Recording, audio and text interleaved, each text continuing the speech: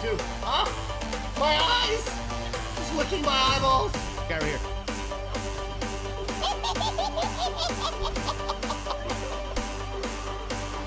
What are you doing, bro? Ah! Remember the nose go? Oh! Energy! I feel it! Ah!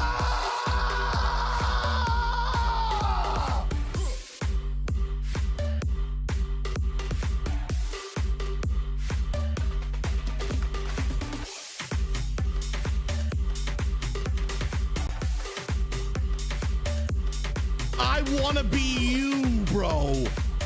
Thunder Fury! Bro, are we nuts right now, dude? He is him, bro. I don't like the sound of that, dude. Ah, what do you even mean? Why would you make this game?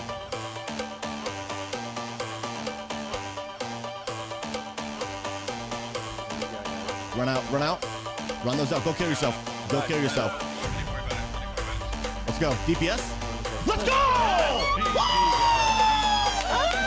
Let's go, baby!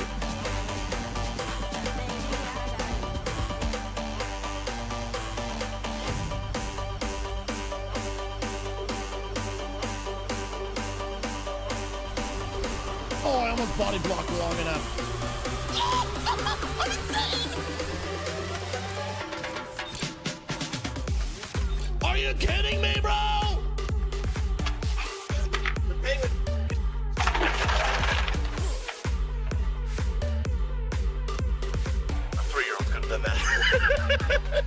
Mon-Sat! Ah! No! You gotta be kidding me, bro! How did I go to the wing side? I'm falling. Grab the roof! Grab the roof! No! I need a second. I need a second.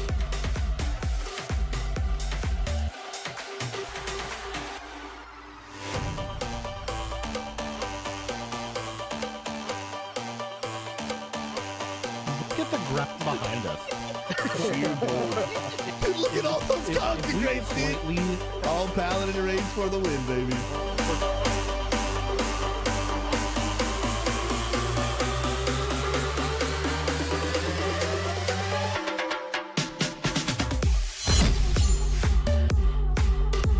Top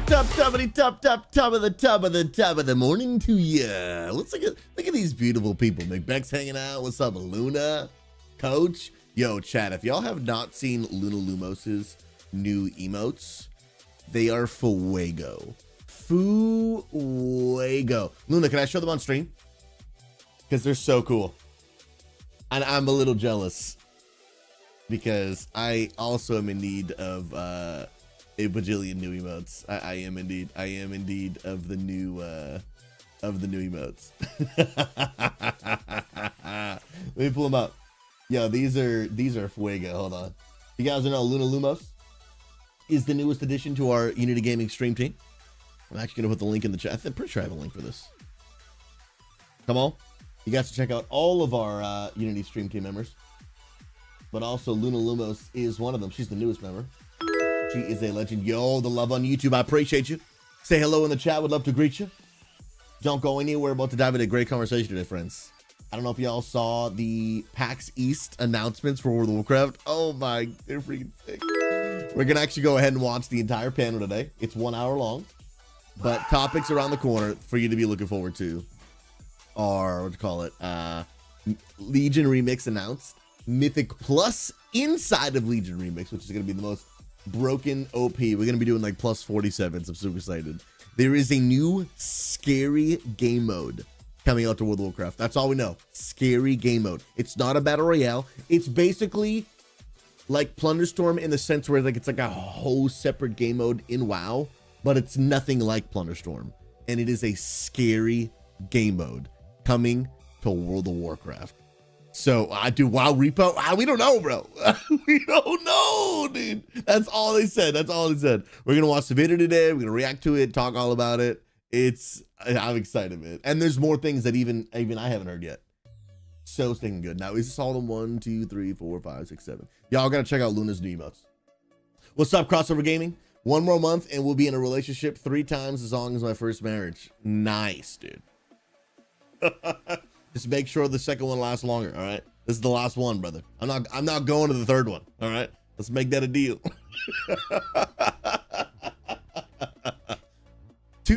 I know the statement's one and done, but what else can we say? Two and through, bro. That's it. No more. No, dude. Third time's not a charm, bro. 2 and through. Crossover excited, man. Yeah, if you guys don't know, I'll be in South Carolina in actually less than a month now. Yeah, less than a month for Crossover Gaming's wedding. I'm a groomsman. Love you, brother. Love you, brother. Matt, if we're top of the one to you, good to see you. Let's go. Yeah, guys, check it out. This is one of her emotes. The crazy part is she made these herself. She literally made these herself. Yo, Cal, welcome on the good old kick. God bless you. Appreciate you. Let's go. All those watching on TikTok, S tier human beings, welcome, welcome, welcome. Here's another one. Look at these. She made these herself. I can lady top of the morning to you. Come on now. Bro, I'm over here explaining deep theological things of God on MS Paint. And Luna's over here making actual emotes. I need to step up my game. You know what I mean? Like, I need to step up my game. Because I'm still stuck in 1996 when MS Paint came out. I have no idea if that's when MS Paint came out. Not even. That was a completely unfactual statistic you just heard live on stream right there. Come on now. Yeah, I gotta sit down, get through other things, other products need to finish first. New emotes are not super high on my list right now. What's up, Sky Man? Good to see you, bro. And I gotta get them made. And I think one of the biggest reasons they haven't got them made yet is AJ Valdez. He says that's one of his weaker points, is emotes. But like, he's my guy. You know what I mean? Like, he's my guy. So I'm like, yo, if I don't have AJ, then I have to go through the whole process of finding someone. I just haven't done it yet. So yes, friends, go follow Luna on Twitch if you have not already. She is an absolute legend. Go give her some support, some love. She's S tier. I'll put the link in chat. Come on now. Scott, man, good to see you, brother. Hopefully PAX was awesome, man. Hopefully PAX was absolutely awesome, bro. I know you said you got to stream there. Super cool. Hopefully it was a blast, man. Yo, Merzik, God bless you. Good to see you, homie. Friends, we know, how's your Monday starting off? Hopefully it's going well. Ooh, Luna, totally would love to make more. Daenerys and I talked about some for them already. S tier. So now, Luna, now you're making emotes for other people. Yo, you better be charging $100 an hour. That's all I'm saying. $100 hairs an hour. Combat possible, dude. Combat, so cool to see you in the good old XP Pat this weekend, man. Oh, just amazing. God bless you, brother. One of my closest friends made a speech at an old schoolmate's wedding. He started the speech with "Welcome to Joe's wedding again. He ain't figured it out. It's him." Bro, crossover. Don't make me do a speech at your wedding. I won't do it, bro. I won't do it. I talk too much. I've come to listen. What happened to AJ? Oh, nothing. AJ's rocking and rolling, dude. AJ is the man with a plan. If AJ ever leaves me, I'm going with him. If AJ ever leaves me, I'm going with him, bro. I'm going with him. Hands down. Y'all see y'all later, dude. Oh my goodness. Yo, new clip just dropped from this past week's message. Let's go and check it out. Yo, guys, if you wouldn't mind, do me a favor. I know it seems like a small thing, but when y'all interact with social media posts by just letting the video play all the way through, giving a thumbs up, even if you just put a smiley face in the comments, all of that literally helps the video out so much more than you ever imagine. It is a free way to literally have all these platforms just literally send the videos that we're making to more and more and more and more people, to more and more. It is absolutely massive. So this clip is now up on all platforms. This is from my message this past Saturday. Shout out to the moms, by the way. Hopefully y'all had a good Mother's Day. I FaceTimed my mom. I got her both a sentimental and a funny gift, and she loved it. And I loved getting to see her smile FaceTiming her when she opened it. I wish she lived closer. but I did move across the entire country. It's definitely my fault. I take responsibility. Let's check it out. Don't underestimate what your impact has on the life of your children. I remember them. Icon, how are you making these, by the way? Are you doing the opus? Or how are you doing? Moments where my mom growing up would go into the guest bedroom and just put a sign on the door and just said, don't come in, I'm praying. And I'm young and I don't understand what it means to be in the presence of God for hours and hours and hours and hours at a time. And I'd come back. Y'all think I'm joking. Sometimes like 4 hours later, I'm like, this woman is still in here.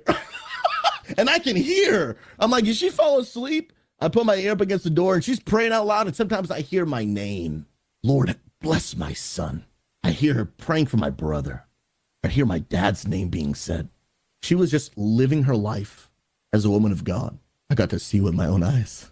So that years later, when I was foolish enough to believe that the world offered a better way than Jesus, when I stopped going to church, didn't know if I wanted to believe in God, I would remember my mother. I would remember my father, their life. Dang, bro. It's getting me in the feels watching it again, dude. Dang. Honestly, I didn't really remember the things they said to me, but I would remember the things I got to see them do with my own eyes. And I got to really sit there and realize, man, if my parents have been faithfully following this Jesus for so long, there's something more to this. If any way, shape, or form, you have it all been blessed by the ministry that my wife and I are privileged to do, you can thank my mom. Don't your hearts in the chat for Mama SouZy? Hearts in the chat for Mama SouZy? Sheesh. I had to keep watching it while editing it, and I was like crying. Yeah, this one hit me deep in the feels. Hit me deep in the feels. Moms, you make a bigger difference than you know. I wouldn't be who I am today without my mom and my dad. My dad is also a legend. But, you know, like I said in my message, I've heard it. It's Mother's Day. My parents were watching. I said, Dad, wait your turn. Now, what my dad doesn't know is I'm not preaching on Father's Day, so he's not going to get that same treatment. Oh, Keck W, dude. But hey, you know what? He'll find out the day of, man. He'll find. Yeah, joke's on him, baby. Oh, Icon Lady, you know what we might actually be able to do? We'd have to think through a better system with Amanda, but if you are, because it seems like you're like legit editing these. If you want, I have an Opus account that I pay for, that I use for some of my clips. I could probably just give you the login. I wonder if there would be enough credits every month. I also wouldn't mind upping it a little bit either. Yeah, because when you throw these in Opus, oh, you're using AI. Okay, so it's pretty simple for you. And are you getting the actual raw video file, or are you doing it another way? Yo, Frosty, what's up, my dude? Come on now. From YouTube. Okay. We could probably just share with you the I don't even know where AJ, I don't know where that link goes, but there is a drive where all the videos get uploaded to, and then AJ directly downloads them. Amanda would know, Amanda and AJ would know. I don't know where that is, but there is a raw file of the recording somewhere that they know. So if you want to grab it from there, that would increase the quality. She just be going above and beyond. Yeah, here's another one.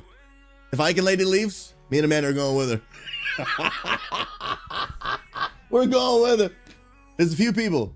If they leave, I'm going with them. If Luna leaves, I'm going with her. Peace. Come on now. What's up, Doozy, bro? Bro, the emotions, man. My mom died when I was 18, but I'm in full-time ministry today because of the seed she planted in my life early on. Come on, bro. Bro, shout out moms in the chat, dude.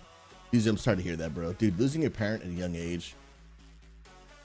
Dude, I can't even imagine, man. I'm very thankful to have my parents alive today, and they're still young and healthy. My mom is 54, and my dad's 13 years older than my mom, so my dad's 67, so he's getting up there. But my dad is super healthy. Well, okay. That's not true. Okay, my dad has cancer, but besides that, he's very healthy. He has prostate cancer, which they're hopeful they can get rid of. He's in radiation right now, so they're hopeful about it.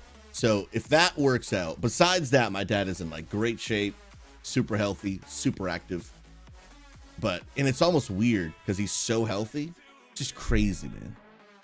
Like cancer's one of those things, like, no matter what you do, to right? the Penguin Palace. No matter what you do, like, none of us are, as dark as it sounds, like, none of us are safe from it. You know what I mean? None of us are safe from it. Like, my dad is a super healthy dude. Boom, cancer. Praise, man. So send a prayer for him if you don't mind. Nova with a 21, my dude. What's up, baby? How you doing, man? Legend. Bro, you got 3 more months. Till you get your own, bro. You ready for this? Your own Penguin Porsche with the green triangle thing next to my camera. Doesn't want to work! I'm done. Sorry, I crashed out a little bit. But you didn't see it, so it didn't really happen. It didn't really happen. Oh, you've already got access. Sick. I don't even know how you do all that stuff. You put it I pull a transcript, pop it in AI, and have it pull the quote graphic, verse graphics, carousel, sermon clip. You're different. You're literally different. Literally different. Yo, I'm just saying, I don't want to toot my own horn, but those Q&As, they slap a little bit. And if we could clip them, I'm just saying, kind of litty. Yeah, I just actually asked Mag if there's an easier way we could do it too. So apparently, I was messaging Mag this weekend. There's a way for Magnifigor in the chat. When the question starts, he can literally type something in the chat and it sets like a marker on the video file and he gives it a title of the question. And so that we can actually just know when the question ends and stops right then and there. So that actually might be another approach to the transcript thing. And then we could just easily throw that in Opus and be like, yo, clip this for me. Bro, AI is legit taking over the world, dude. Yeah, Luna, good thing you stayed calm. Speaking of staying calm, ladies and gentlemen, don't lose your minds when I tell you that Blizzard, wait, that's the wrong button. No, it is the right button, but I put that there on Saturday. Don't lose your minds when I tell you that this past weekend at PAX East 2025, which by the way, I'm sad about. I used to live super close to this place. This is in Boston, Massachusetts, and I used to live right outside of it. And I only went to this one time in my entire life. No, that's a lie. I went twice. But funny enough, both times I went, I had already moved out of Massachusetts. Dang. Anyway, they announced so much about World of Warcraft. Legion Remix, Mythic Plus and Legion Remix, a brand new scary mode coming to World of Warcraft, player housing stuff, and so much more. We've got a video to react. Now, this one is a little bit of a lengthy one. It is the full 1-hour presentation, panel, all the information. We're going to watch it, react to it, and then have great conversation around all the new things coming, because I'm telling you guys, Blizzard is cooking, bro. Blizzard is absolutely cooking. If there is even a thought in your mind that WoW is going anywhere, this game is going nowhere. Ladies and gentlemen, strap in, lock in. I need everyone to type lock in all caps right now.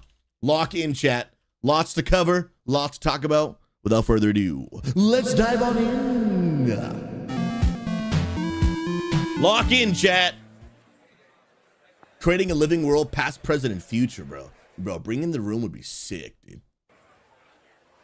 I wish I could have been there. Interesting. Is there no one there? There we go.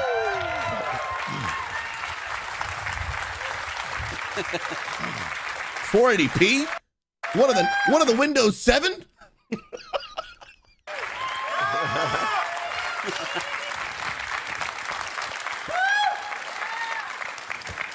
Hello, everyone. Hello. Welcome to our panel on the evolution of Azeroth. I'm Randy Jordan, a community manager Randy. with the Warcraft team. I started playing World of Warcraft 20 years ago. But do you still play is the question.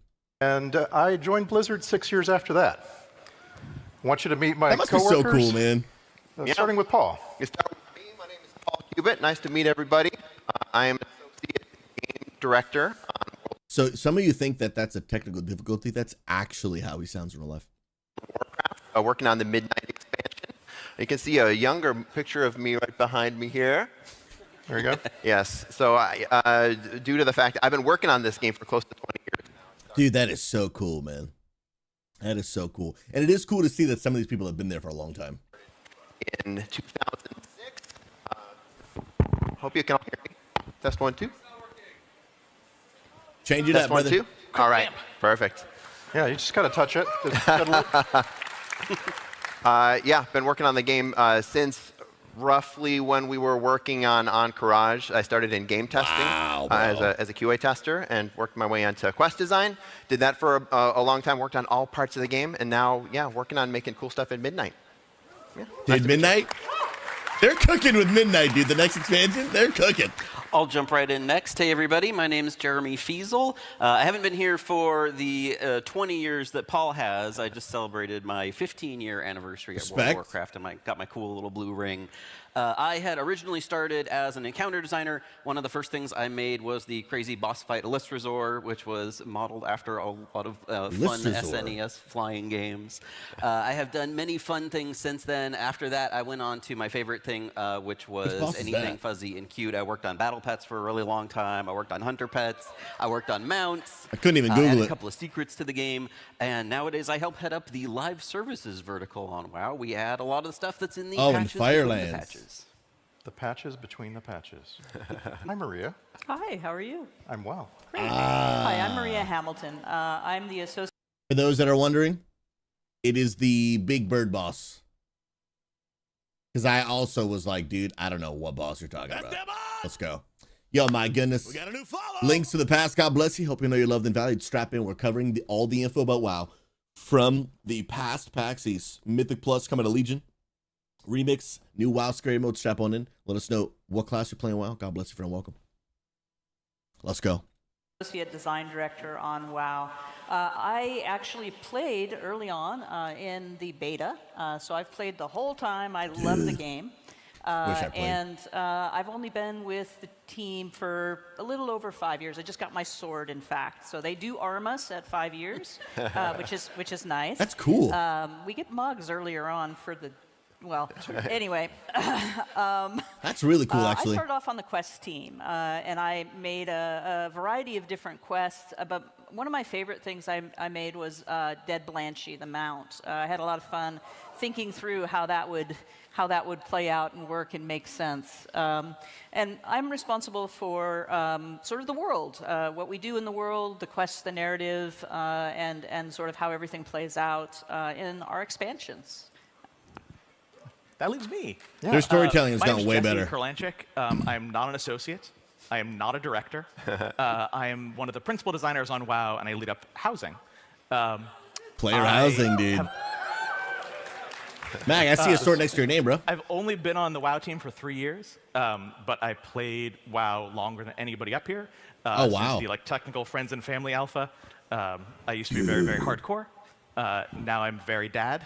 And so... Respect. All right.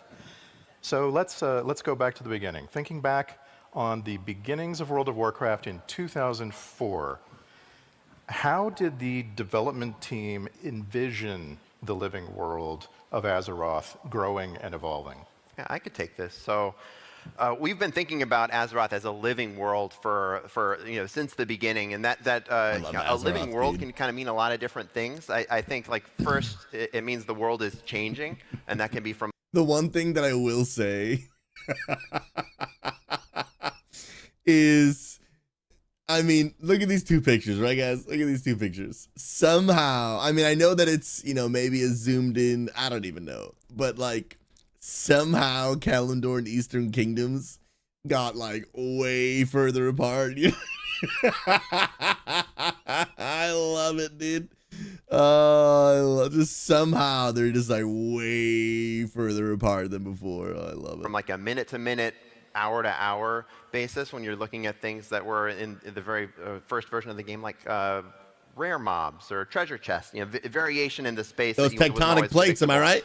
Day to day, the mere existence of a day-night cycle sort of makes the world feel a little bit more alive when you log in Elwyn at nighttime, and it's darker than when you were in earlier that day. It feels alive. And then, of course, the game can vary from week to week, month to month, year to year, as we go through the seasons, and we have things like world events and holidays. You know, we had a team at the very beginning called the World Events team, which is just a group of 3 intrepid designers who were entirely in charge of building things like holidays. They built all the first Winter Veil and Hallow's End and things like that, moving on to Brewfest later on in Burning Crusade. That's really cool. And so on. But also just populating the cities and the spaces and making it feel like the world was alive. Monk so man, that's good to see like you. the first way that the world is All right, a living world.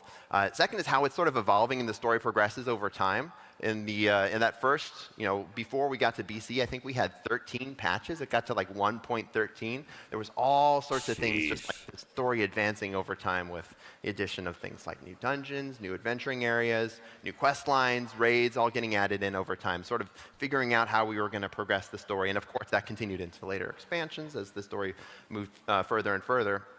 And last is just having players in the world and the gameplay changing. The mere existence of y'all, if you play World of Warcraft, makes the world, sort of vibrant and variant from, play session to play session and day to day. I think even more again, you all have changed in the past 20 years. We used to be on Ventrilo and TeamSpeak. Oh, come on. Now we're on Discord. Shout out. We used to be on the forums. Now we're on Discord. Twitch wasn't a thing. YouTube was barely a thing. It's crazy to think, the way people play WoW has changed pretty. I don't know, guys, and I could be wrong, because obviously we talk about what we know, right? I don't know if gaming will go through as much as a drastic shift as it has, literally going from like 8-bit, what feels like we're playing in a calculator, to now. I don't know if, and like just the advances of technology, I don't know if we'll go through another shift that drastic until we're all literally playing in a full-blown like augmented reality VR type thing. But until that happens, I just don't know if we'll have such a massive jump again. You know what I mean? Like, you think about how much gaming and just computers and technology have changed. I don't know if we'll experience that level until we're in like literally basically Ready Player One type thing. You know what I mean? Which is super crazy. Monkman on TikTok. Right now we're watching the panel/conference thing from PAX East 2025 about all the new things coming to World of Warcraft. There's so much. You got to stick around, man. This conversation is going to be insane. Drastically over the past 20 years as well. Yeah, Lou, and I feel that. I feel that. Derek's good to see you, brother. How you doing, come man? along that are instigated by the players. So, for example, I like to think back on the Terran Mill versus South Shore battles. Oh yeah, those were hardcore, dude. Would take place over and over for months in some cases. And I always wonder, where was the development team's head at with that? Was that a surprise? Was it something that really gave the team a different look at how the game was going? I like to say that this was intentional, and it very well might have been early on that someone decided that the positioning of Terran Mill and South Shore, these two Horde and then Alliance places, were perfectly positioned for World PvP to occur. But I got to imagine this was mostly emergent, that players were sort of discovering that this was a fun place to fight in general, and they found other places in Stranglethorn Vale and elsewhere where you could just sort of have fun interactions with one another, and that sort of emergent gameplay are things that we play off of in later designs when we build versions of Terran Mill and South Shore to in Cataclysm and beyond to even further encourage things like that and to build future PvP. PvP is a space where we do a lot of ideation based on the way that we see people interacting and players interacting in the real world. Or not the real world, but the outdoor world.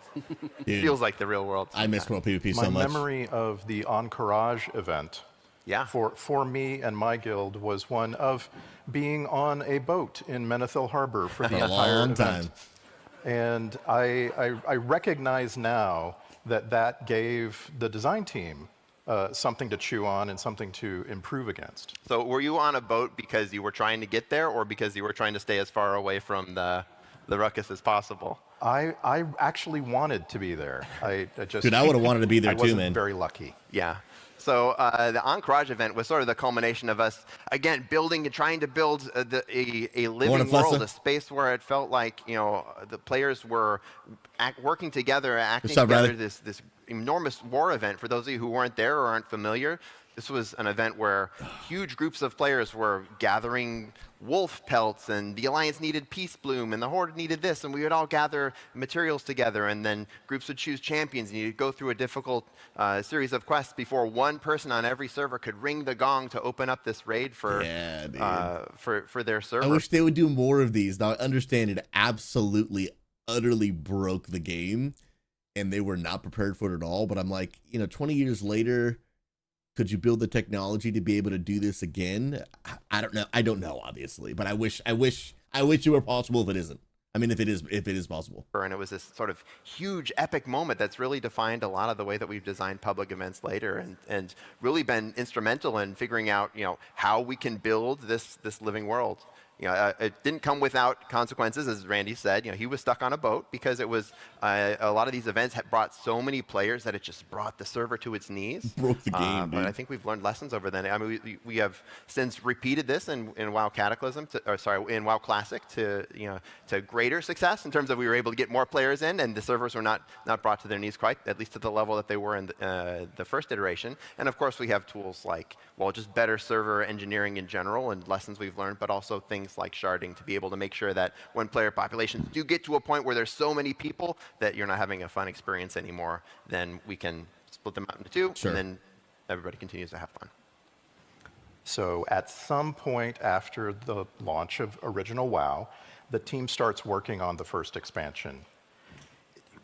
Tell me from a design standpoint, what does that mean in terms of getting to do some things that maybe you didn't get to do originally, or build on some things that you learned about after the launch of Original WoW?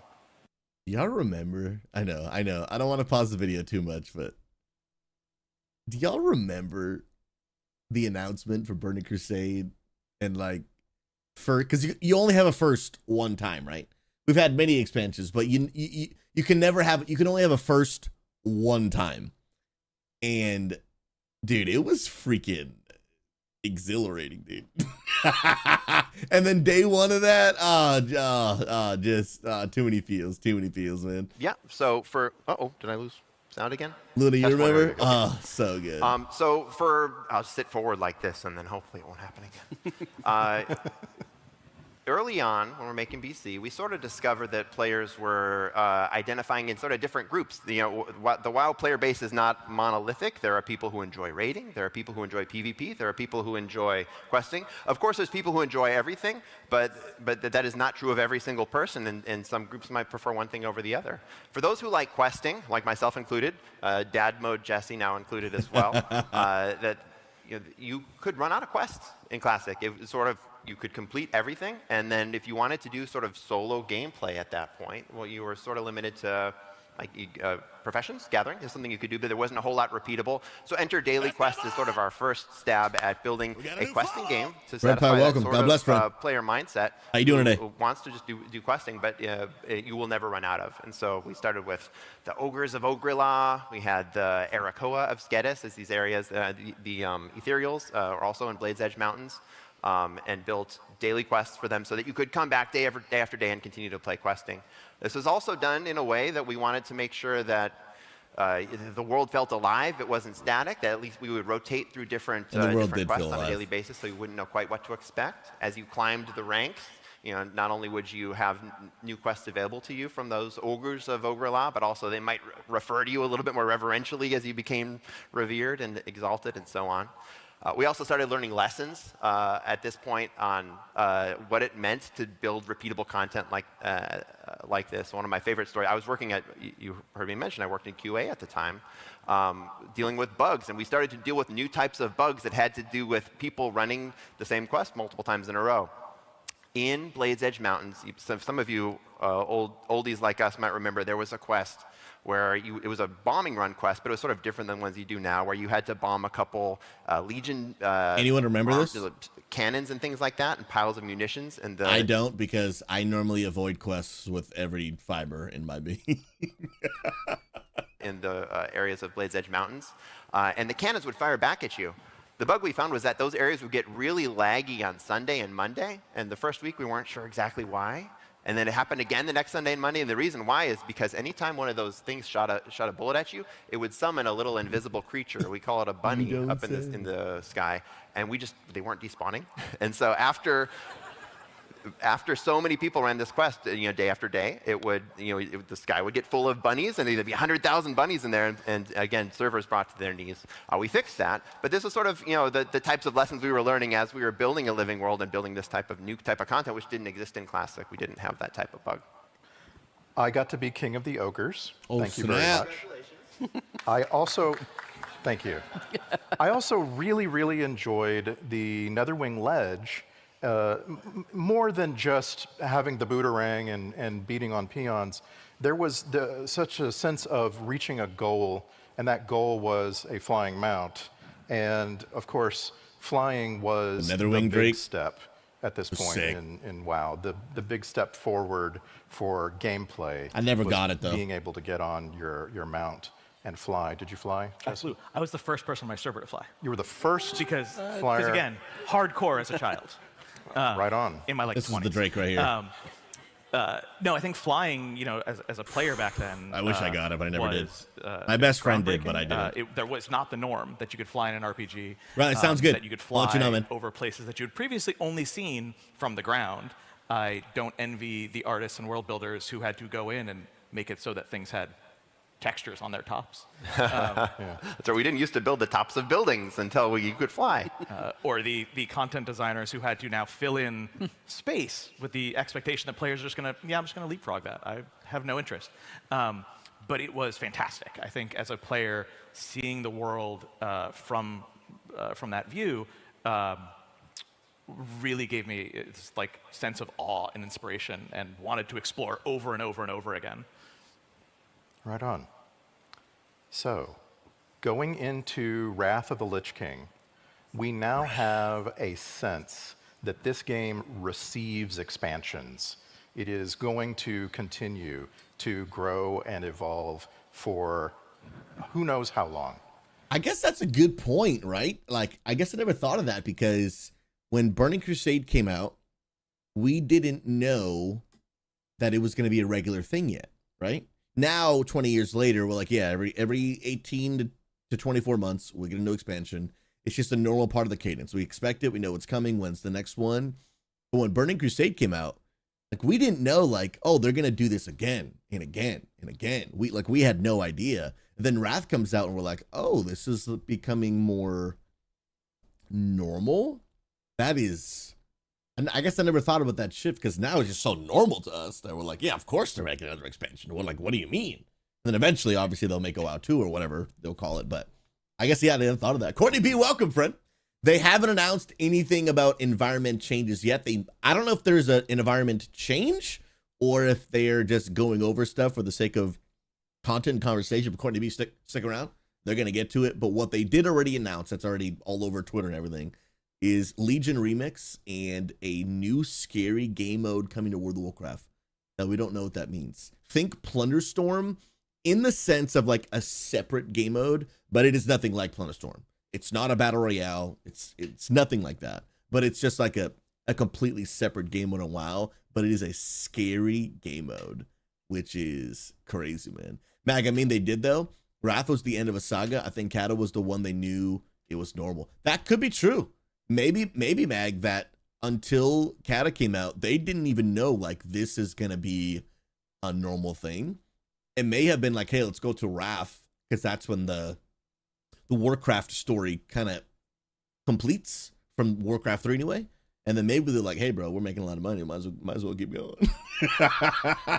Tell us a little bit about what it was like finding new Sup, things Cal? to implement to the game, and realizing how new technologies would allow us to do more in WoW. So back after we had built Classic and Burning Crusade, I think one of the things we self-reflected on the most is the world didn't change with you, that you could do these awesome things, kill dragons, unite peoples and whatnot, but the world always stayed static. And that was necessary because everybody's living in the same world, and the world can't change for you, but not for them. Sure. So we wanted to build tech to be able to do that, and we built something called phasing, which is something which, if you're not familiar, I think a lot of you, if you've played World of Warcraft, might be, but this is basically one player can do something, and then the world will change. You know, as part of a storyline, Booty Bay might come under siege by pirates, and that player sees Booty Bay under siege by pirates, but other people who haven't completed that storyline don't. And this is a really useful technology, but it's also it's something we actually continue to work with today, cool. and have developed better tech for in later expansions. Yeah, we use phasing an awful lot. Do you guys like the old world or new world better? Progression, individual player progression, as well as times when we're using a big group thing that's happening, and we want you to see a specific thing.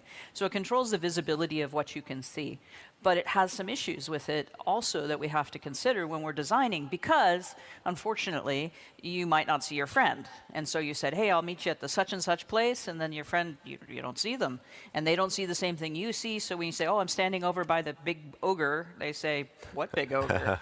One of the downsides of phasing is that it separates people. It makes it such that it may look like someplace is empty when it's actually full of other people, but they're in another phase.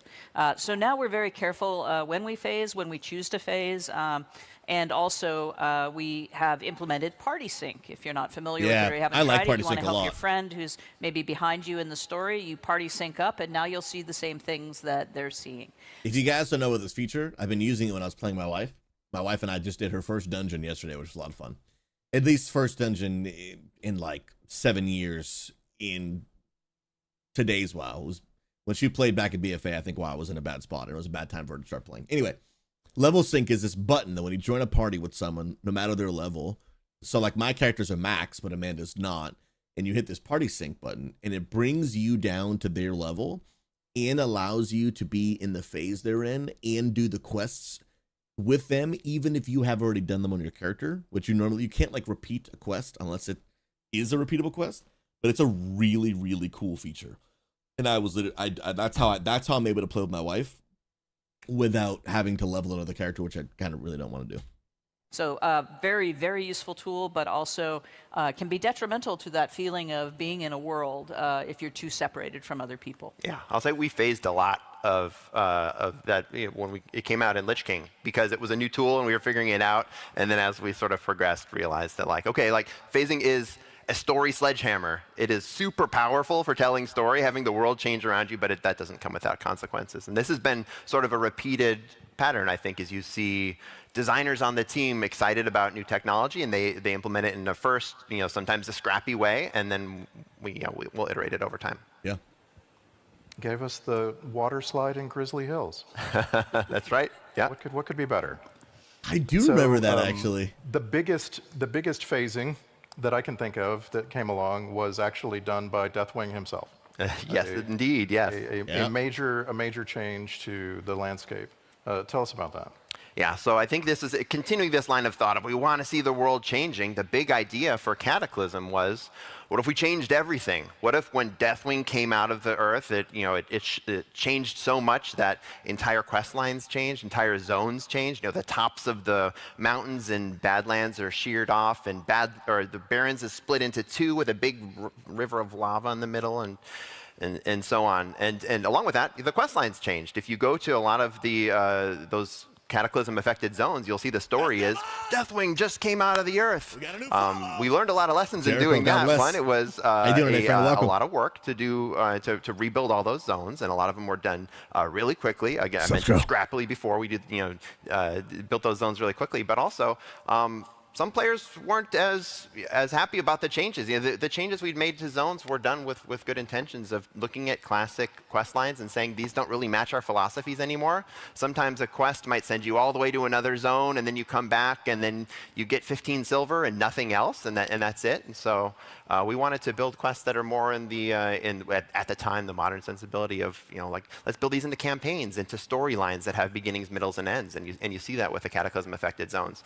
For players who were disappointed by that and saw that I kind of can't go back to before, I can't play the Classic as I remember, I think this was one of those instigating moments which ended up having us make WoW Classic. So you can go back and you can play WoW Classic in the way that you remember it. And a lot of players, I'm sure many of yourselves included, do prefer to play that way, and it's great that you can. Yeah, I like the old world. Seems like Mists of Pandaria. I prefer the old world, but I don't hate the new world. Some people quit the game because the world was different. I still love the game. I just prefer the old world. Scrum, doing well, brother. Good to see you, man. Morning, Genus. How's everything going, friend? Is also a little reflective of what you were just talking about. There's a condensation of everything. When you talk to players about their memories of Mists of Pandaria, it's very cozy, it's very tight-knit, and that feels to me like that was the intention of the design team. What do you think? I totally agree. Yeah, I would say that Mists is sort of where things started to coalesce a little bit. That they started to like, we started playing with the tools that we had been working with the daily quests and weeklies and phasing and learning those lessons, taking the big experiments and building them a little bit more in a considered way. That living world of Mists of Pandaria really felt like it was there. That the daily quests that you were doing weren't always going to the same place, but you could be going to the Celestial Temple in the north one day and the south the other day, or you could be helping out the Shadow Pen with something based on your actual, playing your class and fighting. But another time you might be helping the Anglers or the Tillers of Half Hill and like doing something which is a little bit more domestic. Maybe that's sort of the early stages of what ended up becoming housing, or at least those that style of playing WoW. I could very much see a connection from that to what we're looking at doing in Midnight. The farm is one of the greatest things that's ever been in WoW. That's what I'm saying. The farm was simply awesome. Yeah. I didn't play much Mists of Pandaria. I played day one launch, and I played for a month. That was how I played WoW for every expansion, besides Vanilla, Classic, Wrath, and then Dragonflight on. All those middle expansions, I played day one for a month, and then ended up quitting because I know what to play with. So I actually don't know what this farm is. So I'm going to pause for a minute. So I'm going to walk me through what is this farm he's talking about. I actually literally have no idea what this farm is, but now I'm super curious. Courtney, I do agree. I think there are some things that maybe they changed a little too much. Some things they didn't change enough. Obviously, it's ultimately this opinion. There are some things I like about the new world better, but some things I like about the old world better. And obviously, it's all subjective in all of our preference, but I would do like a mix in my perfect version. But some of the things I do like. I like the new major cities, the way they are today, better. But I think one thing for me, Thousand Needles, before it was full of water, I loved Thousand Needles, dude. I really do. I really do. Luna, so Farmville's coming back to WoW too, because farming in Panda Land was a thing. Yeah, so what is it? Cal, it's a farm in Half Hill where you could plant veggies to use in cooking or wait, so you could like plant things in WoW? I missed that. I did not know that. Dude, I think they should bring that back in player housing. I think they should bring that back in player housing. I personally would love to have my own house with my own garden. Oh my goodness, my wife would be so addicted. With my own garden and being able to like plant stuff and like tie it into professions, man. Tie it into somehow how we get food buffs. Like really expand on the professions with player housing. Yeah, make it like Animal Crossing or Stardew Valley or whatever. Like, there's so many games out there, these cozy games, right? Like, add parts of WoW that feel like if you want to play WoW as a cozy game, you can. You don't have to do dungeons, don't have to do raids. I think it'd be sick. No, we don't want garrisons back, dude. Hoagies, we don't want garrisons, bro. Garrisons were mashed potatoes, dude. Mashed potato. We don't want Garrett. I'm sure there's some people, but I think most people do not want garrisons again. We want real player housing. Absolutely. But that's cool. I did not know that. You're talking about garrison mechanics? No, I'm not even a little bit talking about garrison mechanics. I'm talking about a real garden that you can plant. Like, you put things in, they take some time to grow. You come back the next day, they finished growing, you pull them out, right? We got a new follow. And then you can use them as an ingredient in cooking and make something cool that then you can sell in the auction house, but with real player housing, where it's like my own custom garden. Maybe there was a feature like this in Garrisons But garrisons overall as an entire thing was a boring system that isolated the world. Everyone was in their own layer, and it was no bueno. So we don't want, even if this was a feature of garrisons, maybe there's a feature that they can bring back in an upgraded, better way, but don't bring back the concept. Don't bring back a concept of what you call it, of like garrisons. They were bad. Yeah, even if this concept was already there, doesn't mean that this part of it, like concepts as a whole of garrison, I think was not good, but I don't think all of garrisons was bad. I think the concept of giving players something that they could control and form, I think that's cool. I think they just got to do it better, right? I think garrisons is just a worse player housing. I think there's things they can bring back, but just better. But here's what I would say though. I don't think they should make it something that feels like it's a super necessary part of the game, right? I don't want parts of player housing to feel necessary. So when we start getting into this like planting, food, cooking, maybe professions, I think what I wouldn't want is if it's maybe super strong to where it makes you feel like you have to do it. That's what I don't want WoW to have. Too many things where you feel like you have to do it even if you don't enjoy it. So maybe it could be like another optional money-making tool for those who want to do it.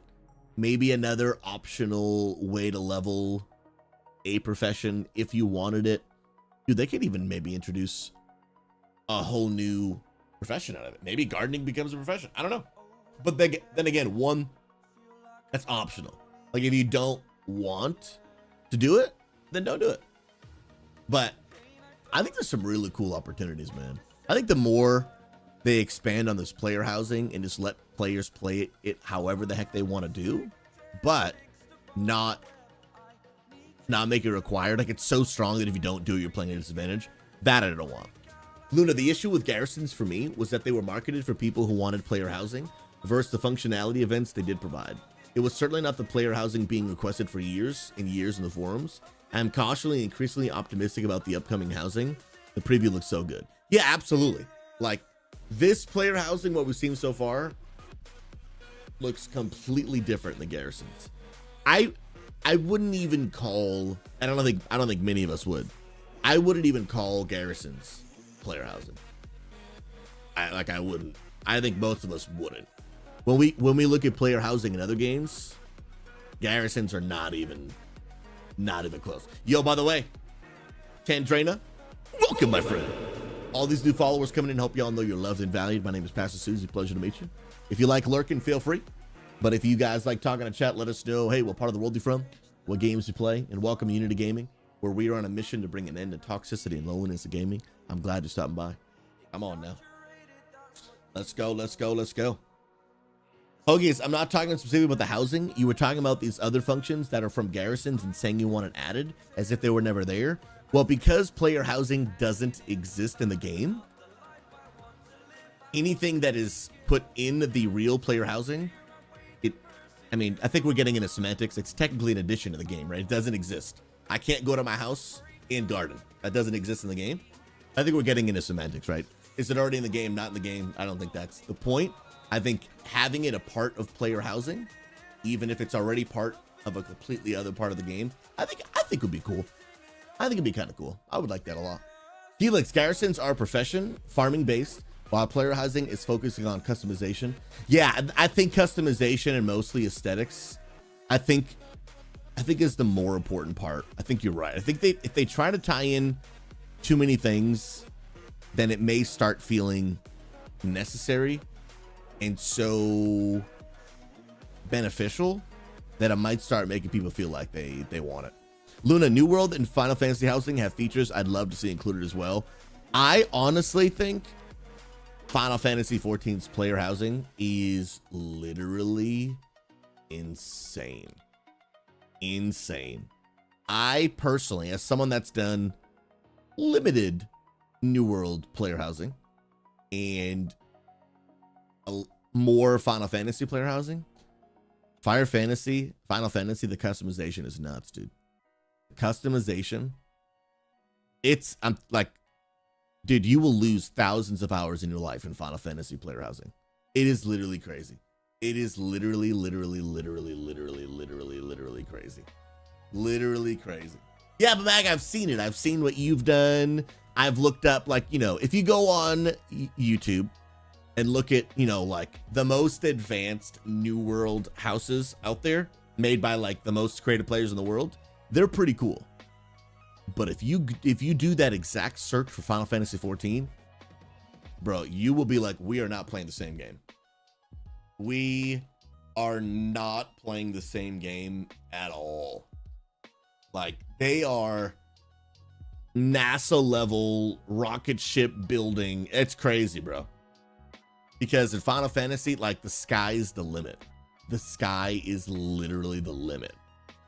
Dude, you can move things. It's wild. We could talk about it all day. It's literally wild.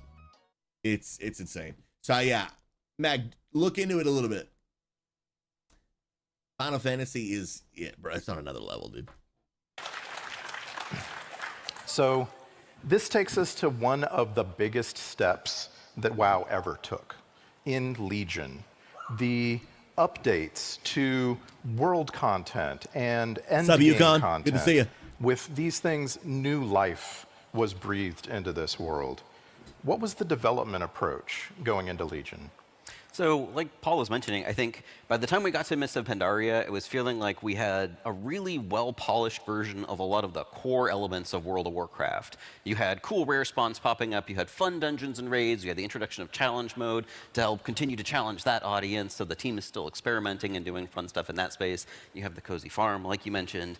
We have also gone back to, as we developed future expansions, the original design documents for the reputations of Mists of Pandaria.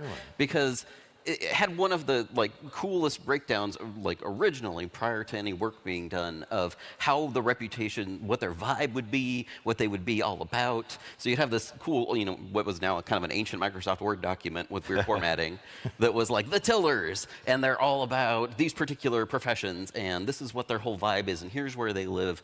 And when we went back in future expansions like Dragonflight, that was one of the things we looked back on, was that document when we were designing Renown. So if you consider MOP kind of the end of Era 1, where a lot of that core WoW stuff is feeling pretty good and pretty polished, Corey, the next step for us was look across the whole world and see what other new potential areas do we have to explore? What other experiments can we do? One of those areas was, like you mentioned, was world quests. We wanted to get out of that space of everything is on specific timers and has specific rewards, and it's always the same, because that was starting to feel like, hey, it's always feeling daily, it's always feeling weekly, it's starting to feel a little bit like a chore. What if, instead, the world itself started to populate a lot of the content? And not only that, but then the reputation and the rewards would be slightly different on a weekly basis. And let's get out of the space of things happening every day and instead have things happen every 4 hours and 6 hours and 3.5 days, and really kind of mess with expectations in a way that made the world really feel significantly more alive.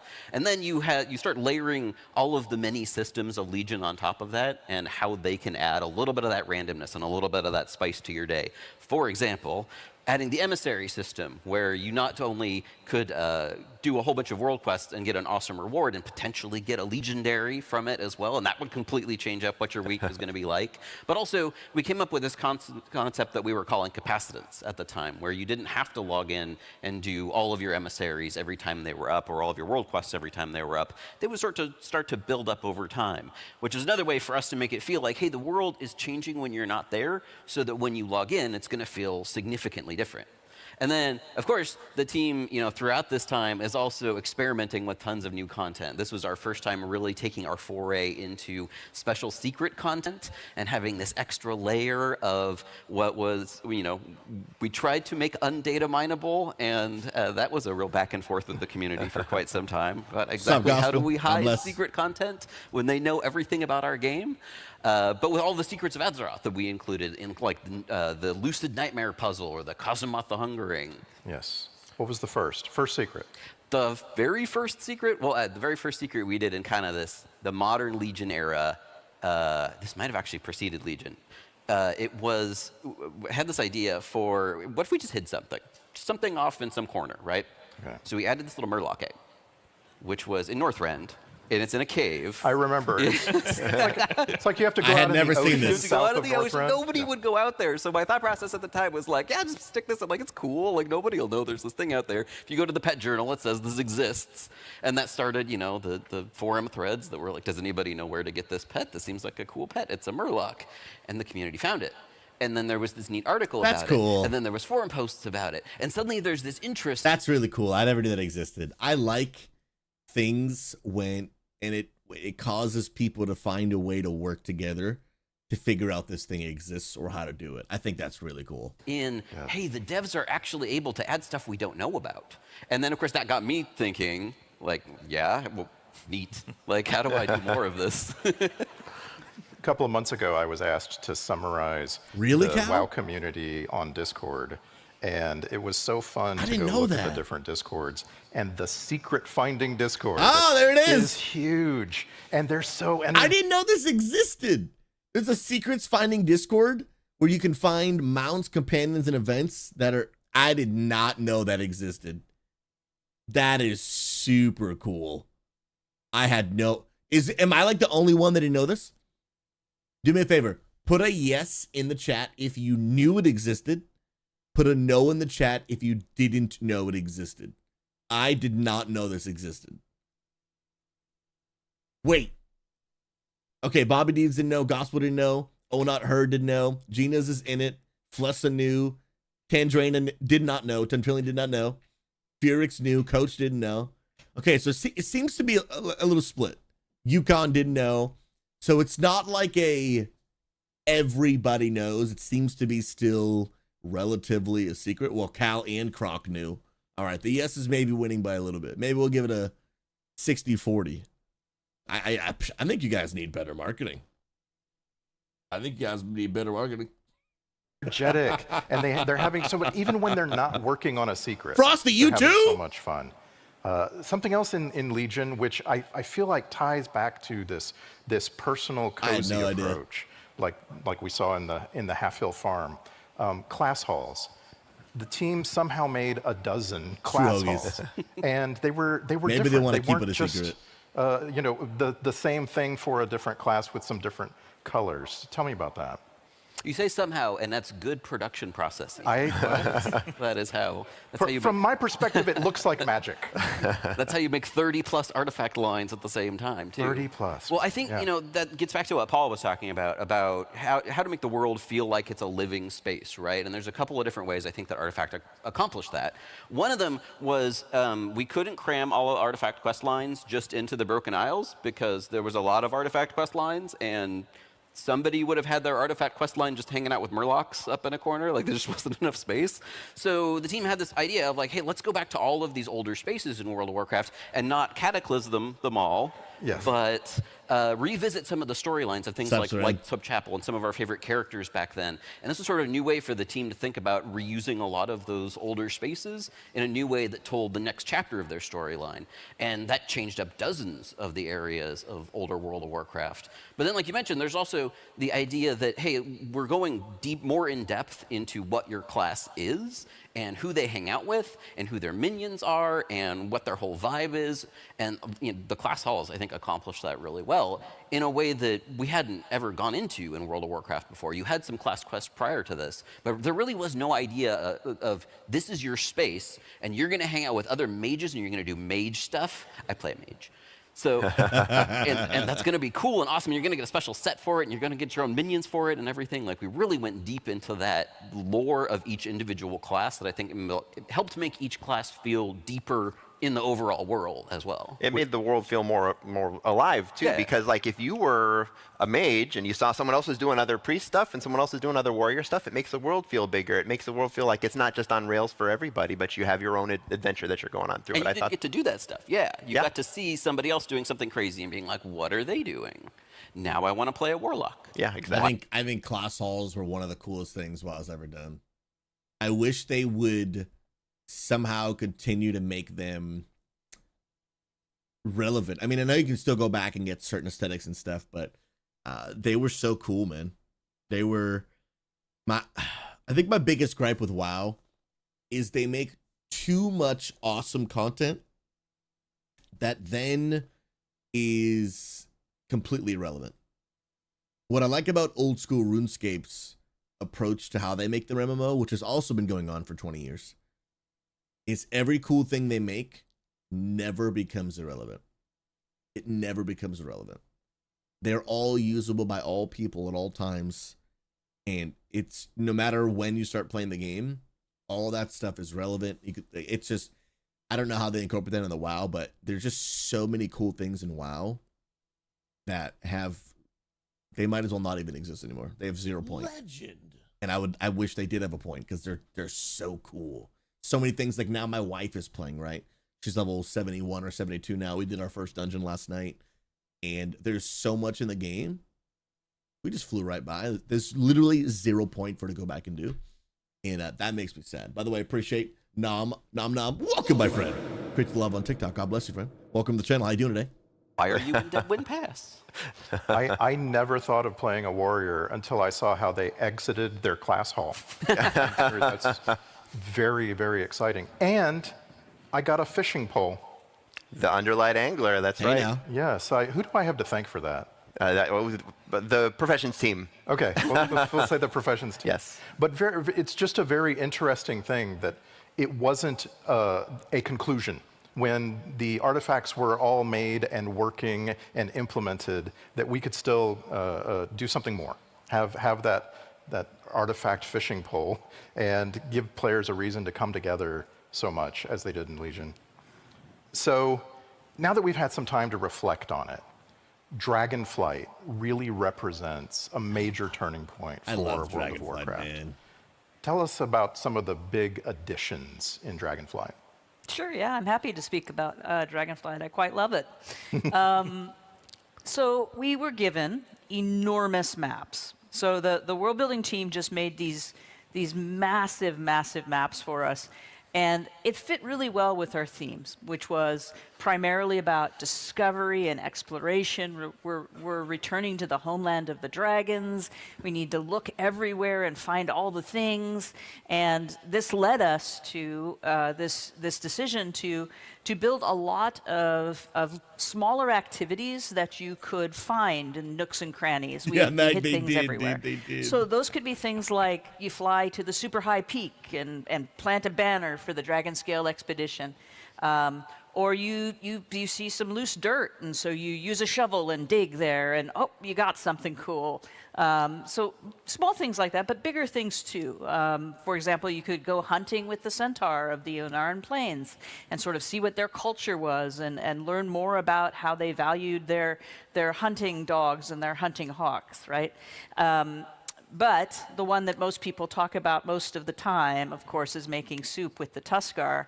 And I'm gonna turn that over to the chef here. What's up, Daily? God And bless. he can explain what he did. Well, first, can I get a yes, chef, from the audience? Yes. All right, thank you.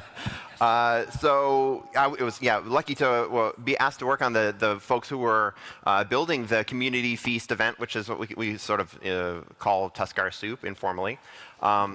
The directions here was, we'd been working with the culture of the Iskara for a while, or the team who'd been building the story of the Azure Span had, and they had an idea of what the fantasy was here. They said, we want a big event where you make soup.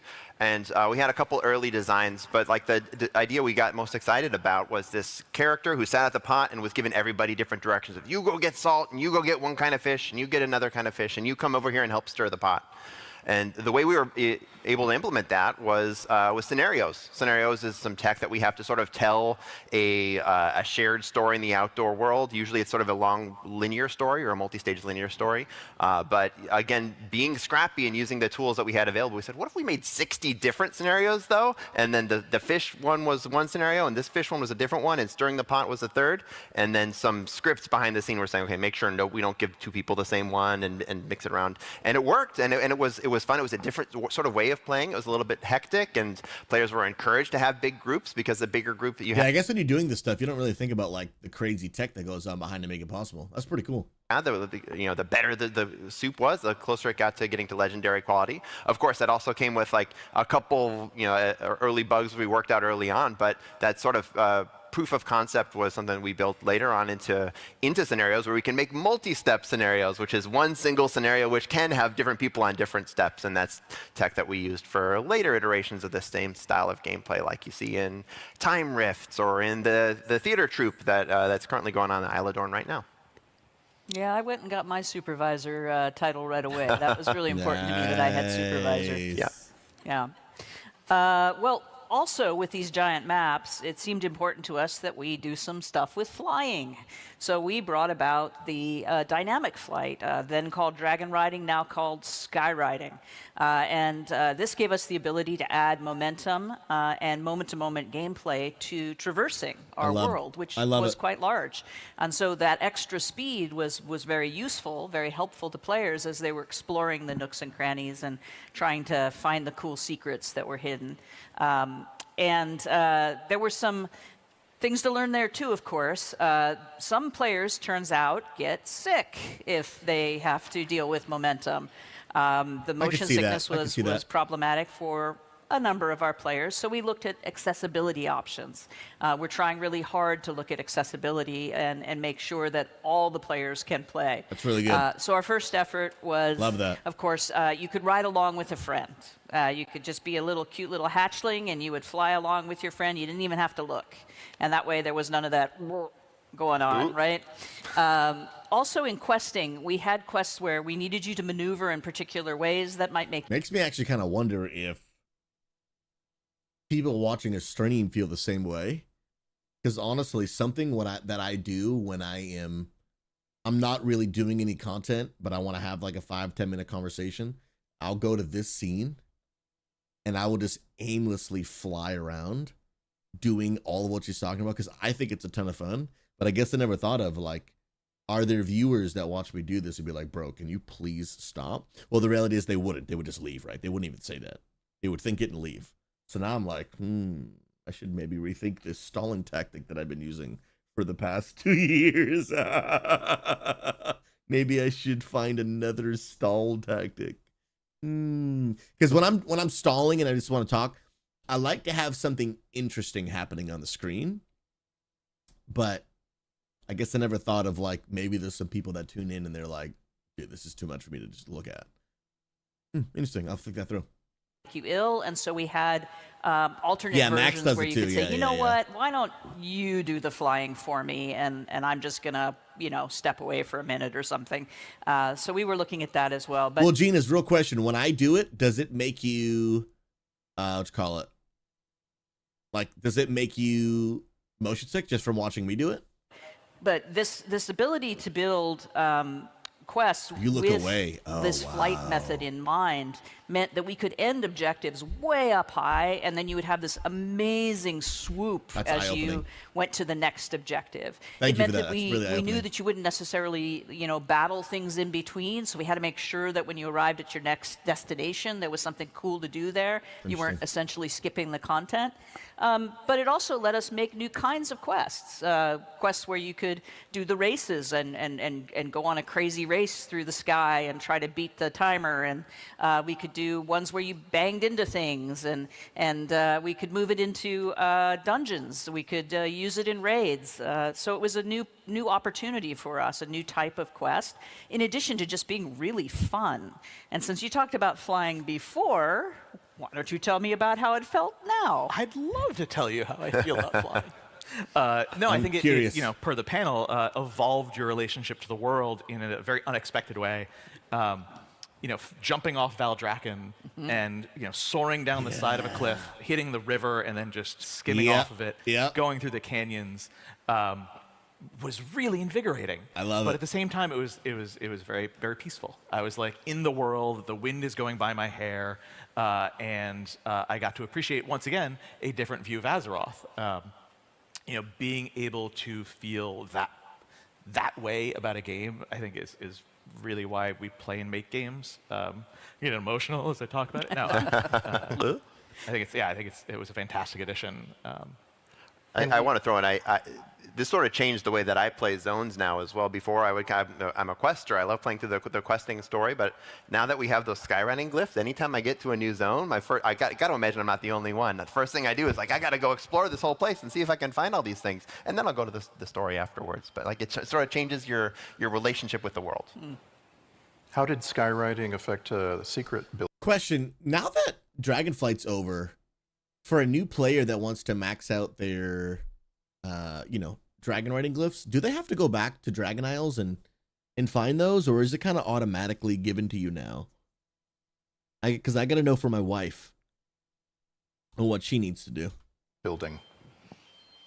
Well, secret building has always been about the best way to hide things in plain sight. So it certainly made it faster for the community to get from point A to point B around the world. But many secrets are 5 or 6 layers deeper than just getting between point A and point B right now. That was the original design with some of those original Chronicle secrets, though, was the idea that, hey, it would be difficult for the community to find these things that are hidden in 6 spots around, 20 years of game world. When you have a community that large looking for secrets, it is not difficult.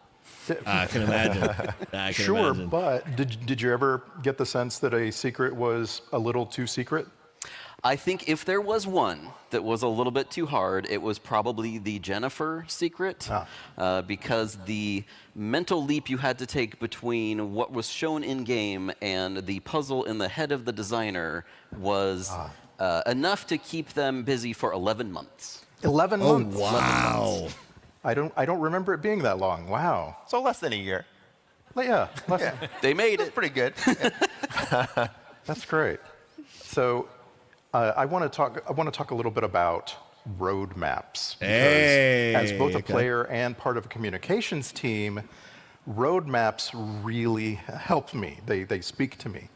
From a design perspective, what do roadmaps allow us to do? This is the time frame when we're starting to be able to really predict for the players what's coming over the next year.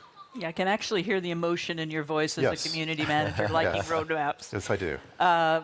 Well, of course, we committed to a cadence, and we committed to specific things happening in those cadence, at that cadence, sorry.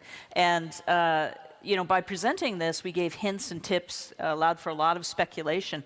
But what we promised was that we would deliver in a steady way, right? It was a predictable release, steady way, on PTR, when expected.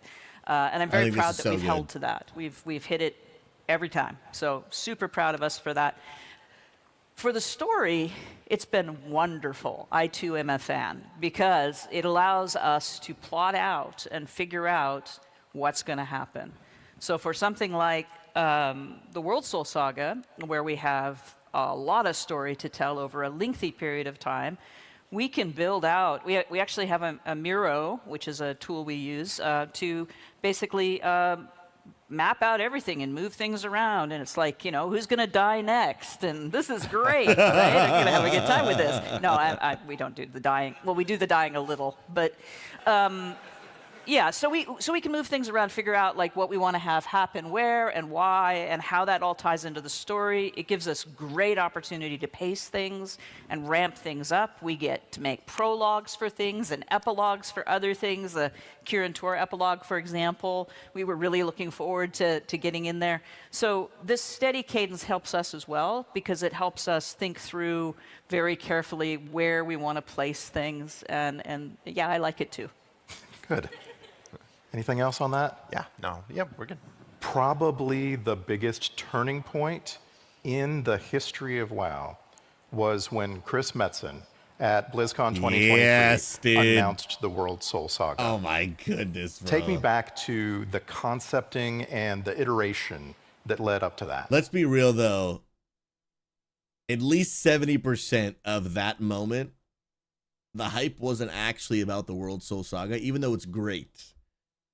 But let's be real, 70% was really just Chris Metzen.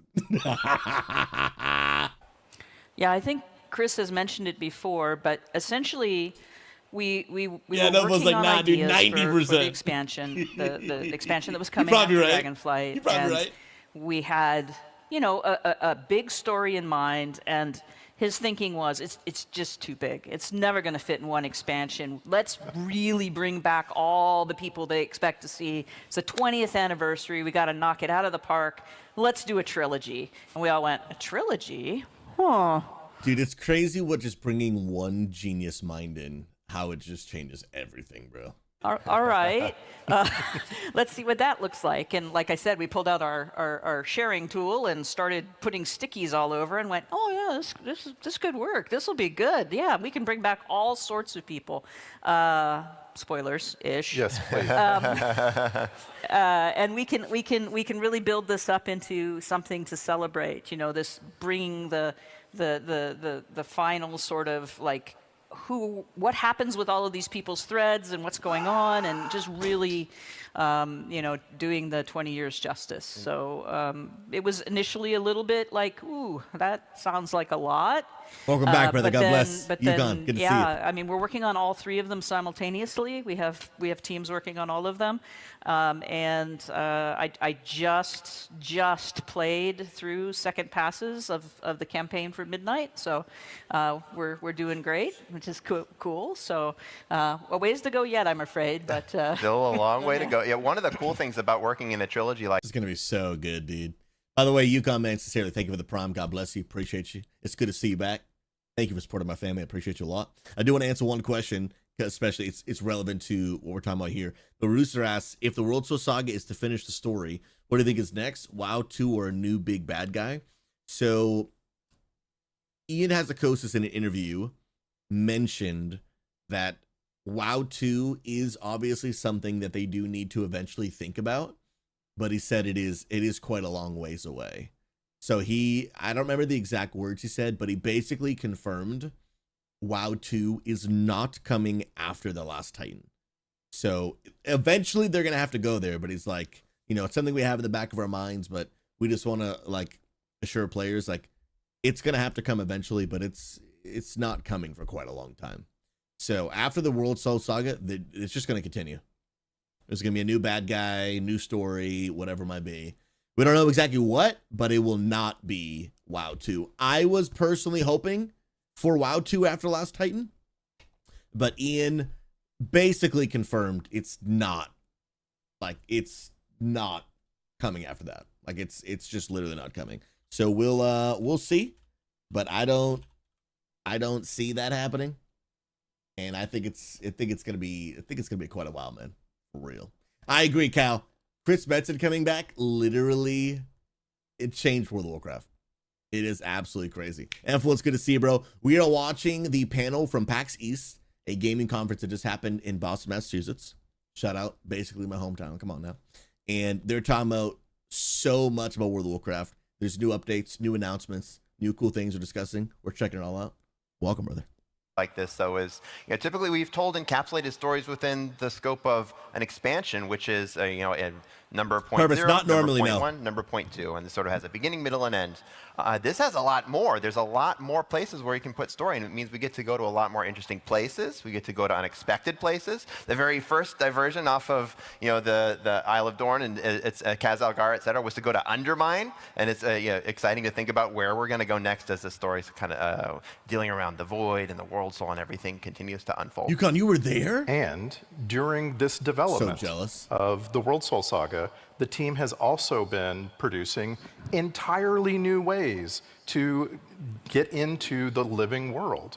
What does WoW Remix Mists of Pandaria mean for you? Hey now! Well, to the point that Maria was making about how the roadmap and having this consistent content cadence gives us great opportunities for adding a ton of new story content. Hey, it also gives us great opportunities for adding a ton of new interesting experiments, which we did all throughout Dragonflight. Everything from the revamped Secrets of Azeroth to the follower dungeons. Those were all little experiments that we were doing. And at the end of Dragonflight, we knew we wanted to take a couple of big swings on the experimental side of things. One of them was experimenting with reusing WoW content. And this was really, like, MOP MOP Remix was really the combination of two different separate ideas that came together like a delicious cookie. One of them was, hey, can we expand upon time walking? At the time, we were doing things like turbulent timeways for the first time and finding that to be something that people were really enjoying. And we've continued updating turbulent timeways ever since then. But then we were asking ourselves, what is the most effective way to relive, say, a whole zone? Should we do zone walking? Or a whole expansion if you went even bigger than that?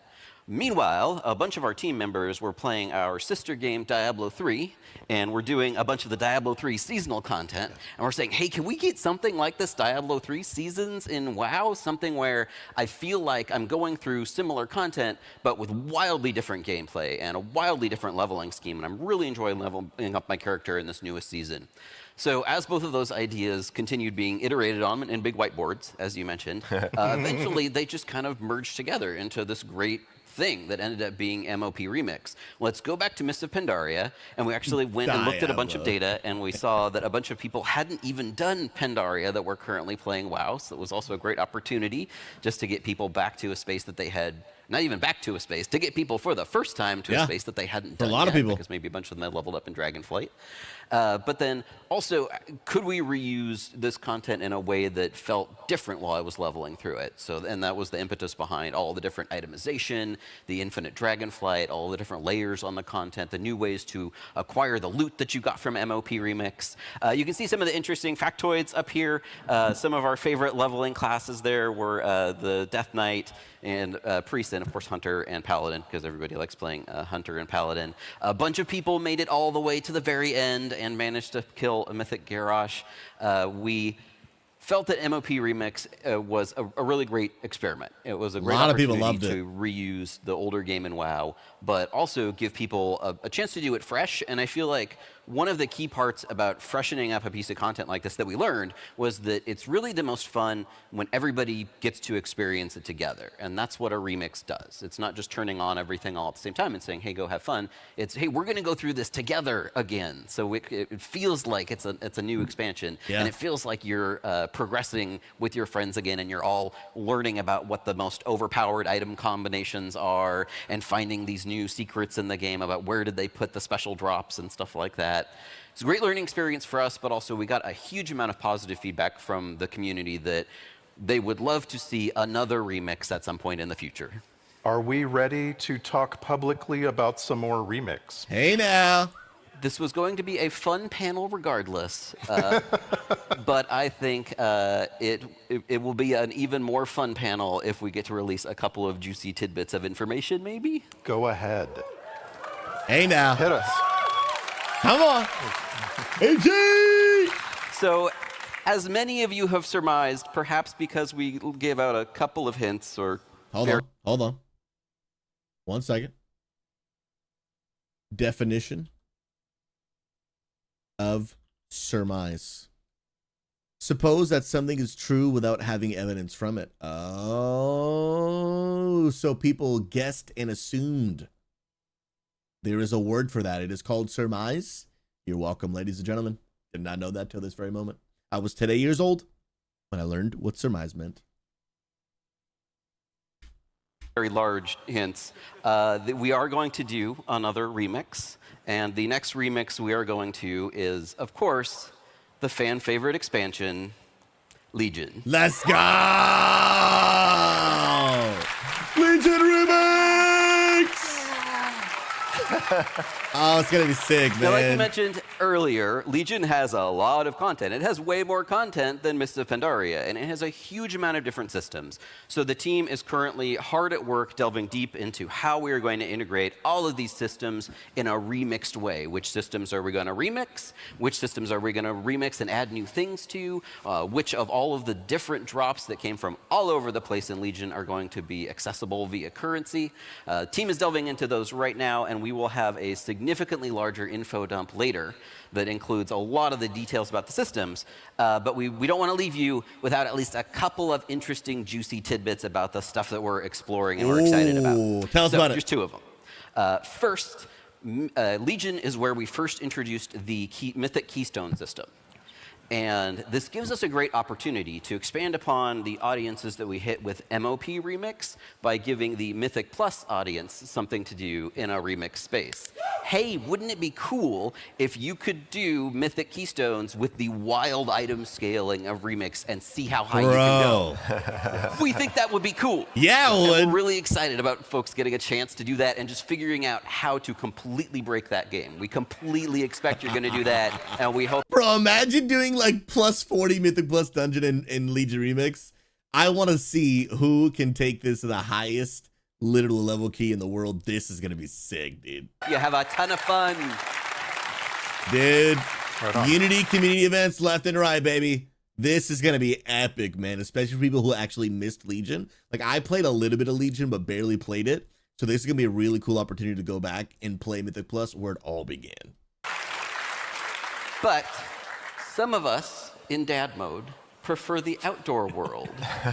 So one of the other things we're actually really excited about that we can do in a closed system, like a remix, is try wild experiments with the outdoor world. So we're excited to let y'all know we are taking yet another page from our friends over there on Diablo. And we're going to try adding a increased difficulty world tier in Legion Remix. It's currently called the Shattered Timeline. It's a timeline where everything went worse and everybody is significantly more difficult. So if you would like to challenge yourself while you are leveling up or at max level and doing Legion World Quests, head over to the Shattered Timeline and let us know what you think. That's sick. Right on. So if you guys need a little bit of context on that, in Diablo, there is basically these game difficulties that make the open world harder and harder and harder and harder and harder. Just random mobs around the world, depending on what difficulty you play in. What they're doing now in Legion is they're going to basically have that same system, where because you're so OP in Remix, then the world, while you're questing, you're just one-shotting stuff. Like, it feels too easy. So now you're going to be able to increase its difficulty. Now, to how many levels, we don't actually know, but I think it's a really cool system to be able to play Legion Remix in both playstyles. Some of you want to feel super OP, and you can do that by not turning this mode on. But some of you are like, man, I want the difficulty, and I want this to feel like a normal leveling experience. If you want that, you just increase the difficulty, and now you can have it literally play it your way. I think it's a fantastic move. That's cool, dude.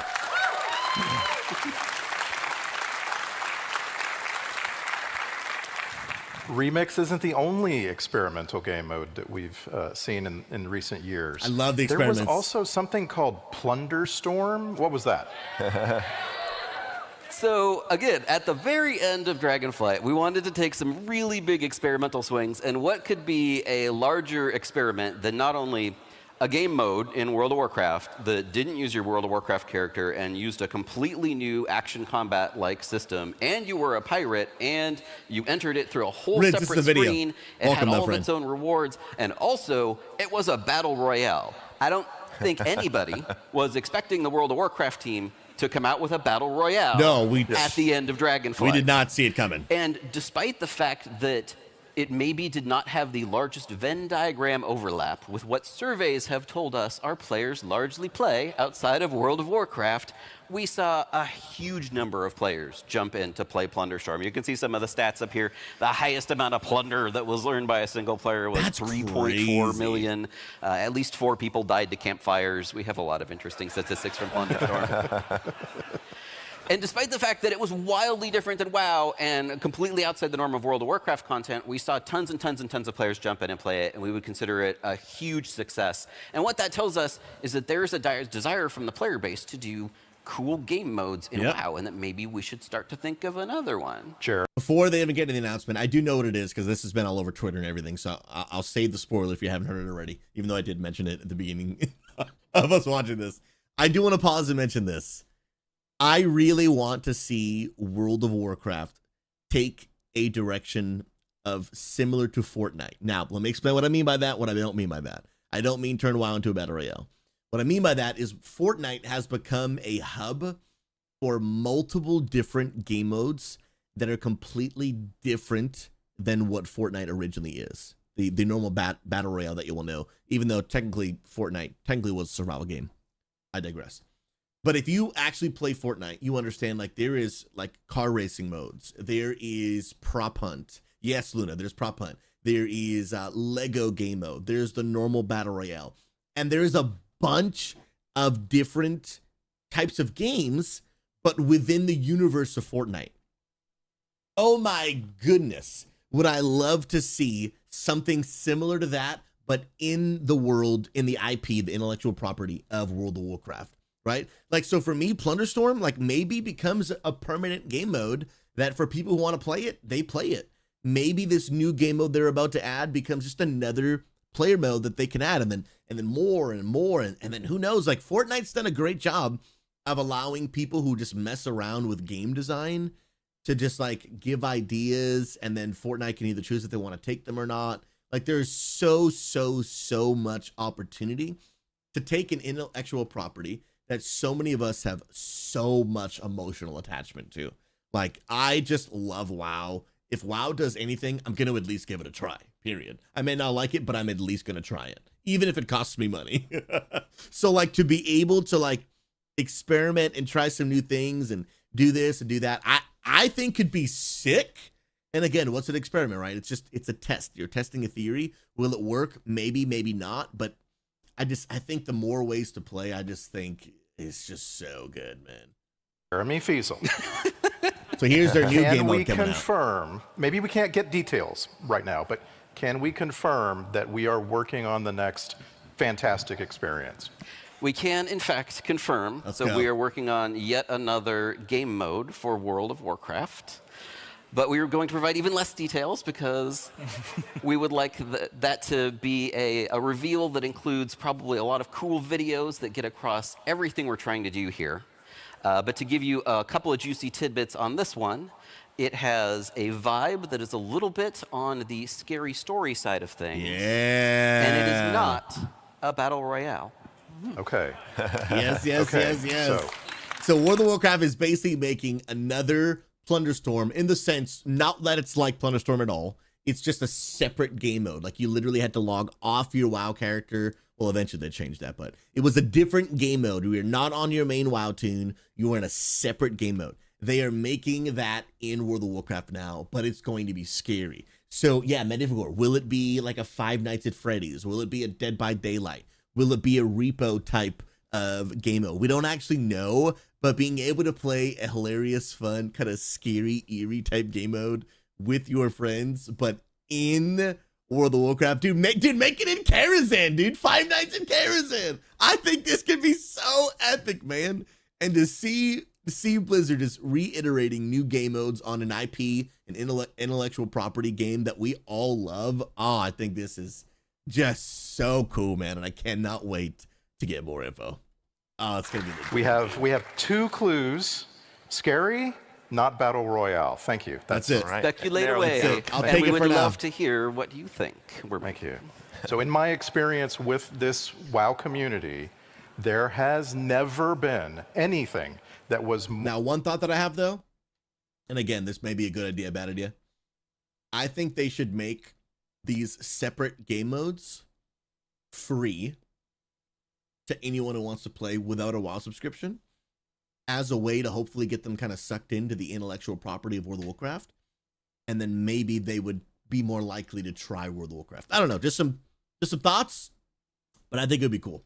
more beloved and more requested than housing. Yeah, it'd be a Housing gateway game. feels like the culmination of a question this community has been asking since the beginning of WoW. Tell me, Jesse, how did the team get started on housing? So housing has been worked on WoW for Now, I already knew about those two announcements. I have not heard anything from this about housing. I didn't watch this video already, but you know, Twitter, people talking about the announcements. I haven't heard anything about housing, so we're actually gonna experience this for the first time together. years and years and years and years. You can find old remnants of data mined houses and really crufty stuff going way back. Cruft. Lots of cruft. Great word. But the sort of the more modern attempt at housing started years before I got here. And a team had been prototyping and sort of pitching and building towards it. And they had a bunch of really compelling prototypes and things we were iterating on. I joined the team, started working on housing, started working on even more prototypes for housing because we were sort of very keen on dialing in a couple things. And so now we're here. We have a pretty big team working on housing. Everybody is super excited about it on the team. Apparently, folks are as well. I can't wait, dude. And in the evolving of Azeroth, y'all have been playing for, in some cases, 20 years, but our character's been visiting Azeroth. You know, we come, we stay in an inn, we log off, and then we're gone. Now you have a home. You have your own little way to slice put of it. Azeroth that you can make your own. You can make a spooky house. You can make a scary house. You can make a cozy house. You can invite your friends over. You can have birthday parties. You can do all of these Novo party at things that SouZy's. the community's been clamoring for in a space that's yours. But it's So not. I should do a streamathon, and at night we'll just do a sleepover at SouZy's. And while I'm sleeping in real life on camera, I'll sleep in my player house, and all of you guys come, and we'll just I know it sounds weird, we'll just all sleep together during the streamathon. Sleep over at SouZy's, dude. Facts, bro. Not just your space. Facts. You're in a larger context of a neighborhood. So it's me and you out of and you and you and you and you and you. And there are groups of friends, there are communities, there are guilds who are inhabiting a shared space. And they will be able to inhabit that space for years to come. Your progression on a tier right now is 6 months, something like that. Your progression in housing is forever if you want it to be. That's legit. So it's And actually, this whole thing about player housing is, I think, even actual more confirmation. By the way, ZK, welcome on TikTok. God bless you. Welcome to the stream. I think this is actually even more confirmation that WoW 2 is not coming out for probably quite a while. Because for them to give us this brand new progression system that is gonna, like, instead of resetting every 6 months like seasons, it's gonna be years to come. To give us this and then like a year and a half, 2 years later, erase it, I think that would probably frustrate a lot of people. And I think they realize like that would be a bad idea. So even though I wish WoW 2 would come out after Last Titan, I think this actually falls in line with what Ian said, that it is something that they're thinking about, but it won't be for his words. I think were quite a long time. I look up the video, see his quote, but he made it seem like it's not coming out for quite a long time. super exciting when you think about the world, how we interact with it now and how we will interact with it in the near future. How does having a persistent space that players can call their home, how does it affect the way we build content? Of course it does, Oh, will it? absolutely. Okay. One of the most exciting things, in a designer sort of way, as opposed to a player sort of way maybe, but maybe not, is the potential to have quests give you rewards of things you can do for your house, things you can decorate your house with, things that are mementos of some achievement that you managed to pull off, some awesome thing you did. We talk a little bit about that Onyxia head and where we're going to put it, That's exactly. cool. It also gives us an opportunity to look at what might happen if we brought content to you. So, we are thinking a lot about opportunities here. Right now, the giddy designers, though, are very excited about decor because they have all sorts of ideas of cool things that could go into your house and be an awesome reward and get you guys out there exploring the world. Yeah. I don't know if you know this, but one of the first conversations we had, this was in the housing prototype V19 or something. We were talking about how to build content, and you gave me the example that I used to pitch repeatedly for all the exec meetings, which was, so right now if you go in WoW and you find a village and there's a merchant and he's like, oh no, my cattle have run off or something like that. You save their cattle, you come back and you say, goodbye, merchant. In housing, we now have the opportunity for that merchant to come by your house, and you say thank you for your things, and he goes on his way, and he comes back every day or every week, and then at some point he stops coming by. And you're like, I wonder what happened to the merchant. Death. He's on the death list. Yeah, he's on the whiteboard. A slow death. She killed Blanchie. I know, right? You know that. The great, merchant dude. was just down the street, and his cattle. Okay. Purpose Merchant's not driven, dead. yes. He's That's just down the exactly what it street. is. And you say, oh, hey, merchant, I can help you now. And you bring back his cattle or whatever, and he starts his trek again. And that feels so much more alive. It feels so much more personal than just like, oh, later POI. I'm glad we've had that conversation. And yeah, to the point with the designers, we had to have a brand new process for how other designers request decor. Because they've all been clamoring, hey, I'm doing a quest in this place. Can I get a whatever prop? And it's been a deluge, and so we're like, okay, we need a process for this now because there's a lot. And so yeah, we've been reinventing a lot of wheels right now. That's for, cool. For better. Something else there's been a lot of is a desire to talk to the community as we're building out housing. And I just want to compliment you personally, you and the team. The housing team has been very open about wanting to share with the community what we're doing and what we might be able to do so that we can make sure that that community is heard and that they're receiving, so to speak, what they want out of housing. Tell me a little, just anything you can tell me. 2-minute version. Okay, Midnight, The Last Titan, Beyond. Tell me something about what's coming for housing. A lot of things are coming for housing. Sure. The first release that we have is just that. It's the first release for housing. Yes. We are going to be building on housing for the foreseeable future. Legit. We have a very, very bulky roadmap full of stuff. You know, the community response to it has been amazing in that, like, we'll make a post and then we'll see this big discussion come up and we'll be like, Question, I may be overthinking it, but this statement says different kind of end game. Is that a cool catchphrase? Or does that actually mean you don't unlock player housing until you're actually max level? Don't know. Don't know for sure. plucking, like, we should think about adding that. That seems like a good idea. Put it on the roadmap. The team has, channels devoted to brainstorming and coming up with new stuff. There has been no shortage of amazing ideas that are all just, fighting each other to get on. So yeah, got a lot coming. You'll hear more over the next couple of weeks. Weeks. I think we'll be talking about some other things that people want to hear about very soon too. Wow. Regarding housing, I was not expecting more info for quite a while, but we're getting more info in weeks. That's legit. a development anecdote I want to share with y'all, which is right now when you go to an innkeeper, you can bind your Hearthstone to there, and then that makes it so that you can return there whenever you want. Right now, if you go to an innkeeper in the game right now, any innkeeper in the world, it will say, "Make this in my home." And we had to change that in Midnight because that's not true anymore. True. You don't have a home. Now it just says, "Bind my Hearthstone to this inn." I think that's kind of special. It's lovely. It is. Yeah. That's such a small detail, but I wouldn't even have thought of it. Yeah, because they literally say, make this your home, but now you'll actually have your own home.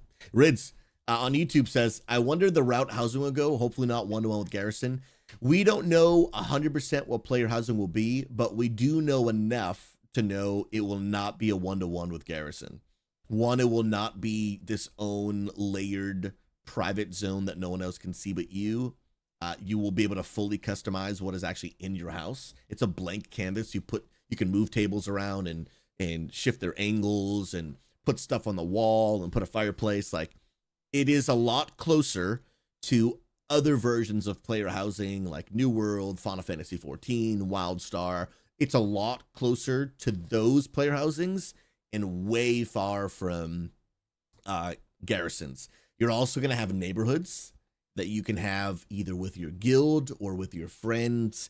We know limited information on that, but we know that you can have a guild neighborhood for people in your guild. Now, what it seems like is people will share a house in this sense where it's like, when you walk into a dungeon, you walk through an instance portal, but multiple groups can go in that same instance, but they don't see each other. But they walked in through the same portal. New World has a system where you see this physical house, but like a bunch of people own that same house. But when you go into each individual house, they're totally different. They are totally, totally different. Dang it! My TikTok stream just shut off. because I am inactive. I couldn't be more active. Here I am just streaming, but I'm inactive. Feels bad. And so I think that's the direction that they're taking with player housing. Is this like multiple people have a same house kind of thing? I don't actually know. But that's kind of what it seems like. That's kind of what it seems like. Coach, I'm sure they will, but I'm hopeful that PvP achievements will grant player housing stuff. Yeah, I think there should be trophies and really cool stuff that you can display on your walls and things that you can just do from all game modes. Like, I think when you get cutting edge in a mythic raid, you should be able to like take the head of that boss or whatever and put it up as a trophy on your wall, or, you know, something like that, whatever. Like, I think if they implemented stuff like that, I think it would just be sick, dude. Thank you, Paul. That's nice. And I want to thank all of you, and I want to thank all of you for coming, and everyone watching online. Thank you so much. You're welcome. You're welcome. Enjoyed your insights. Thank you. From the entire World of Warcraft development team, we cannot wait to see you in Azeroth and welcome you home. Yeah. Thank you, everybody. Yeah. Dude, telling you, it's going to be sick, dude. It's going to be so good, man. I cannot wait for these new features. Player housing, I think, is going to be S tier. I think Legion Remix with Mythic Plus, I think it's literally, guys, I think it's literally going to feel like playing Diablo, but in WoW. You know, we had that whole conversation recently about, like, does WoW feel like an ARPG? Legion Mythic Plus is absolutely going to feel like an ARPG. And dude, I'm here for it. As someone that loves ARPGs in the sense where, like, you're going to pull a bajillion mobs, you're going to feel super OP, and you're going to blow them all up. I think literally this is what WoW needed for my wife to, like, just full send the addiction. Just literally just full send the addiction. I think she is just going to absolutely love Legion Remix. It's going to be a casual, fun way for people to play. I think it's going to be absolutely a blast, dude. Shinobi, I'm going to love it. Guys, let me know in chat which announcement that you guys just heard between Legion Remix, the Scary Game Mode, and player housing. Which one do you think that you are the most excited for? I think for me, probably, I don't know, dude, they're so sick. The Scary Game Mode, we don't know enough info, I guess, for me to be like super pumped, but we do know that a brand new experiment's coming out. I just get excited for experiments, dude. Like, when I see Blizzard trying new things, I just respect it, bro. I just respect it. And I'm like, bro, full send. Absolutely full send it, Blizzard. Go for it, my dude. Go for it. Go for it. I go by Matt. What the heck, bro? Good to see you, my man. How's everything going, bro? I hope WoW goes to console, but is that even feasible given the ability amounts? The ability amounts are actually not the reason I think WoW would struggle on console. I think Final Fantasy XIV has a similar amount of buttons, and they've done a great job of making it possible on controller. They've done a fantastic job. The biggest difference between, in my opinion, Final Fantasy XIV and WoW is not the amount of buttons. It's not the amount of complexity. From a class design standpoint, it is two things. It is the amount of, well, it's a few things actually. It's the amount of mobs you fight at once. That has to do with target changing. So in WoW, if you want to play the game well, you have to learn to change your targets very quickly. And not just the random tab target spam, but selecting a mob to make sure you interrupt or stun it very, very precisely. That is a massive part of this game. Another part is the sheer speed. WoW is a way faster game than Final Fantasy XIV, meaning the speed of combat. Your global cooldown is just mathematically faster. It is just a fact. WoW's global cooldown is shorter than Final Fantasy 14, meaning that you are hitting more buttons more frequently. You are performing more APMs, more actions per minute in WoW. Undisputable. It's just a fact. And that on a controller, hitting more buttons per second with a bunch more mobs, because in WoW you do like really big pulls at high-end content. You only really do that in lower-end content Final Fantasy, where they're doing what's called wall-to-wall, where you just literally pull everything up until the next wall. The amount of mobs, the need for tab targeting, selecting targets, interrupts, spells come out. They come out fast in WoW. Mobs, a lot of people, like, they can't interrupt fast enough. Like, they come out quick. That is what I think would make WoW very, very hard with a controller. PvP would be rough, dude. Like trying to do a battleground, because again, a battleground would hit the same problems as Mythic Plus. If you don't perfectly click on that healer in the back line and throw a ranged interrupt or a stun or a crowd control because you're tab targeting and getting the wrong person, you're gonna find yourself in a big mess. So I think it would be difficult. I think it'd be difficult. Coach, are you doing? I know, Coach, you're kind of the go-to guy when I think of controller, but have you done like a plus 10 Mythic Plus Legend, where like if you miss that interrupt, you die? Like, have you been in that kind of scenario? So I don't know how that's gonna translate. It happens so fast. There's so many mobs that I'm not sure. Nate, tips on mount farming? Go on YouTube and find the coolest ones that you like 10 best mounts in World of Warcraft, and then just farm them every week on multiple characters to increase your chances. It's really, really cool. Plus AES in 1900 rank arena. So arena, I think, is a different situation, because arena there's only 2 or 3 people, right? But in a Mythic Plus, you might have 10 mobs. And cycling through all 10, if you can't specifically click on them, I mean, the tab target would have to be perfect, right? I don't know if it would translate super well, but again, I'm also okay with WoW adding things where maybe it's just not applicable at the highest level of play. I'm okay with that. Like this new 1-button rotation, right? I think it's fantastic. It will not be applicable at the highest level of play, and I don't think that's a problem. You want to do a plus 17, you cannot use the 1-button rotation.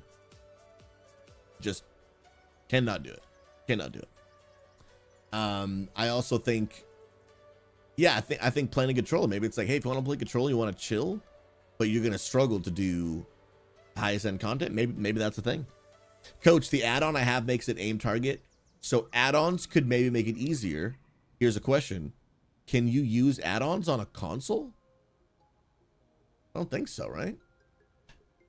Because really the controller thing is, the intention is not, like in this discussion, the conversation is, can it come to console? I don't know how add-ons would work on a console. Maybe they can, I'm not sure. I haven't played console in a very long time. So maybe they can, but anything, if add-ons don't work on console, then any add-on conversation becomes irrelevant to the console conversation. And I just don't know how it works.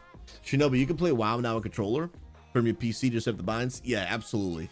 But I could be proven wrong. I would just be curious to see someone play a console and effectively change target, stun, interrupt, things like that. But I'm also okay with, it's like, hey, if you want to play on a console, you just, it's going to be less optimal, because again, not all of WoW needs to be like the most optimal. Sometimes it just needs to be fun, right? And they might not even need an add-on. They can maybe just put a feature in the game on console that you can have a cursor. I don't know. Personally, I would love to see WoW come to console. I would love that. I want more people playing WoW. I would love that. But I want it to be a good experience. And so I struggle to see how they would do that. But I'm not a game designer, so Blizzard can come up with better ideas than me. And if they can, I would love to see what that is, because I personally, like, I want them to do it. I absolutely want them to do it. I think it'd be sick, man. Well, so Taco, that's what I don't want. Taco is saying they would need to simplify combat a lot. I don't want that. What I love about the one button rotation is it allows players to play the game without affecting the way I want the game to be. I love having a million buttons. I love having insane combat. I love having fast-paced casts that I need to just be faster and interrupt. I love that. I want other people to also be able to play, but I don't want it to take away from the game that I love, right? So if they slowed things down, simplified combat, I would like WoW less. I would just rather play, like, for me, I would go combat. I would go play WoW Classic, right? Taco, I think the game could benefit from reduction of some buttons in those classes. Could be. But my point is, the one button rotation is so great because they allowed a certain group of people to play without taking away from my experience.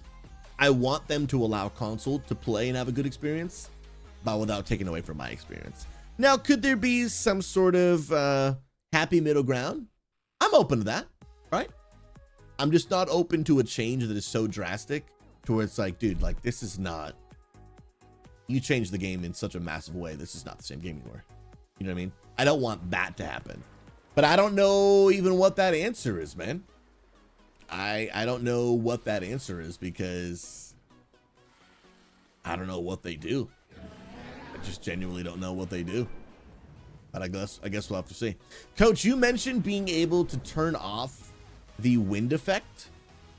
How do you do that? Let me see if I can just go to options and flying. Let me see.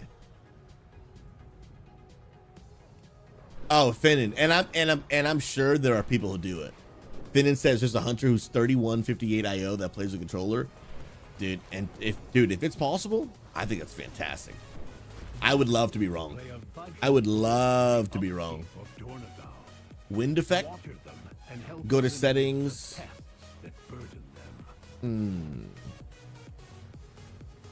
Oh, skywriting. Screen effects. Okay. Let me see the difference here. What did that even just do? How did I do that? Was it dynamic? Was it sky?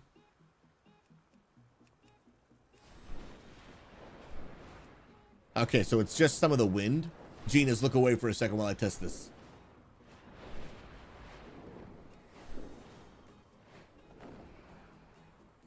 I honestly just feel like I don't really even notice the difference. Do y'all even notice? Okay, I guess I see it a little bit. But I feel like does it really make a difference? I mean, I guess I wouldn't know because it doesn't bother me.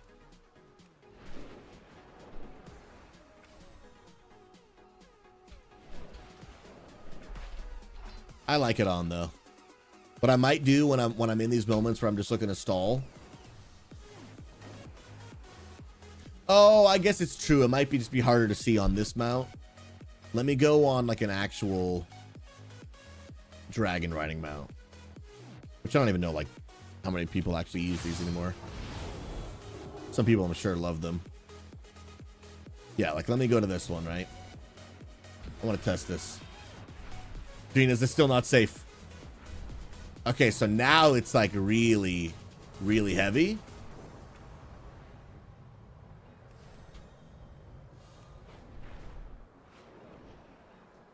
Okay, I could see the difference. This one feels more drastic. Oh yeah, that does feel like a big dip. Well, I saw a little bit there when he flapped his wing. Okay, cool. That actually does make a big difference. Oh, I didn't mean to touch the water. Dang it. I meant to just soar right above it. That's a really cool thing I like to do. And then you see the wind flapping. I have it off now, but I really like that in dragon riding. What I might actually just do is when I'm looking to stall and just kind of fly around. Honestly, I might just literally take a second. Wait, what? Requires a war within Pathfinder? Excuse me? Say that again? When I'm switching flight style. What's up, Christopher? Good to see you, brother. Requires the war within Pathfinder unlocked in this area. Huh?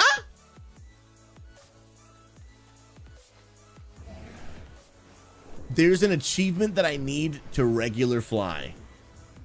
So I can super fast fly with no achievement. But you won't let me super slow fly without an achievement. Blizzard, make it make sense, dude.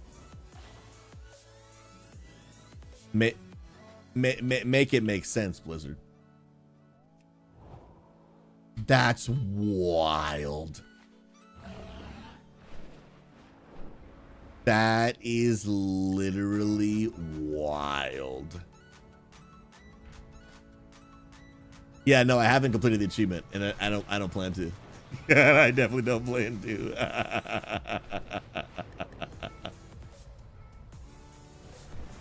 Dang, bro. What's up, Stoner? How you doing, brother? Good to see you, man. All right, friends, who wants in for a Mythic Plus carry? We've got about an hour and 40 minutes for the workout stream. So we got some time for some good old keys, man. So if anybody needs a carry, all you gotta do is follow the instructions at the bottom of the screen right there. And we'll get y'all in, man. I'm down for some carries from 2s to 10s. Anything in that range, I got your back. I did an 11 key yesterday. That was beautiful. Riley wants it. Perfect. And remember, friends, I will just invite y'all literally in the order in which y'all signed up. I got that open. Sick. Merzik, you need a 17 carry, please, man. I'd love to carry you, but mathematically, I don't think I can, brother.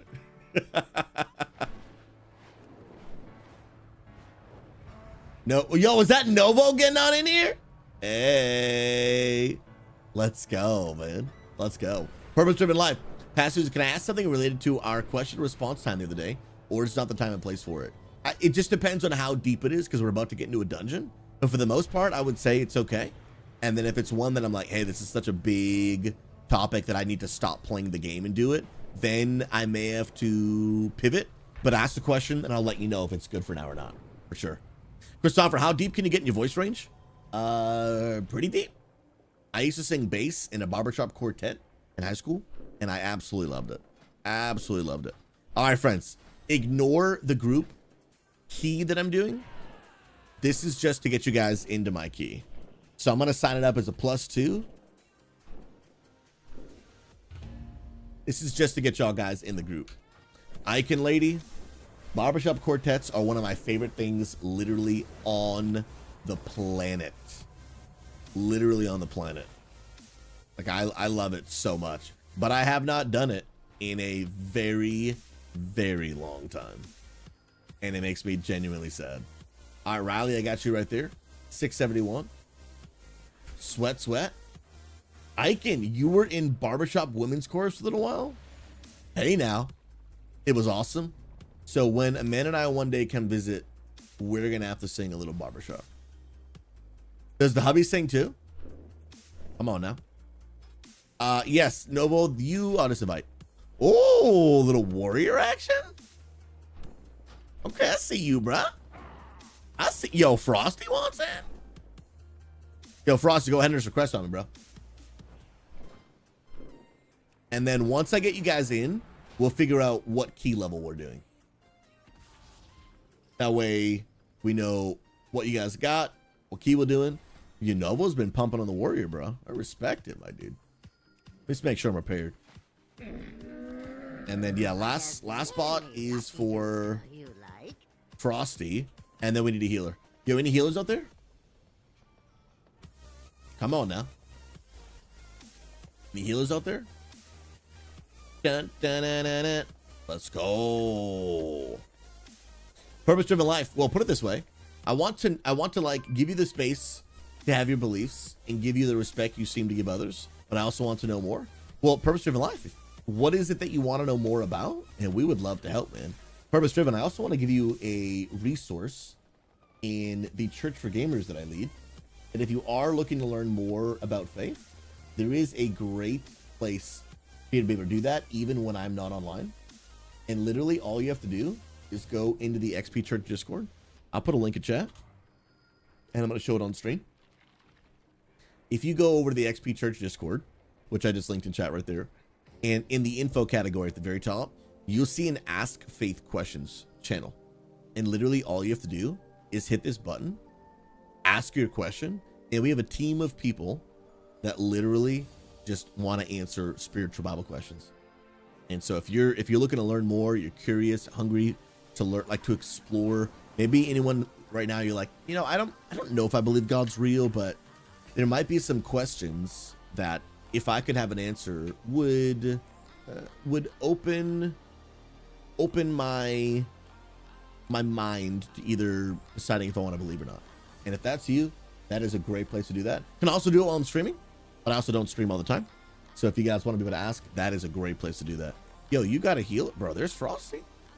Yo, you got a healer coming up in here? Yo, if you're trying to bring that healer in here, dude. What's up, Riley? Good to see you, man.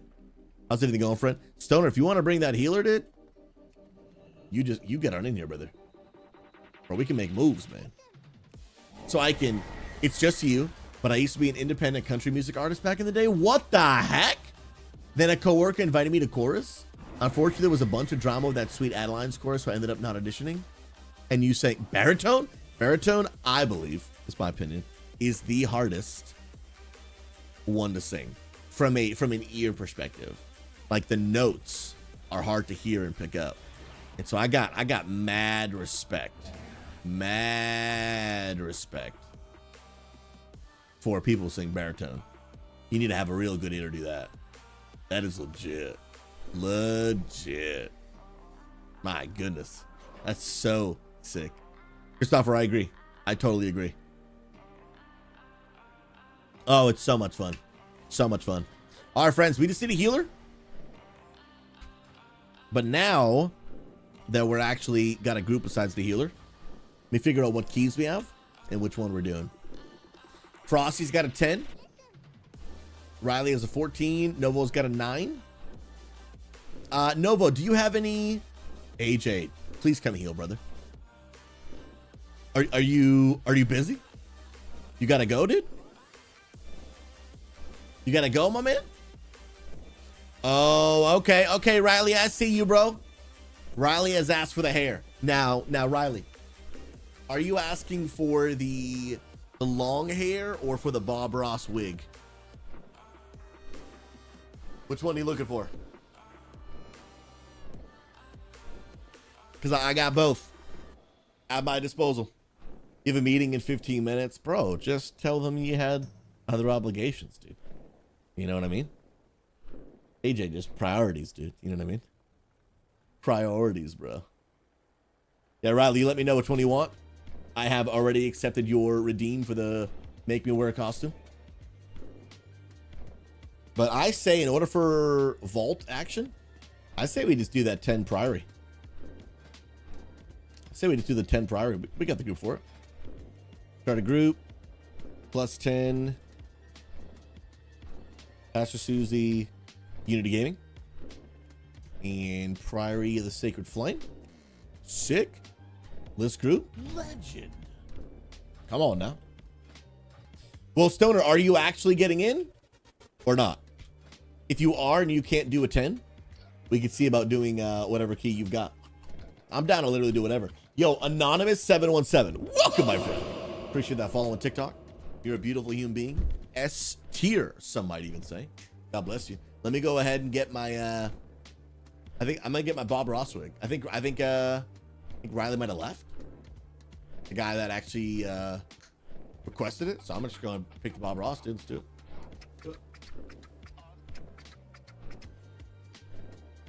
Where's my Bob Ross? Thanks for the sub. Did I do it? Did I do it? Where you at, Bob Ross? Wait. Where you at? Come on.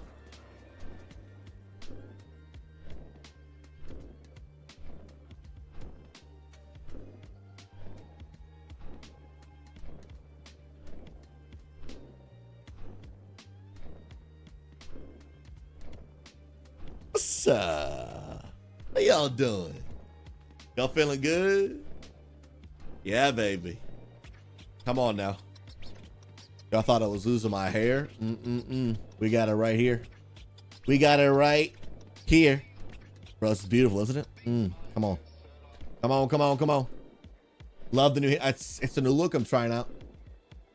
Hey now. Riley, I'm glad you're enjoying it. I'm also, buddy. Yeah, if you guys don't know, I went through actually yesterday on my channel points, and I drastically, and I mean drastically, reduced the price of the make me wear a wig and make me walk on the treadmill. When I first set those prices, it was a brand new feature on Twitch, and then recently I went back and I was like, bro, these prices are way too high. They're not. It's not real money. It's just channel points. I think I took. Let me see what I actually did. But the make me wear a wig, I think, used to be literally 75,000 points. Now it is, let's see, where did it go? Now it's 5,000. It went from 75,000 to 5,000. Massive difference. And then walk on the treadmill went from like, I don't know, 25,000 to 1,000. 1,000, dude. Yeah, I was like, these prices are way too high, dude. Because I was wondering, I was like, yo, why don't people do the wig thing more often? And then I looked at them, I was like, yo, 75K? Yeah, sorry for those that already spent them. and now, here we go. Here we go. Now they're coming in.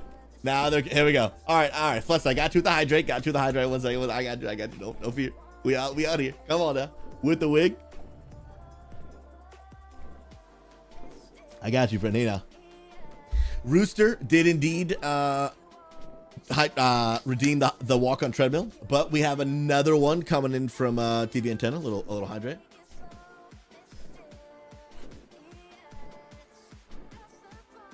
Let's go.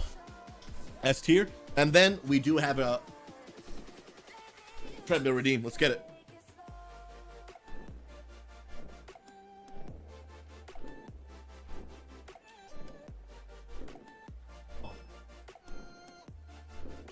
We gotta bring back more of the fun shenanigans to the stream, friend. Come on now. Bro, Pockets, I'm not sure what you're talking about, dude. This right here, this is all natural, dude. This is all natural, what you're seeing right here. Come on, bro. Absolutely all natural. And we got 30 minutes of each. We'll give you guys a few extra minutes. At 10:50, this is all done. All right, now, is this you, Stoner? Are you Swiftline? Bro, what y'all know about that fresh perm, huh? What you know about it, dude? Yo, I didn't even tell y'all guys. From Within. This is the name of my old band that my wife and I started. We used to record in studios and travel up and down the East Coast and play our original music. But when we moved, we found one of our, we kept a bin of just some memories. But we decided to like get rid of some stuff because we had a bunch of the shirts that we would take to our shows and sell. And so we were like, hey, we want to keep the memories, but do we need, because we had like 15 shirts. We were like, do we really need this many shirts? We had them in a bin that we would carry around. So we decided to just keep 2 of them like wrapped up like we used to when we would sell them like an elastic band, and then we took one for us to wear. I had one, but it was old and like, you know, the logo had like fallen off and it was really, really old, and I was like, well, let's keep Let's take our own brand new shirts. We'll keep one wrapped up for memory, and then we'll donate the rest of them. So I threw away the other shirt that I had that was super old. So it's like now I have a brand new version of my old band shirt, which is legit. Yeah, we're purging stuff left and right, which is super fun, man. It's super fun. All right, Swifter, getting you in. Let's go. Ooh, come on now. All right, so we may not be able to do the 10, but so you have a 0. What's your eye level? Was like in the 45, right? So this may end up being a little bit of like a carry key. You guys down for like you think we can do the 10, bro? What's Novo's eye level? Novo's cracked out of his mind. Oh, Novo. Yeah, we're good for the 10, dude. We're good for the 10, bro. We'll survive. You got some geared, cracked out players. And yeah, dude, we're big chilling. Priority of the Sacred Flame, though, that boss kind of trucked me a little bit. Yo, Drethan, God bless you. Good to see you, homie. How's everything going? Welcome. I have a question on Prop Pally. What is better hero tree to go down, Templar or Lightsmith? I'm going to say this. If you want to do more damage and you just want to focus on pumping, Templar is going to be just a lot more just damage focused. But if you want to play more of a support style where you can have some more shields and stuff you can put on people, you like being able to increase other people's damage, you're going to want to go Lightsmith. I prefer, as a playstyle, I like Lightsmith better. It's more fun for me. I just don't really care about just doing more damage. I want to help my team. I want to have more buttons that I can assist my players with. It's very much my playstyle. I have done a little bit of Templar. Some of the abilities are cool, but it's just, oh, first of all, dude, why am I not porting? I literally have a teleporter. It's just cool to just help the team out, and I like those buttons. So pick whatever you want, to be honest, but I prefer Templar for sure. Friends, here's what we're gonna do though. Twitch is going to force an ad on us in 9 minutes. They're gonna force a 3-minute ad. And so what I'm going to do is I'm going to run that ad right now so it doesn't happen in the middle of the key instead. And by me doing it manually rather than running on its own, it will actually make sure that the next hour, nobody will see an ad in the middle of the stream. When people first join, they won't get an ad. And so I'm going to go ahead. We're going to take a 3-minute break. I'm going to play some clips for our subs. And if you guys don't mind sticking around, for those that are not subscribed, if you don't mind sticking around, it does support the channel. Or you can consider subbing to the channel. And if you know anyone that has Amazon Prime, whether it's you or a family member, and they give you access to their account, you can actually connect that account to Twitch and sub to the channel. Never watch an ad again for free. It is just included in the Amazon Prime price you're already paying. So if you guys don't mind sticking around, it would help a ton. I'm going to run this ad so it doesn't happen in the middle of the key. I'm going to play some clips for the subs, and then when I get back in 3 minutes, the key will begin. Let's go. Yo, we got a new phone. Elias Holman, sticking around. Key's gonna happen in 3 minutes. I appreciate you. God bless. See you back in 3. Let's go.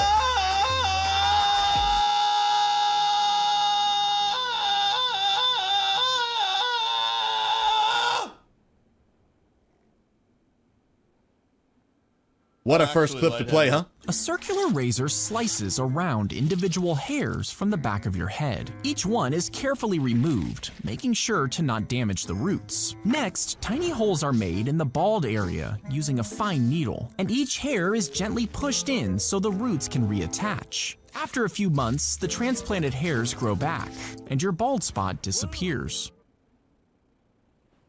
Do you like what you see? Well, I can't argue with the results. But like, AJ is one of those humble people you'll ever meet, and he is nuts on the piano, right? But if you ask him, like, hey, do you play piano? He's like, yeah, I can play. I'm like, are you any good? He's like, oh, you know, I'm okay, Pastor. I'm okay. But then I saw him play, and I was like, oh, so you're nuts, like you're out of your mind at the piano. So then I asked him, I'm like, but AJ, are you as good at guitar as you are at piano? Oh, I'm not bad, Pastor. I'm like, dude, I need. Are you cracked or not, brother? Tell me. So like, I don't actually know if he's cracked the guitar because he just tells me like, oh, praise God. Coming I wish I was the best WoW streamer.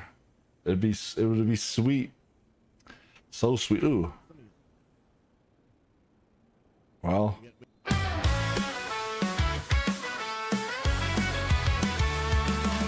Digital realm where the gamers play side. Pastor SouZy's got the light that'll never hide. With a heart full of love and a spirit so true. He's the beacon of hope in everything he'll do. He's got the joy of Halo with the tales of Azeroth. From the depths of his faith to the console he's brought. With a smile so wide and a voice that's so kind. He's a friend to the lost and a guide for the blind. The stream, you don't need to believe in order to belong. Pastor SouZy's got the vibe where you're welcomed all along.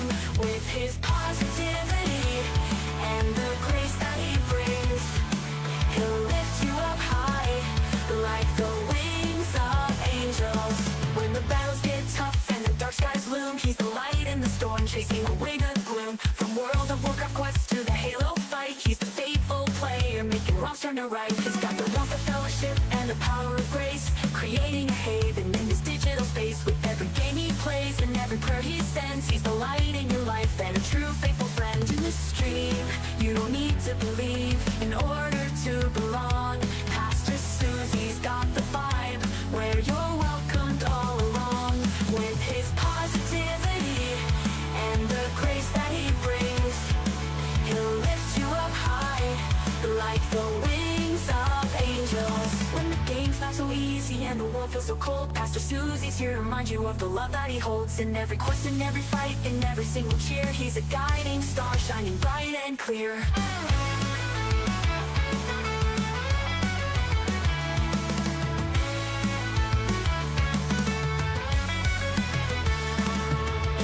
Not so easy and the world feels so cold, Pastor SouZy's here to remind you of the love that he holds. In every quest, in every fight, in every single cheer, he's a guiding star shining bright and clear. In this stream, you don't need to believe in order to belong. Pastor SouZy's got the vibe where you're welcomed all along. With his positivity and the grace that he brings, he'll lift you up high like the wings of angels. So if you're feeling lost or you're looking for a sign, just tune into the stream where the stars align. Pastor SouZy's here with the heart open wide. In his gaming world, you'll always find a place inside.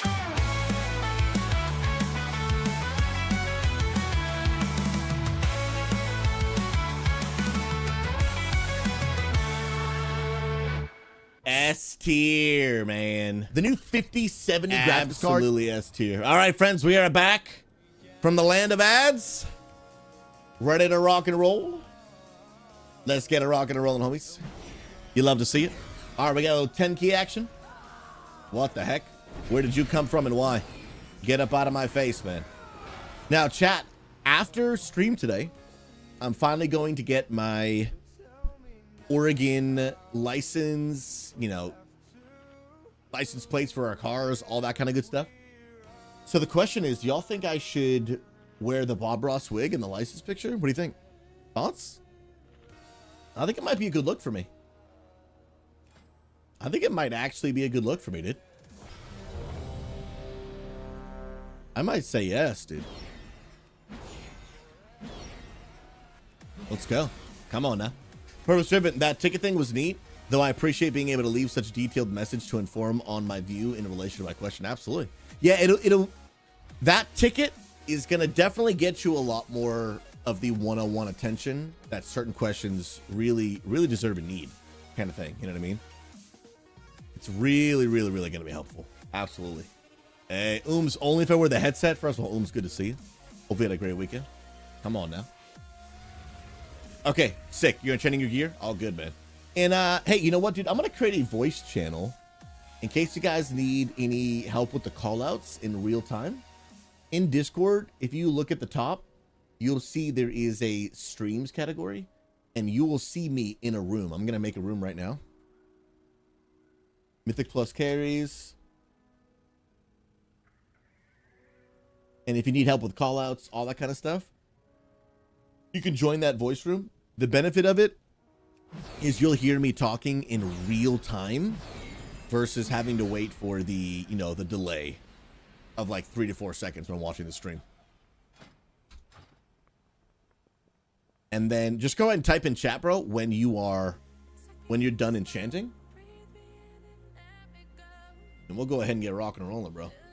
We'll get a rocking and rolling, man. I think actually after this key, I can make a crafted item. I can make a crafted waste and go from 652. Nice, he's done. To 675. That'll be massive. One more ready check.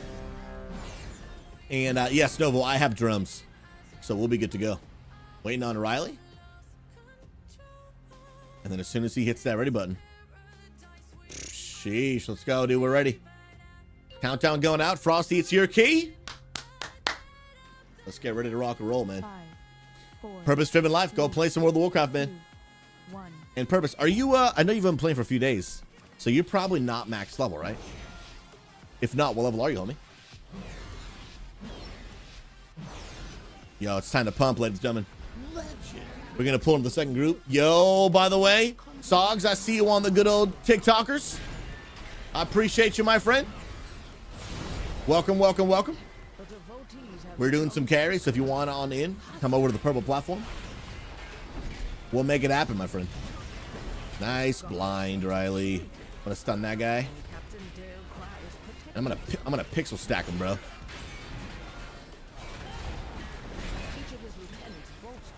Nice blinding sleet from Frosty the legend. I got the double blind on that one. Triple blind, even more value.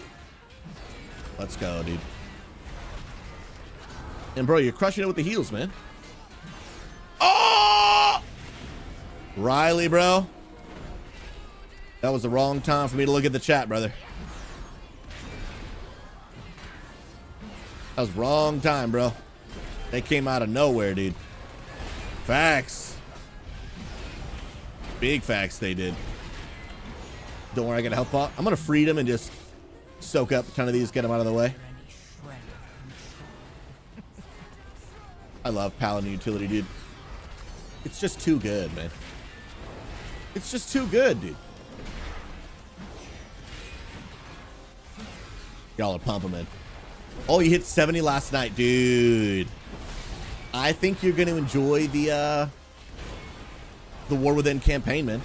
As someone that doesn't really enjoy campaign too much, I got to admit that I enjoyed the War Within campaign immensely. I really did. If we all stack pretty close, they'll actually jump closer to us. And you know what, dude? Y'all are pumping. We're good. I'm going to grab this other pack, too. And then, I know you just used, we'll call it unalive grip, Frosty. But when it's back on cooldown, if you can grab that. Hey, he's all over it, dude. He's all over it. What a Chad, bro. I'm going to freedom walk on these again, too. Make it a little easier for my melee homies. Let's go, dude. Let's go, let's go. Coach, man, I'm really glad to hear, dude. You guys played Split Affliction on the date night. That was supposed to be an hour, and y'all went for 4 hours. Bro, I'm glad to hear it, man. I've said it, man. And again, the date night principle is not one that, like, I created. But I have never had a couple say they started practicing date night and regret it. Just have never had it one time. Just never one time. Investing in your marriage is not something you will regret. And that's just facts, man. Yeah, dude, me and the wife got to play that, man. Me and Amanda have to play that game. Yeah, I can. That's the point. Like, man, can't believe I spent time investing in my marriage. Like, I've just never had someone say that. You know what I mean? Like, even though it can be challenging, it can be difficult, and sometimes you might not feel like it. But the benefit it brings on the other side of actually doing it is, it's insane. It is actually insane. Walk up the side, don't pull those. Little double pull action here. Let's get it. Yeah, mobs, I need you to come over here, please. Gonna need you to come over here. Yo, Frosty, you know what? Hey, he knows what to do! He knows what to do. Absolute legend. Yeah, I've been hearing good things about Split Fiction. And I've just got to actually download and play it. But we've been playing Fortnite together. We've been playing... now we're playing World of Warcraft together, which has been awesome. Y'all kill those. I'm going to grab these dudes over here. Come on. And up on that guy. Little Hodge on that guy. And I'm waiting for those, yeah, those guys behind us. I'm gonna pull those guys here in a second. Okay. Interrupt there. Frosty, you know what to do, my guy. You know exactly what to do. I got blind here. And then I have Divine Toll for the next one. I'm trying to really get him pixel stacked. As a tank, you'd be surprised how just having things just literally stacked on top of each other makes a massive difference for melee DPS. Like even just a few yards of a difference. It makes a big deal. Like you might not think it does, but it really does make it makes a massive deal.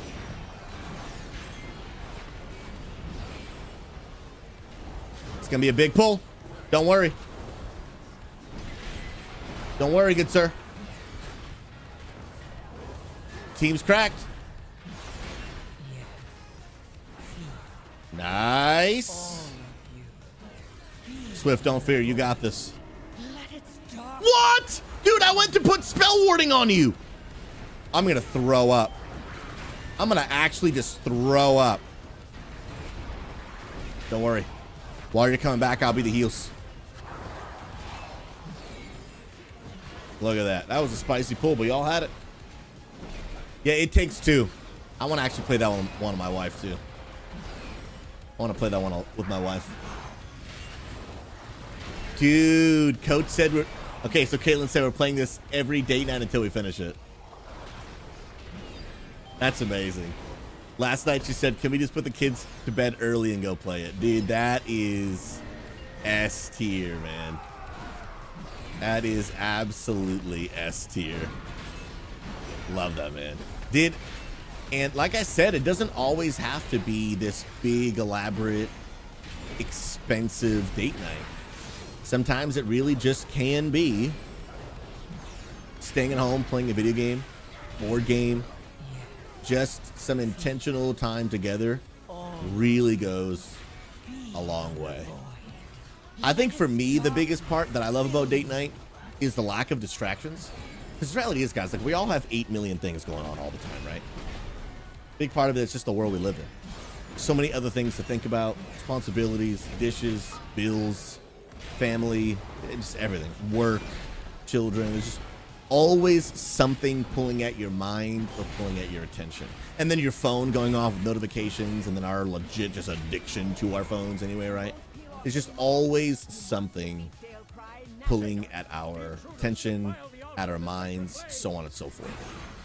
And the beauty of date night is it's just this one time a week. It doesn't even have to be a whole night if you can't dedicate a whole night, right? Just one time a week where you just set aside all distractions, even if it's literally for 45 minutes, coffee at 5:30 in the morning for the kids wake up, which I understand would be tiring, exhausting, hard to do, for sure. But the married couple that I learned that from, they were like, man, most days we did not want to wake up at 5:30 in the morning to have coffee before the kids woke up. However, 10 years later, we see now it's one of the only things that kept us from becoming roommates during that season. It allowed us to continue to have a deep, intimate, thriving marriage. A marriage that thrives and not just survives. And so, it's just, for me, the biggest part is like the lack of distractions. putting my phone away. I'm not answering emails. We're not talking about the bills. We're not talking about all the problems we have in life. You know, unless you just, you know, you want to talk to your spouse about how you're feeling, right? But we're not like, this is not a time to talk about like stress and worry. Like that's just not, that's not what this time is for. And it goes a long way. Goes a long way. And I'm really glad that we do it. I'll freedom get rid of some of these because they are obnoxious.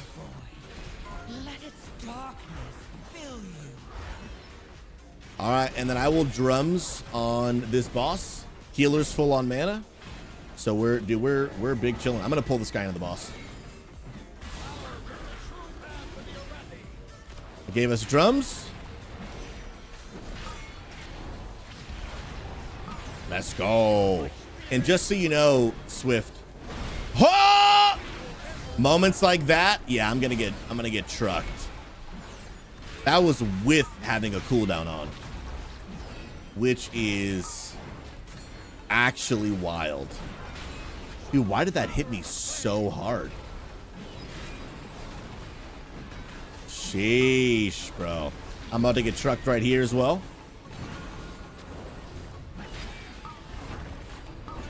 I racialed that one off. Come on. Good stuff. I got a big defensive for this one. Quit slipping. We can get to the next key, my friend. We can indeed. This is the boss where it's like, dude, if I don't actually focus up, I will actually die. Like, I'll be big dead, bro. Ooh, dude, nice AMZ, baby. Yo, my man Frosty's gaming, dude. My man Frosty is gaming, bro. Purpose driven. I would say World of Warcraft is much harder today than it was back in the day.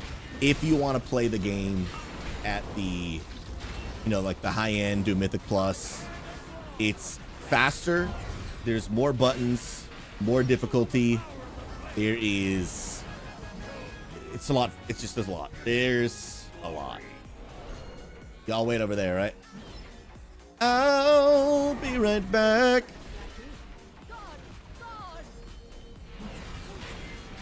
Wait for them to come on in. And then we just be pumping, dude. Ruh-roh. Ruh-roh. Hey now. Yo, Riley is just giga pumping right now, dude. 10 mil damage, my guy. Take a shower, my dude. I respect it. Oh, not Bull? Yeah, that boss trucks, dude. One thing that really helps on that boss is if you play a dwarf, the dwarf racial actually lets you take off the debuff it puts on you. Because that debuff, bro, freaking hurts, man. All right, back over there again. Back over here, home slice. Oh, of course. Wait, did I not get both sides? I thought I did. That's on me, bro. Yeah, I thought I had gotten both sides already.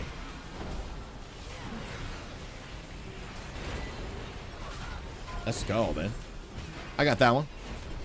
Dude, y'all were already all over it, man. Y'all were all over it, dude.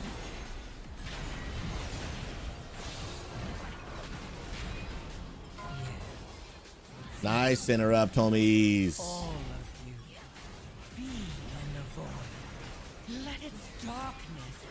Bunch of gamers, dude. Matt Hatton, how you doing, friend? Matt Hatton, to sign up for keys, all you got to do is follow the instructions at the very bottom of my Twitch screen by typing !join, type your WoW name, role, and eye level in the Twitch chat. If you got time, definitely for at least one more key after this one. Maybe two, probably only one more, to be honest. That's, I think, more realistic before the workout stream starts. Ooh, big blind, big blind. Nice AMS, Frosty. This dude's gaming, bro. Got that interrupt. Got that one. Healer's dead. Keep yourself alive, friends. Nice rally coming in from Novo.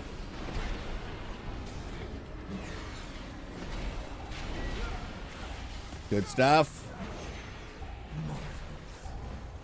I'll get next end up on the priest. No, we're just all over it, dude. Woo! Gaming, baby. Gaming. Good stuff. All right, make sure we all stack, and then don't stack on top of the soak thing that we need to do.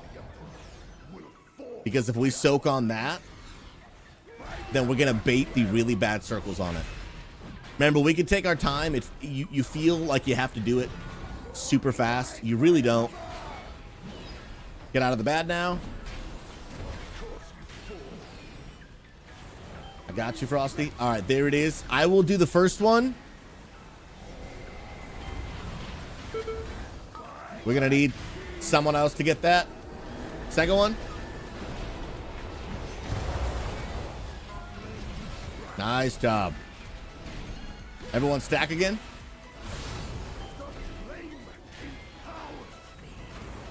Good stuff, homies.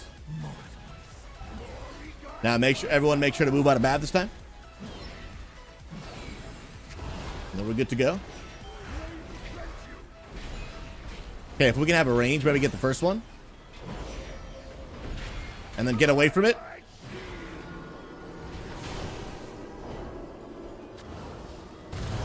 I'll get the next one. The interrupt. We do not have a B-res. Keep yourselves up. Death Strike, Frosty.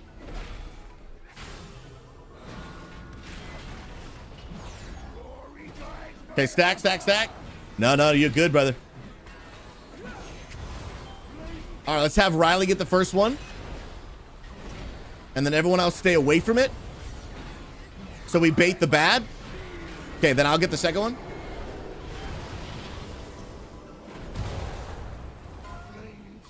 Someone else get the next. Nice. And that's how we'll do it. Riley will get the first one every time. While melee stay in. I'm also having a heal. Everyone stack. All right, we get away.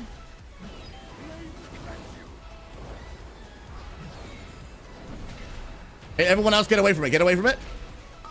So we bait the bad. Okay, now we go back to it. I'll get the second one. Take our time here. I got the interrupt. Sacrifice on Riley.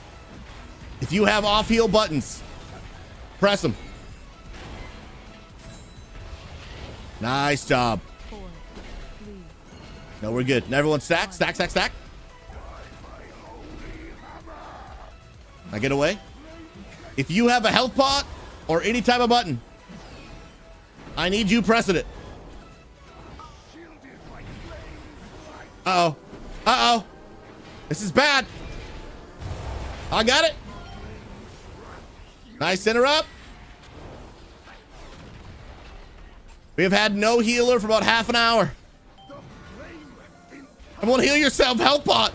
Riley, start spamming heals. No! My bubble was on cooldown. I couldn't use it. I couldn't use it. All good. When we have a healer, it'll be a walk in the park, dude. It'll be a walk in the park. Dude, no shot you kite 5%. I believe in you, bro, but that's a little OP, dude. GG, we go again. GG, we absolutely go again, bro. And honestly, we'll have lust for this one. Hello, sir. Who even are you? Where'd you come from? Yeah, so Swift, let's have you not soak any of them. Just because I think the soak literally one-shot you. Let's go. My goodness. Yo, we got Deroven. Welcome, my friend. Deroven, thank you so much for the good old follow on the legendary TikTok. I appreciate you. God bless you. My name is Pastor SouZy, and honestly, it's great to meet you. Thanks for stopping by. In this channel, we're all about bringing an end to toxicity and loneliness in the gaming community, and I am very thankful that you're here. I mean that. If you're looking for a positive place to belong, and you're just tired of the toxicity and drama of the internet, click up top here on TikTok. You'll see my profile picture. Click on that. You'll go to my page, and there is a link that'll give you everything you need. Discord, YouTube, Purple Platform, literally everything you need will be right there. Swift, are you here, bro? You're... On my screen, it's telling me... Okay, there we go. Sick, there you are. All right, let's get it, homies. Let's get it. Everybody stack.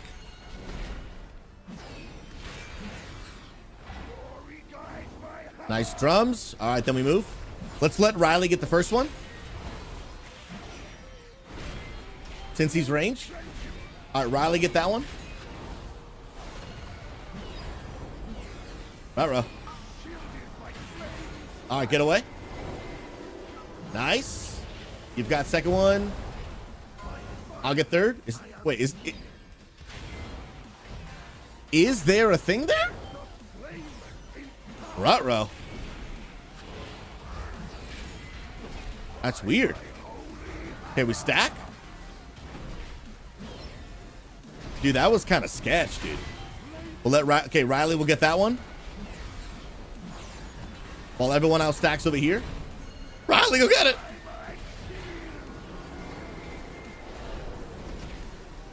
Okay, sick. We wait a few seconds. Hit her up. Don't get him too fast.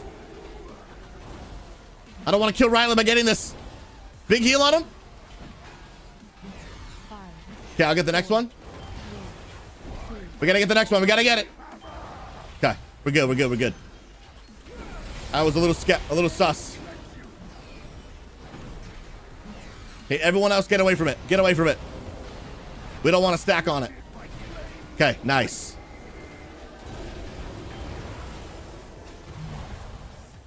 Good stuff, homies. Crisis averted? Come on now. Crisis absolutely averted. Yeah, we got this in the bag. Rinse and repeat. Yeah, I'm not gonna lie. My right hand that's pressing on my WoW buttons, so numb, it's insane. All right, everyone else but Riley, get away from it. Get away from it. All right, now we go back to it. Come on, get out, get out. Nice. Interrupt, and then I go in. Sick. I lay on hands, Riley.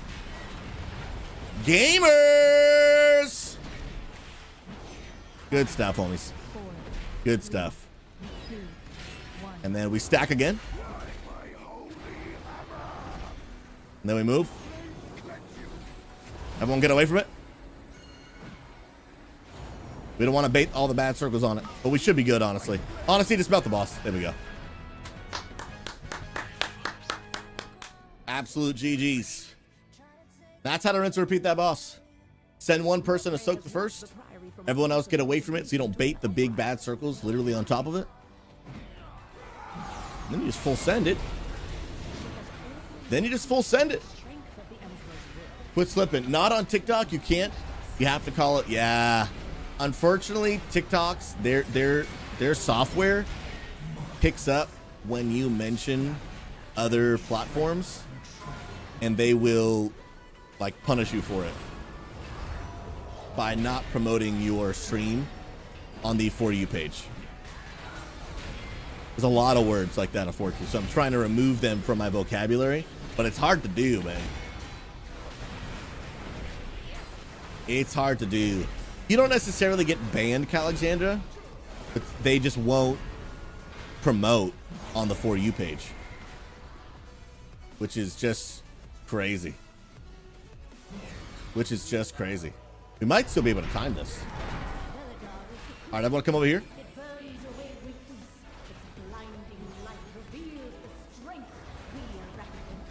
Let's go. And then I'm going to get an interrupt on this guy when he casts here. And then another melee on you. Wait. Why didn't that work? I call shenanigans, dude. Hodge. Yeah, but see how I can so easily just change which target I'm on so I can interrupt them? That's where I struggle. Dude, I interrupted you. Nice, dude. That's where I struggle on how that's going to work on console. But I mean, can it be done? I'm sure people do it, bro. Oh my goodness. ¿Qué estás haciendo? Bro, I don't even know what just happened. But it was kind of crazy. Timber Dog, what hair are you talking about? This is all right here. This is all natural, baby. I don't know what you're talking about here, brother. All natural, dude. Ain't nothing but SouZy on screen right now, dude. Big facts, no cap, dude. But I appreciate the comment. I do indeed. All right, we need more. We need more. We need more. I'm bringing these guys up here. We need more.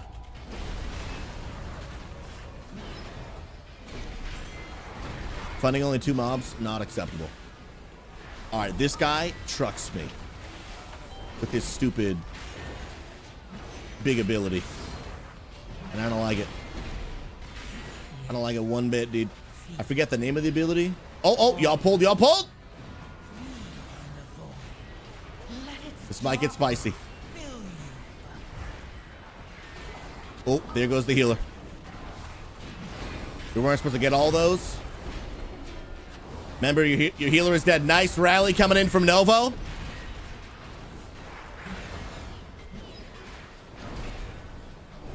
Frosty, I got you, bro. I got spell warding on you. Probably was a bad choice because he has AMS, which is pretty much the same thing. Get out of the bad.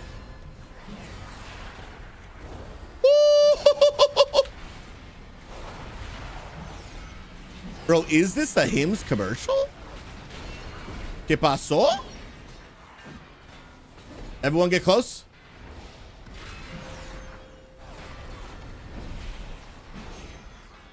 All right, we're going in. We're going to keep on going. Oh, no, it's this guy that trucks my face, not the other one. Yeah, Blazing Strike is what trucks my face, dude. I wonder if I can dwarf racial it off. I've actually never tried.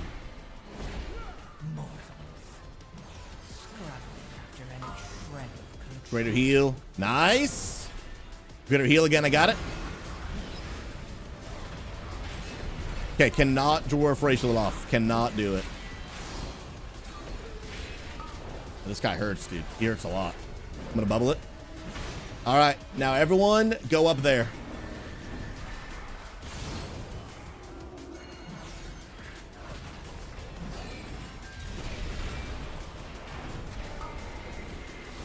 Ooh, baby. I saved Riley. We're pixel stacked.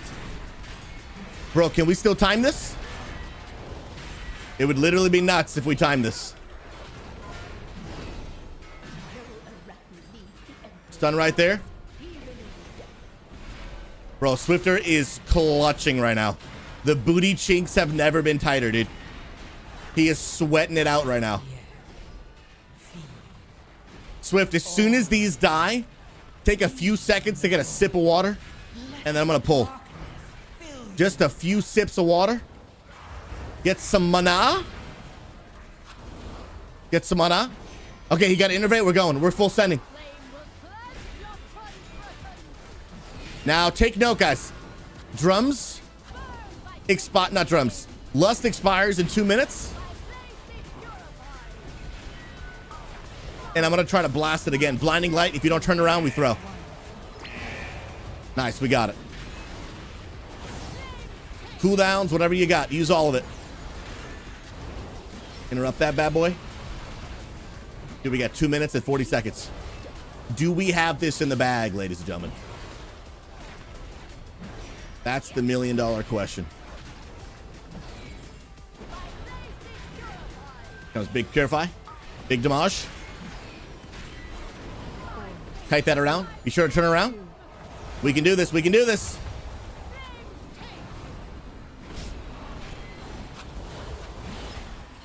Now, you know what? I'm going to bring him out here for a little bit better time for melee. Dude, my hands are so numb, it's actually redonkulous. Actually redonkulous.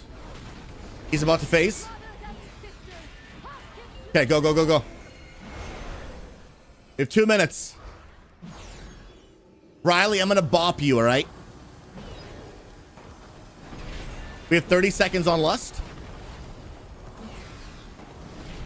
I'm going to bop you so you don't absolutely just get one shot by all these bobs. Okay. Oh, I can't bop! It's on cooldown! Melt them all, melt them all! I'm throwing Hodges out. We got it. Pump, pump, pump.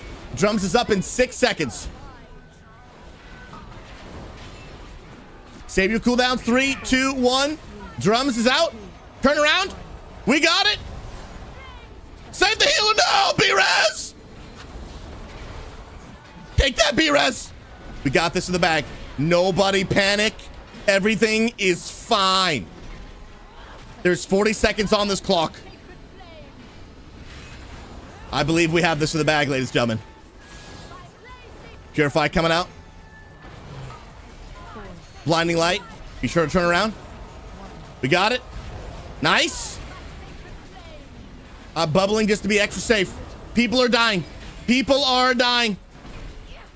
Kill it! Kill the boss! Let's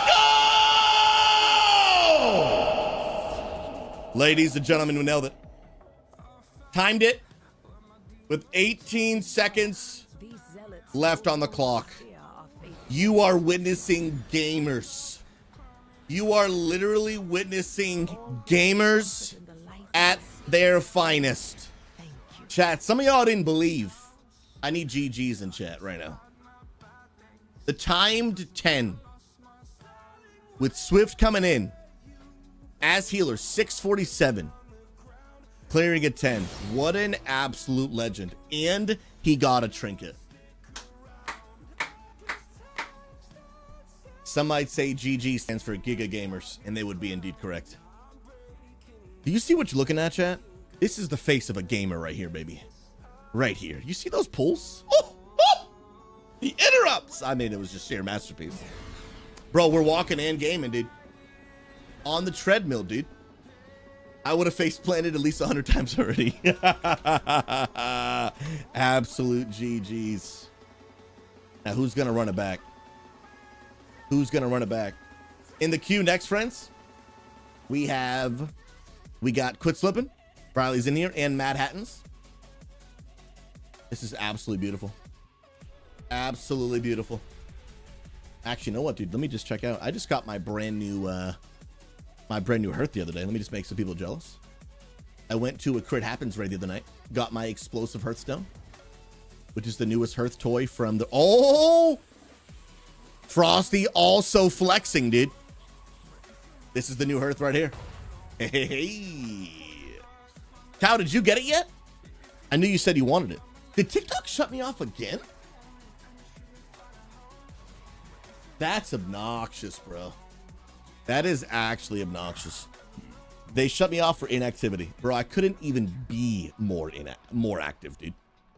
I have calibrated. They do this thing on TikTok now where you have to like hit a button that says like I'm still active, and you have to do like a puzzle to prove you're a human every so often. And like when I'm in moments like that, I can't look over and solve this puzzle. You know what I mean? So then they just turn off my stream. Feels bad, dude. Feels bad. All right, well, I do think, yeah, actually, Swift, we can probably keep you, bro, because you're a healer. And I need, yeah, I need one more person who's willing to back out so that we can bring one more DPS in. We turn TikTok back on. We're good to go. Yeah, I've got 40 minutes to the workout. That is enough time for another key. Am I still in combat? Do a slash reload, see if that'll help. And then I'm actually good. Take off the wig and pause the treadmill. Yo, big shout out to the homies using their channel points. Remember, guys, I just put a new pricing on both the treadmill and the make me wear a costume during stream, I drastically reduced the prices by like, I don't know, 500%, like an absurd discount. And it's not like a temporary thing. I just changed the prices lower. When channel points first came out, nobody knew like how long is it going to take people to actually acquire these channel points. Like we never knew. So I made the prices pretty high. And now like a year later, I'm like, okay, it takes way too long to get this many points. I have to lower these. So yesterday I went in and lowered them, and it is way better. But they do still have, like for example, the treadmill has a cooldown. Like it can only happen. I think it's twice a stream or whatever. Dude, there it is. Coach, it just finished one, and Coach did it again. Well, Frosty actually did it first. So I'm going to do Frosties. Frosties, let me know. What is the one that you want? And you let me know, bro. I'll put it on for you, brother. And let me know, guys, when you click on the redeem for the costume, there should be a list of what costumes I have. Oh, bro, penguin suit. You got it. Bro, that's a classic.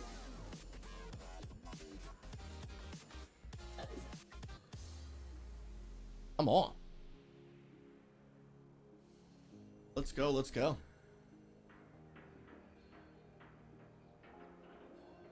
Penguin suit.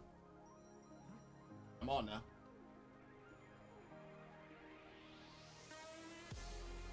Coach, we're back at it live tomorrow, bro. Dude, from within through the penguin. What? That's another chance, man. Wait, really? It showed first Frosty for me, which is weird. Coach, I already refunded your points. You've got your points back, but Frosty, he's got the penguin. 30 minutes with the clock. Honestly, I'll just wear him to the end of this next key.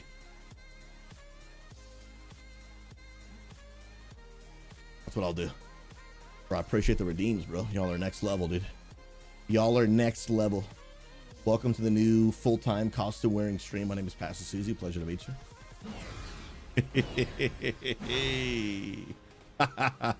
All right. Next in the queue, friends, we have got Quit Slipping and Mad Hatton. Riley, it's been awesome playing with you. To thank Frosty for being an officer and being an amazing member of our community, I'm going to go ahead and keep Frosty. That's a way to say thank you for all he does. Riley, it's been a pleasure playing, bro. I appreciate you. We'll have you cycle out. Frosty and Swift will keep you. And then I'm going to bring Quit Slipping in.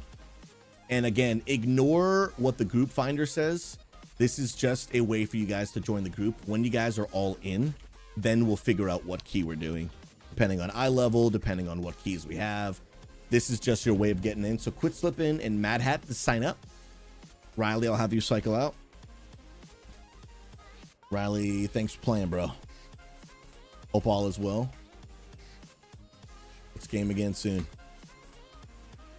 Frosty, doing your 11, bro. I normally only do 2s to 10s. And the higher keys are harder for me to do, to be honest. Because the entire group needs to be able to do that level of a key. And sometimes it's a little bit harder to pull off. Okay, so Quit Slipping. I got you right there. And the Mad Hatton. Sick, we're ended. We are in, bro. Let me get the whole group together, and then we'll figure out what keys we're doing. So we have eye levels of, obviously, me. Mad Hatton's is 648. Frosty, 661. 651, and then a 648 healer. So at 11, I think it's probably going to be too high. What we could do is I don't mind dropping mine down to a 7. That way we get hero gear and we get gilded crest, which is nice. Yep. You'll get a key higher than what you've got. This would be a solid key. Yeah, this key will benefit everyone. So Quit, we won't do your 6 because 6 won't give us gilded crests. We'll drop mine down to a 7 from a 9. Let's make sure I'm doing this correct. Yeah, 8, so one more. We'll do a 7 mother load. Yeah, 7 mother load. And that way, like I said, we'll get hero gear and we will get, call it, gilded as well. Yo, Luna, I see you with the hydrate front. I got you. You ready for this?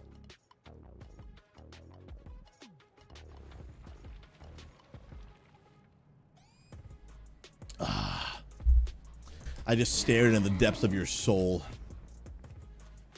Absolutely S tier. Absolutely S tier. Luna, that was intense. That was intense. We shared a moment, and I respect it. I always forget where Mother Load is. It's Zelda's, all right? Sometimes I go to the wrong one.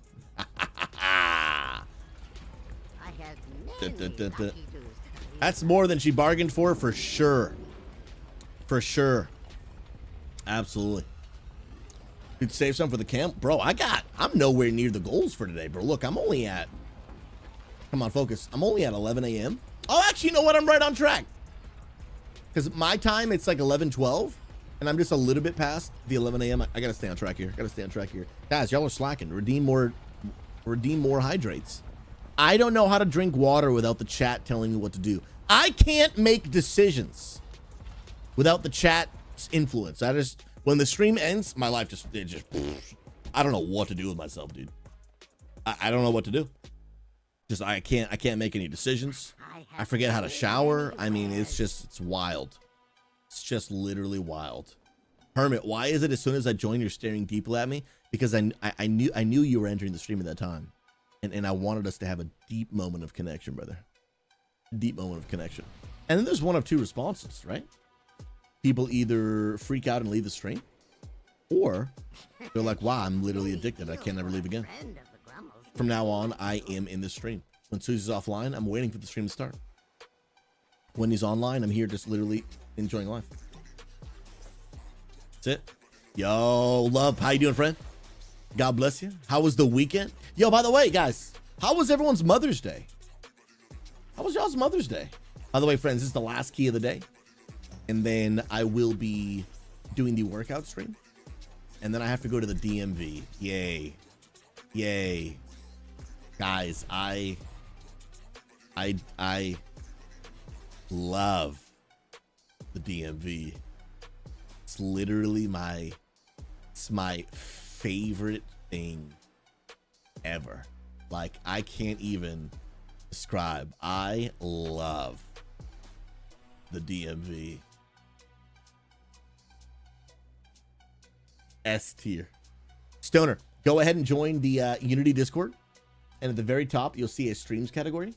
And you will see a room that I'm in. Just join the room. I'm the only one that can talk in it. But it's so you can hear the callouts in real time, rather than having to wait for like the 3 to 5 second delay on Twitch. Let's go. Yo, love. Weekend was great. Mother's Day service was powerful. Ran slides for worship. God is moving. Come on, somebody. Love to see it, bro. We had a special one for us too. We gave the mom some love. I gave my own mom some love. Told stories. It was a blessing. Come on. Let me kill this mob. Then waiting on Swift to get on in. And as soon as they're in, we'll be rocking and rolling, dude. We'll be cooking. We'll be cooking. Yeah, Frosty. Yeah, the joy of the DMV. It's my favorite. Literally my absolute favorite thing ever. Confirmed, dude. Absolutely confirmed. I used to have these actually only on Out of Combat. I think I'm going to change that. Yeah, I'm going to change that. Sometimes I want them and then I don't have them. All right, Swift is in. Doing a little ready check action. Coach, I have to go to the DMV too. Need new license, tabs on both cars, pay my property taxes, and get Kate her learner's permit. Gonna be a long day. Yeah, dude. DMV sucks. There's no way around it. No way around it, bro. Yeah, and dude, you know what's crazy? You know what's freaking crazy? Are y'all ready to throw up? This is my key, by the way. We looked up the estimated cost of what it's going to cost to get the new titles on our cars in Oregon, license plates, and driver's license / real ID. It's going to cost me almost $600, bro. What are we talking about? Like, what are we actually talking about, dude? $600? I will throw up, dude. Like, I will actually throw up, bro. It is insane. Yo, make sure we get the stun off on the big dude. Oh, I'm gonna get a blind. I gotta do it. Next pull I won't do so big. I won't do him so big. Yeah, we have to make sure we stun the dude that's trying to res the big thing. Because he hurts, bro. He hurts a lot. Okay, activate mech. I got it. I stunned him. We're big chilling. Better nice. Can someone stun something? No, we're good. We're good. We're good. Activate mech. Someone get this guy. Someone get this guy. Stun him. Do something. Yes! You guys are amazing. Amazing. Ruh-roh. Wait, this one. This one. Nice! Frosty's such a gamer, dude. With the the life grip. Oh, oh. Ooh, y'all are sweaty gamers, dude. Absolutely sweaty gamers, bro. Bro, I'm not gonna lie. I was all kinds of clenched, dude. I was all kinds of clenched right there. I was nuts. Yeah, dude, $600 today, bro. Just so I can exist in the state of Oregon. Literally wild. Literally wild. Yeah, we have to make sure we're trying to stun or blind or displace those, whatever they're called. When they're doing those spinny knife things. Otherwise, they do a lot of damage. A lot of damage. But thankfully, Riley just got punched in his, not Riley, the healer punched in his mouth. I'm surprised that hit you so hard.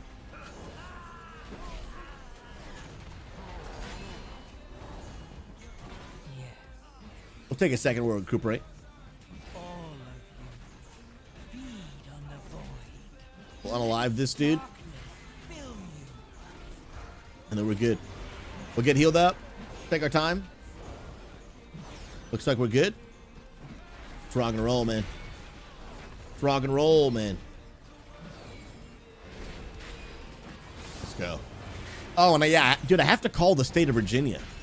I got a bill in the mail on Friday. Property taxes from Virginia. Oh, we pulled.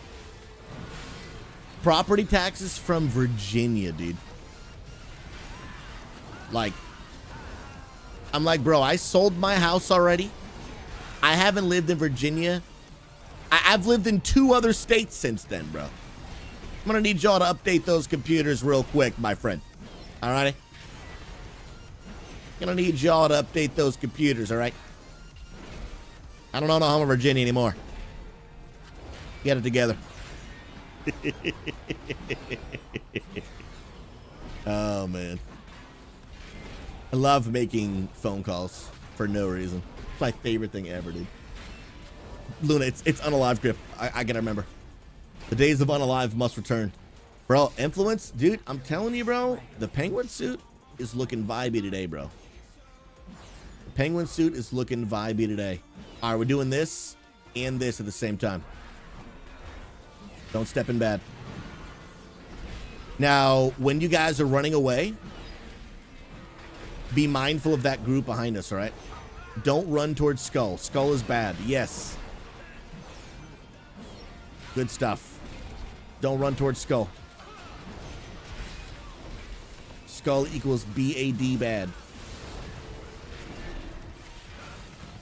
And Peacekeeper is just punching me in my mouth just a little bit, dude. Tear gas.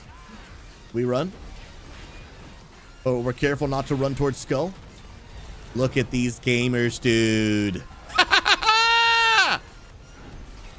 Guys, I did an off-stream raid the other night. Actually, I did 2 off-stream raids this weekend. Friday night with Crit Happens, absolutely a vibe. Heroic, that was a lot of fun. Good progression. And then Saturday, midday, Chad was streaming. Jumped on in. They were doing a little pug, normal, chill raid. I brought the Ellie Shaman. Dude, it was a vibe, bro. It was absolutely a vibe, man.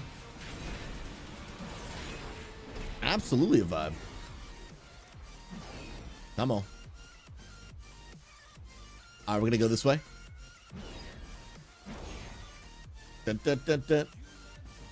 I'm gonna pull this group. Oh, I'm stuck on a tire. Now be very careful of that guy. You're gonna get uppercutted and pushed back. We don't want to get pushed into that guy. So we're avoiding those markers. Don't get pushed in those directions. Dun-dun. Let's go, let's go. Okay, we're good, we're good. No, Hogan, no, I didn't sign up, no.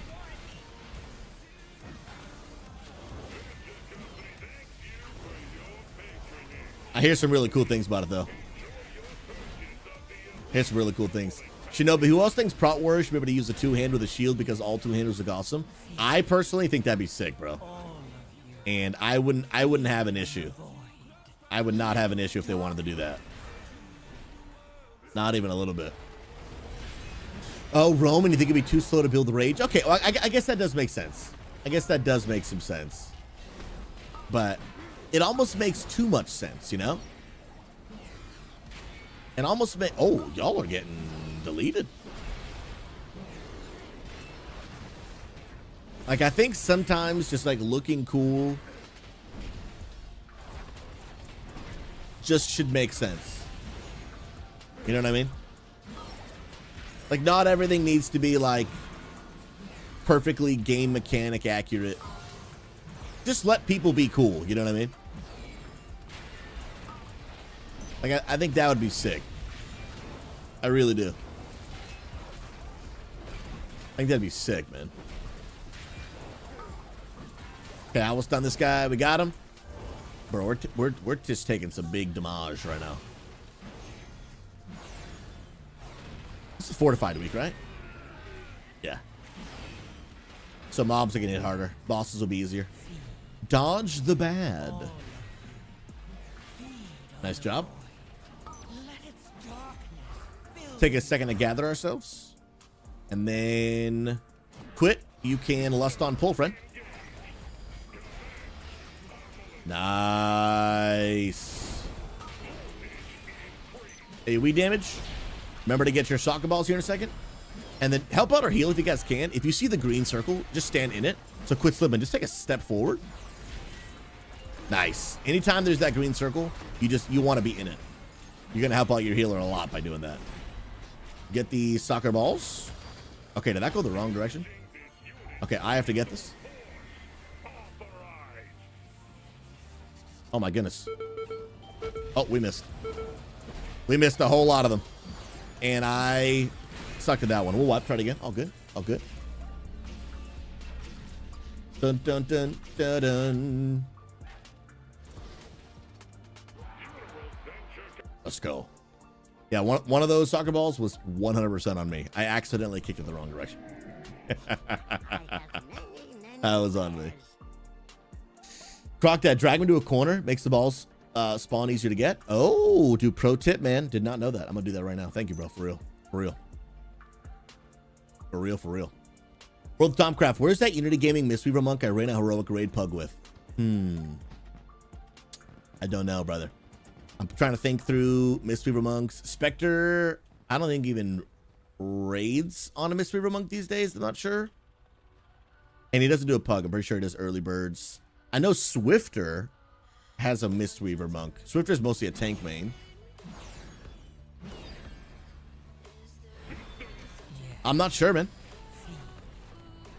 And the people got alts and stuff, so I'm not exactly sure who it could have been. All right, I'm gonna drag him into a corner.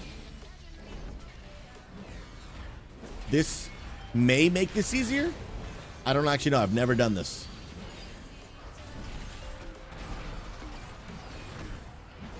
Do we like all have to? Oh, I see what you're saying. Get those, get those. Nice job. Dude, that does make it easier, bro. That totally makes it easier.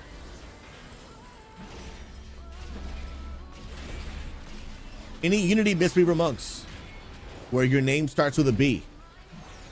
World of Tomcraft is looking for you. He wants to give you $100,000. I just go back to the same corner?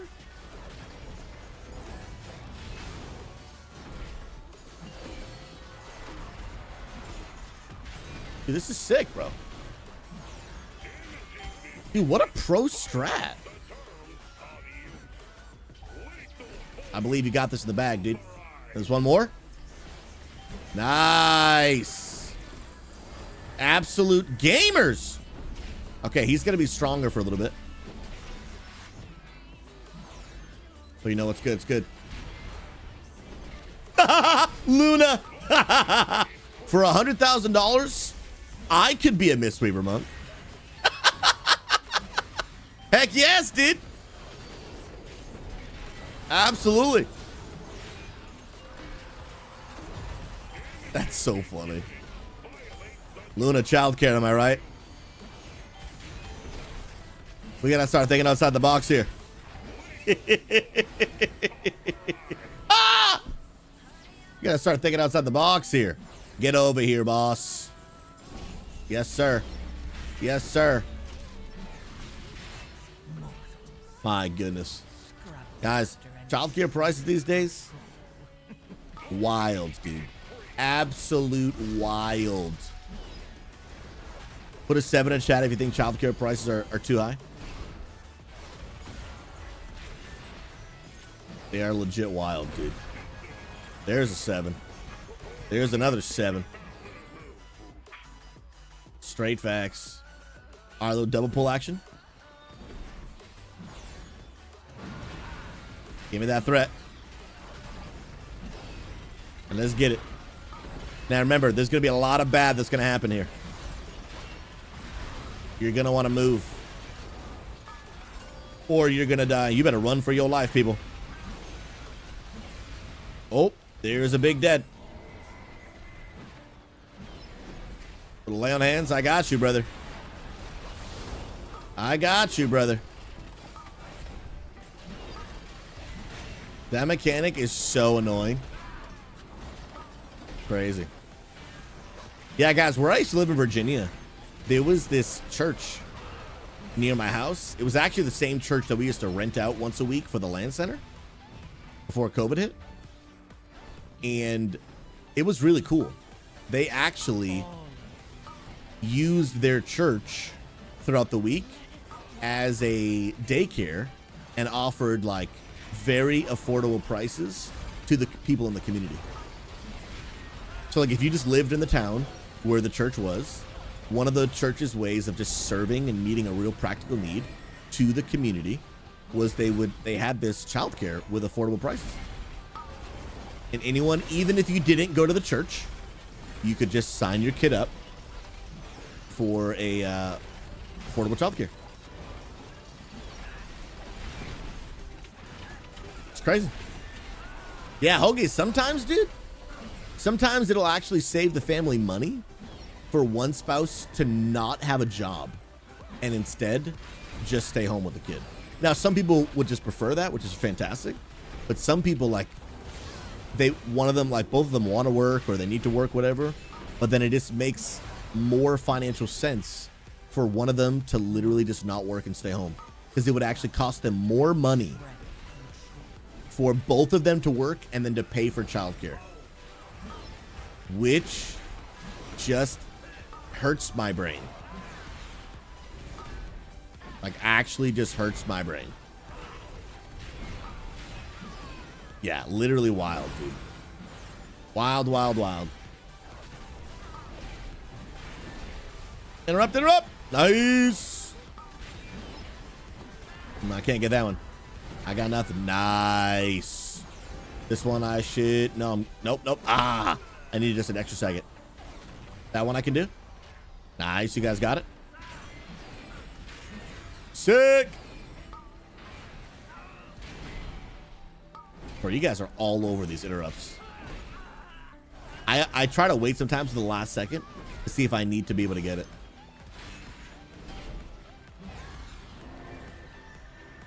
Okay, then we go up here. I'm actually going to pull these back down. Please be careful of that pack right there.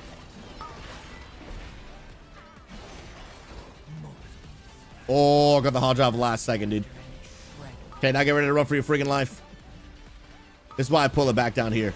Because then when we start running, it gets crazy, bro. It gets crazy. Ooh, got it. Got it. Croc, you guys went to a single income house because it made more financial sense for us too. Isn't that literally wild, bro? That like it literally costs more money to pay for childcare than the money you would make if one of you had a full-time job.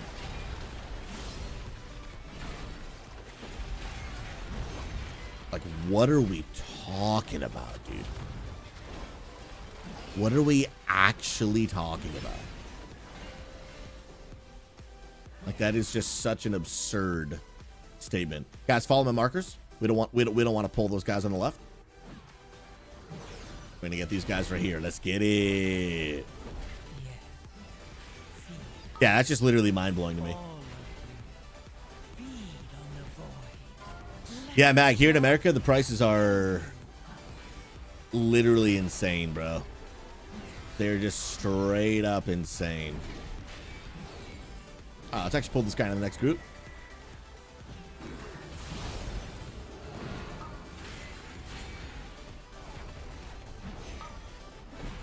Nice grip. Frosty's different, dude. I got that one. Oh, I thought I got both. I missed one. Coach, I mean to be completely divided. Oh, wait. Okay, here's the first comment. I wanted to open a doggy daycare in the same building so parents could drop out both the same spot. Dude, that would be... Dude, there's a lot of people that would love that. There's a market for that. Yo, Ferric, how are you, friend? Welcome, welcome, welcome. I'm going to do some kiting on this guy. Because when my dots get too high, my dude starts trucking, bro. He starts absolutely trucking. And we're going to have lust for this boss again. Hello? Don't want to interrupt. Yeah, I'm going to get to probably 7 or 8 stacks, then I'll just dwarf racial.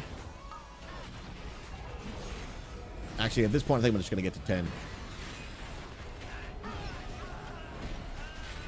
Oh, my stacks fell off anyway, because he went away. Save the dwarf racial. I feel it out depending on the level of the key and watching my survivability. But at a higher key, that thing starts to truck my face, dude. For real. I got 7 stacks, 8. I'll just dwarf racial that. We're good.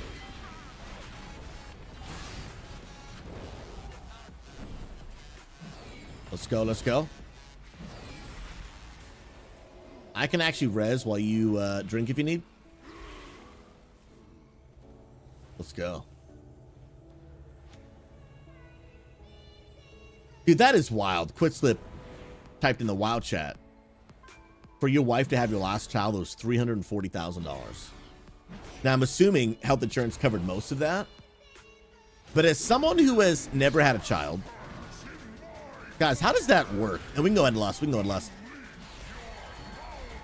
Do you, when you have a baby, do you get hit with just a fat bill that you have to pay even after insurance? I guess it depends on your insurance.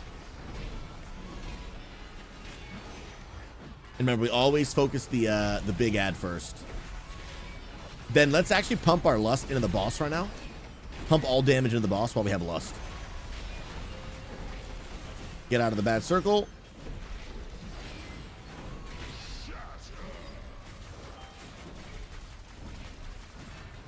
Okay, next ad is up. As soon as he turns big and blue. All right, focus the ad with skull. Just pump, pumpity, pump, pump, pump, pump.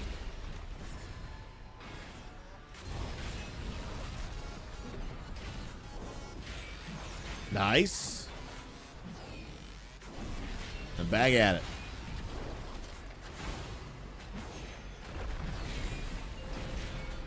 Get out of the bad. Let's kill that ad. It's so low.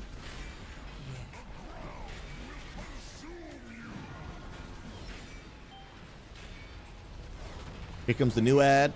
All right, finish it, and then switch to the other one. Okay, now there's the big ad. Nice job, homies. Oh, definitely stood in bad. Yo, what's up? Keep pouring. It's been a while, my friend. How are you? It's been a long time. Altaholic, good to see you back as well. Oh, if you're in the military, having a kid is free. Okay. Croc Dad, your bill was like 66,000, but we only had to pay 1,600. That's still a lot, though, dude. Because, like, just all of the stuff you already have to pay just to have a, like, actually having the child, like, it existing under your care, mad money. To have to pay for it to come into the world is just, it's a lot, dude. Especially when you learn that other countries, like, they just don't do that. A lot of other countries, you just have a baby for free. You know what? Decline that, battle res. I shouldn't try to battle res you at like 2%. Keeps forward. What's the newest life update, friend?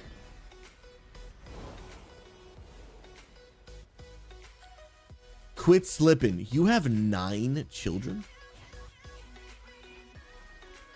You're different.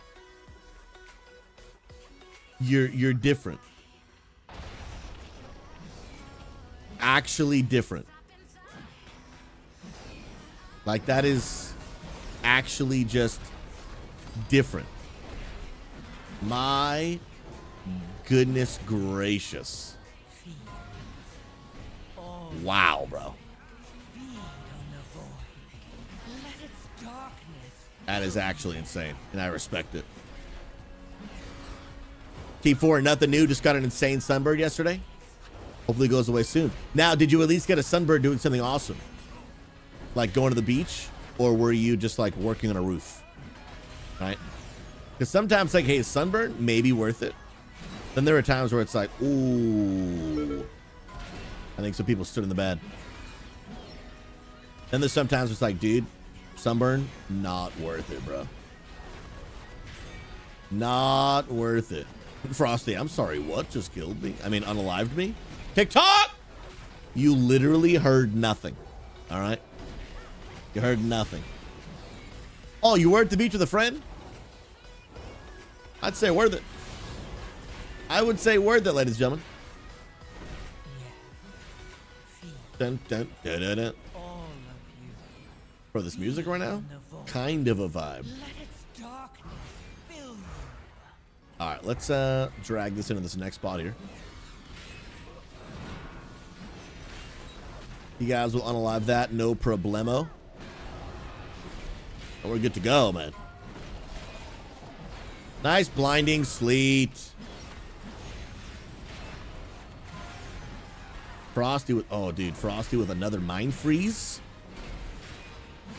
Gamer. Dude sees all things, man. I'm helping him with some cures or whatever they're called.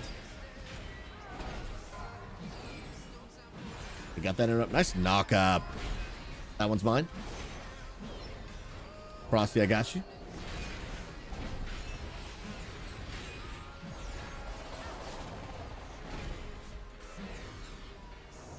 And the cleanse door I was looking for. I was like, dude, why can I not remember this word, dude?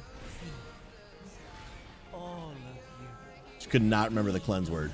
Crazy. I got that one as well.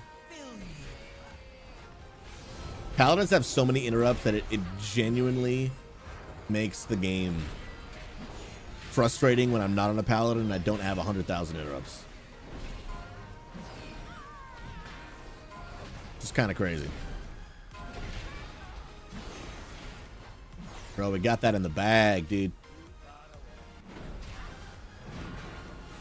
Remember, this one's going to spawn these, like, tornadoes. Just make sure you move away from them. Here they come. Get away from them. But still try to stand in the green circle. That is the healer's healing. Helps a ton. I'll try to keep us at the edge.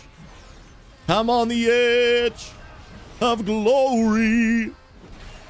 All right, move away from him. I'm going to bring us here. Steel green. Oh, I was going to say no tornadoes, but then one appeared. Oh, we pulled. We pulled.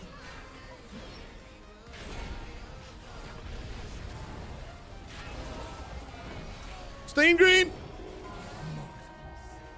Nice. Paladins are exhilarating, dude. I'm out here bopping, word of glorying, freedoming. It's just, I love it. I love it. Well, Key 4, I'm glad to hear you say that, friend. The experience was worth it. That's it right there. Now, fortunately, if fun didn't always have to come with a consequence, that'd be better, right?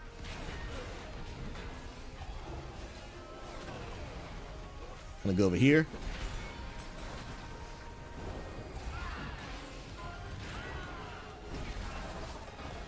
Now, Key 4, remind me, what part of the world are you from again?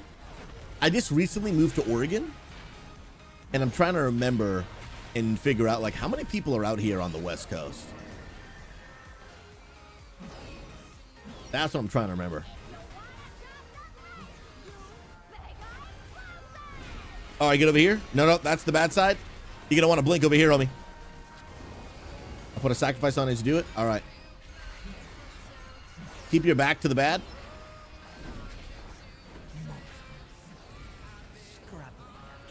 All right, whoever gets the mechanic. Yeah. Point yourself at the bad. Just like that. Just like that. Okay, now try to get that side. All right, next one we'll do this side. Wait, now Key 40, when you say from Israel, do you mean like currently still lives in Israel? Or you used to be in Israel?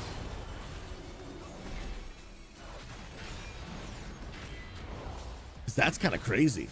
All right, we got to go over here. We might get some deaths here. No, we're good. We're good. All right, drop the bad over here. Hey, we're big chilling. We're big chilling. And then point your thing that way. Nice. Frosty's all over it. He's all over it. Frosty, I wonder if you could actually life advance that, not get the knockback, and stay in melee range to keep uptime while pointing it at the right direction. I don't actually know.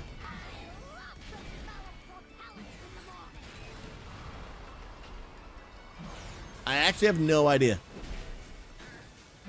That'd be a cool little experiment. All right, get to safety. Try to put all the bad over here.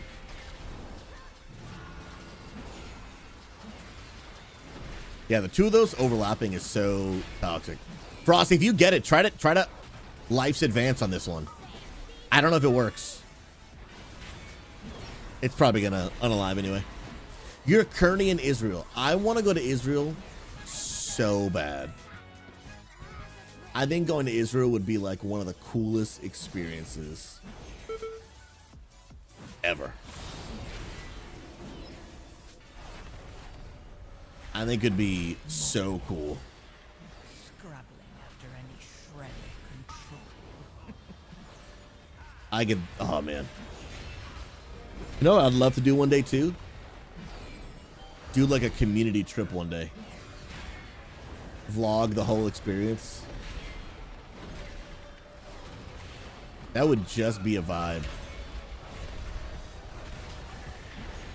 It really would, man.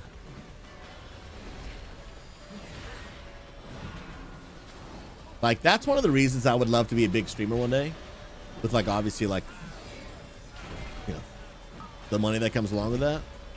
And I'm not even joking. Every year, dude, I would probably, you know, have people send in an application to sign up. And I don't know, take 10 people to an all-expense paid trip to Israel, which I think would radically transform their life. Because, dude, if you're a huge streamer making $2 million a year, getting 10 people to Israel, and let's be real, as a tax write-off, it's just doable if you want. Every big streamer gets to use their money however they want, right? but like, it just is doable. It would be super doable for me to do that. And I would love that, man. I would absolutely love that. Because, man, I've talked to people that have gone, and they just say it's like, just life-changing. Just gives you a whole new perspective on the Bible and the life of Jesus. And I've heard so many people say, like, after you go to Israel, you'll never read the Bible the same again. And I just think, what a life-transforming experience. But, dude, it's expensive, bro. Taking time off work, going to Israel, paying for it. And then, like, if you're going to go, you got to do one of the, like, the guided tours so that they can explain everything to you. But, you know, that's money. So, like, if I could cover that for people, like, hey, you just got to take time off work and, you know, budget that. That's on you. That's on you. But okay, I'll cover the trip. If you can just get yourself time off work and the get to the airport, the rest is good. Now, if you want to buy, you know, some souvenirs, yeah, you pay for that too. And dudes, that is a real factor of, like, you know, depending on what's going on in the world, is it a good time to go? But if that wasn't a variable, just going, dude, would be sick, man. And I'd be happy to do that too, bro. There's so many great things I would love to do to serve a lot of people, man.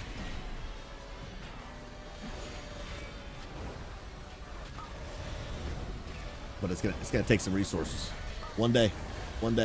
Oh, absolutely, keep for it. If you're gonna go, you need a guide, bro. You need a guide. There's just too much for you to figure out, to know where everything is, and then fully understand the stories.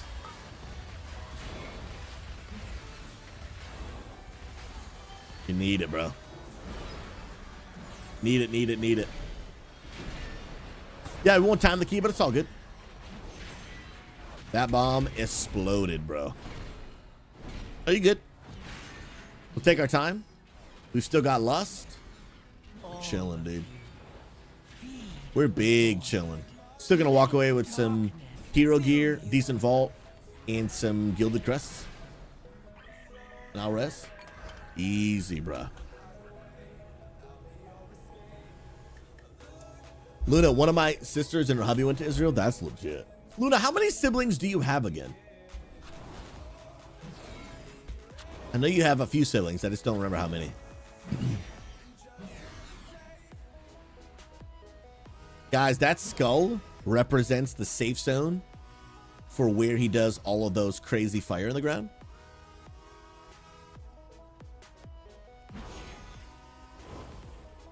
So I'll try to take the boss near that direction. He's got a bomb. Whoa, from like a million miles away too. Sheesh. I wonder, can you just vanish? Can you just go invis? You have shadow melt? Yeah, try to shadow melt it. Shadow melt. Quick. All good. Oh, he used it already. Okay, cool. Didn't work. I didn't know if it would actually work. Well, shadow meld definitely would have worked on this big guy, but it was on cooldown. All good. 3 sisters and a brother that passed. I did know that. I forgot how many sisters. You know what's just crazy, guys? There's just so much that we just don't know about the people on the other side of a username, you know? Like I've known a member of the community, he's actually one of my mods, Desert Dwarf, for years now. And I knew that he had some disabilities and some difficulties. But I got to meet him in person like 2 weeks ago. And it just brings a whole new light to getting to see with your own eyes or hear the stories. Maybe you didn't know that Luna had a brother that passed. You just start to realize, like, man, people go through things on the other side of their username that we don't really know about.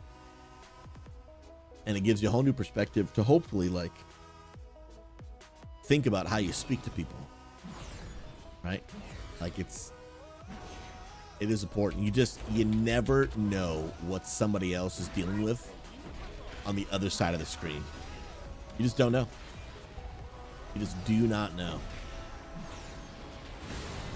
That's why it's just important to be kind, friends. It's just important to be kind. So you see how there was no circle on Skull right there?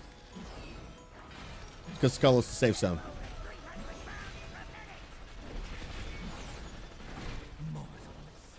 And a little tip for you, the closer you guys are to the boss, the easier it is to run around him when he does the frontal.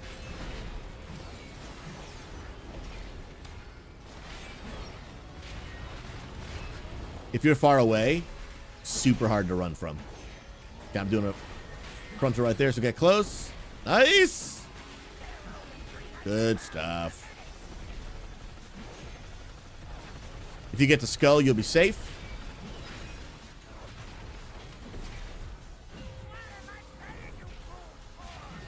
Oh, well, he's phasing now, so it's different.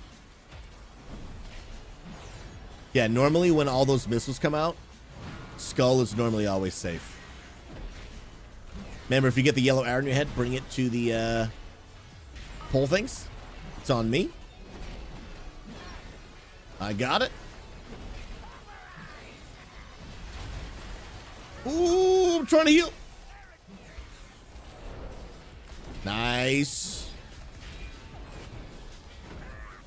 And then the last one is over here.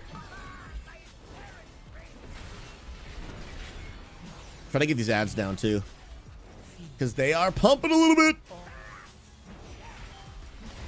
Good stuff. Yo, I didn't know that AMS would save your life. All right, let's get back to Skull.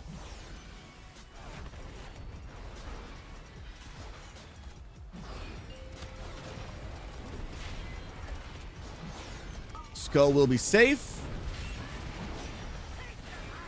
Oh, baby. Oh. Yeah, right there is a really important moment for the tank to not point the frontal at Skull, because then it'll make that a lot harder. Let's just kill that ad real quick. Skull will be safe again. And the frontal, what happens is if it turns that direction, then that gets rough. But now we're good. Skull's safe. Dude, it happens so quick. It's such a toxic mechanic, dude. It really is such a toxic mechanic. Why's my B-res not working? Hello, game? I don't know.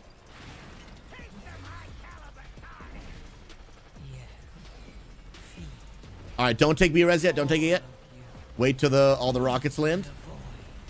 Okay, you can take it now. Yeah, the boss is gonna die. I mean, unalive. That's what I said. Let's go. Come on, come on, come on. Love to see it. Any loot?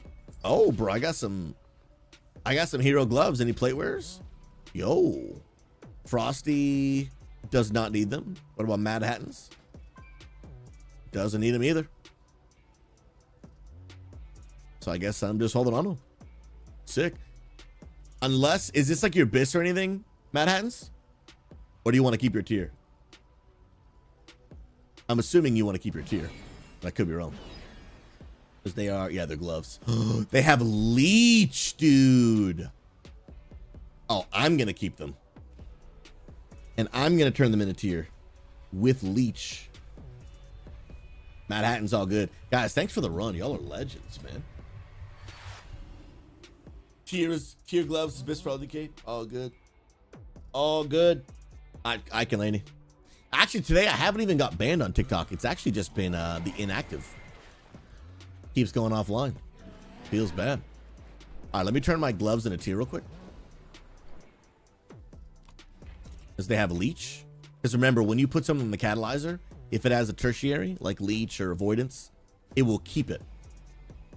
So this is actually an upgrade for me. Sick, dude. And then let me actually put them on, and then I've just got to go upgrade them. And then I do have to upgrade some other gear later, but I'll do that because I gotta go. Workout stream's gotta start. It's gotta start. Guys, thank you for running. That was a ton of fun. Great work, friends. Max the. Oh, I won't max them out. I'll just go back to where they were. Because then I gotta get a crafted item. Well, I actually will have enough. That's my Biss helm. Legend. And I still have enough. It's 60 to get a crafted item. Let's go, dude. Transmog the gloves before I forget.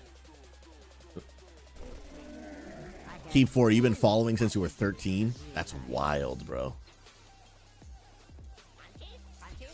We have some people with a similar story, which is just literally crazy. Literally crazy. Roman, I think AMS is probably one of the strongest defensives in the game. It just makes it so you literally just don't have to do so many mechanics. It's crazy.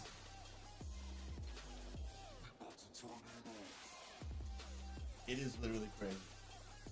Insane. Love it. All right, friends, here's the deal. We're actually about to go to my garage together. For those who want to actually come hang out with me, we are going to my garage to do a little workout stream. It's got to be a relatively quickish one because I have to leave for the DMV in 45 minutes. But we should be able to do some work by then. Absolutely. Pastor getting swole. That's my title. Going to the just chatting category. Alt F4. Auto World of Warcraft. Let's go. Oh, we're leveling up. Hey, by the way, friends, if you're watching on TikTok stream is actually going to go down. I do see people over there. So if you guys want to actually follow my link right here to the purple platform, get you guys over. I can't bring TikTok with us because I can't see the chat. There's just a whole lot of tech reasons to it because I'm literally just going to be streaming from my cell phone. So if you guys want to come over, would love to have you. If not, I'll be back tomorrow at 11 a.m. doing some more gaming and content. WoW will not be available until 11 a.m. Pacific, which is 2 p.m. Eastern. So the stream when it starts, obviously we're not playing WoW because, well, at least not playing retail. I'll let you guys know what we're doing tomorrow. It's going to be amazing. Come over to Purple Platform if you want to keep hanging out. TikTok, we love you. See you soon. Peace. I also see that I got a few hydrates. Crocdad and Keep 40. This calls for a chug.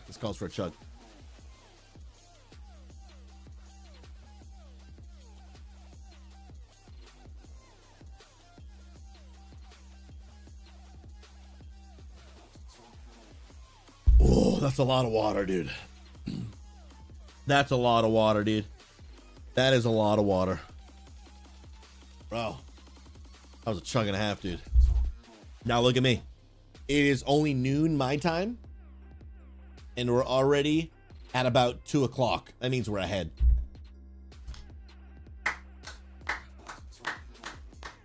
Guys, I appreciate y'all throwing down the good old hydrates. Otherwise, I don't know how to drink. Coach with another one?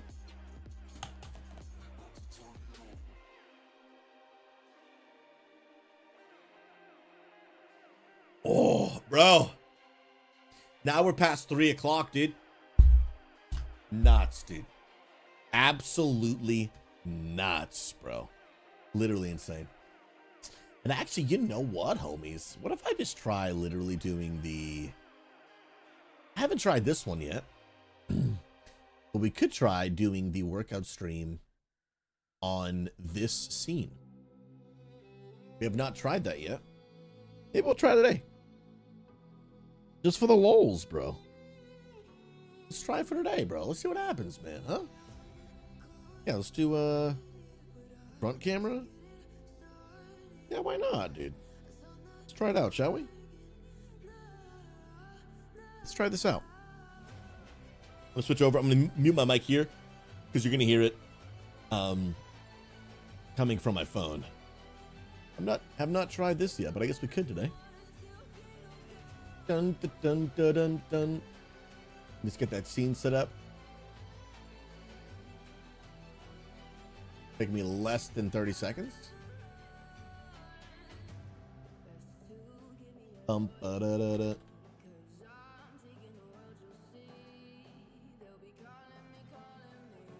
Man, we should be good to go, man.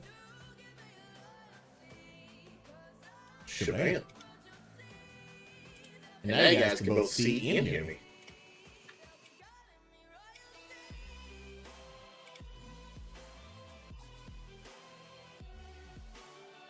There's an echo?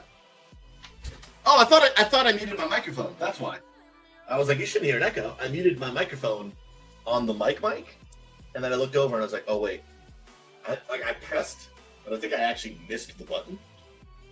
So I didn't actually press anything. I just pressed the soundboard, but not actually the button. LOL. L-O stinking L. All right, let's go, friends. Muscles they're not gonna gain themselves, dude. Now here's the deal. Don't judge me.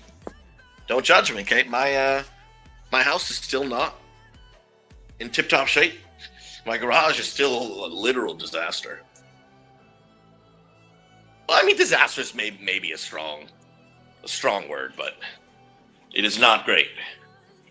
We still got to get rid of some stuff. Lots of things. Let's open up that door. Hello? Hello? And then I'm going to leave you guys for a second because I have to go put my sneakers on. So let's set you guys up right here. And then let me just BRB real quick while I get my sneakers.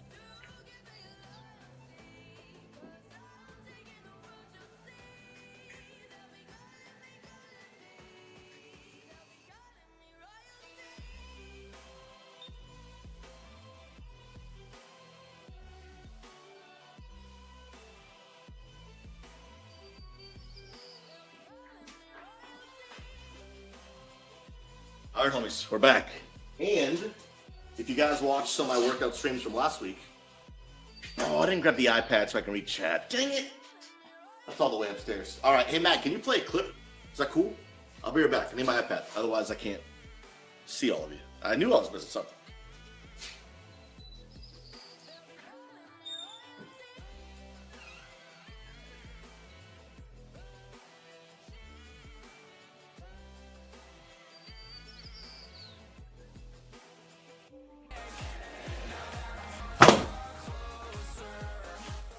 Guys, I think I broke my bench. Guys, I almost just died.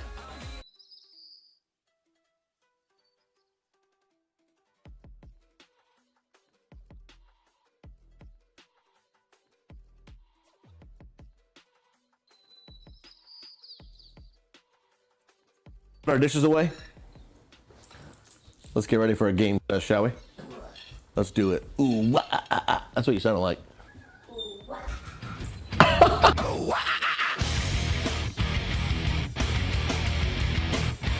We have return. That's really cool. I'm kind of for that. I'm actually kind of for that, dude. All right, let me get the chat open so I can see your beautiful faces. Even though I can't see your beautiful faces, because that's not how this works. I can't ever see your faces.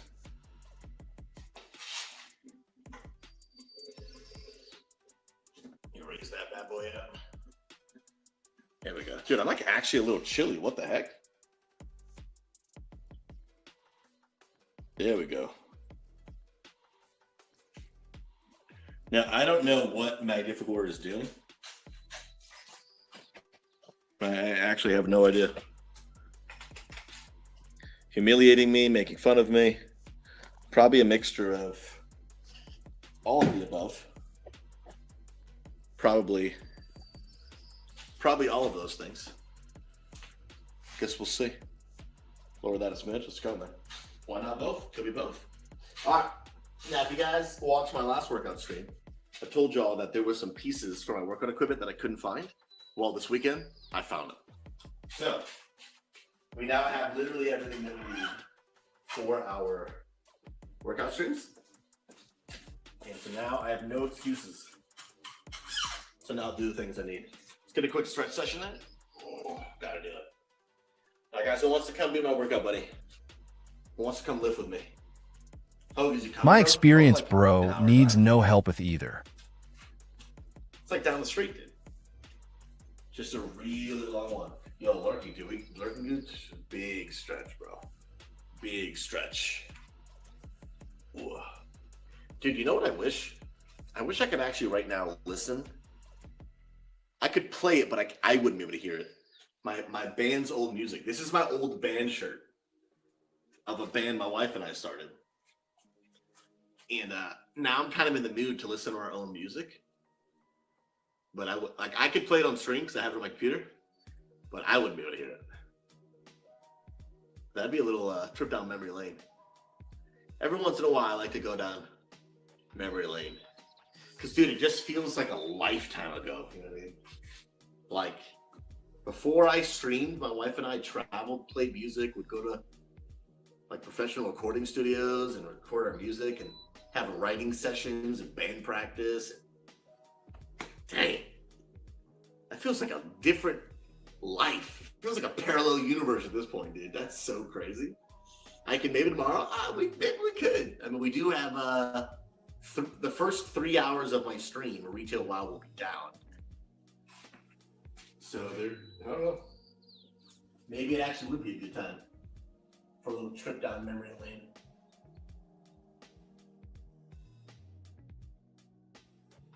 Stretch there. Let's go. All right. Now I have all of my weights and the bars that I need. So no excuses. I got all my stuff.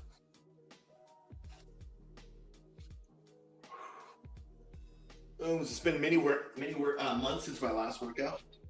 I was also a complete menace in the gym. Being a class clown was not a good combo. Probably would not want me as a gym partner. I don't mind someone who is fun and goofy to be around, but is also going to put in the work. Gotta have a little bit of both. Oof.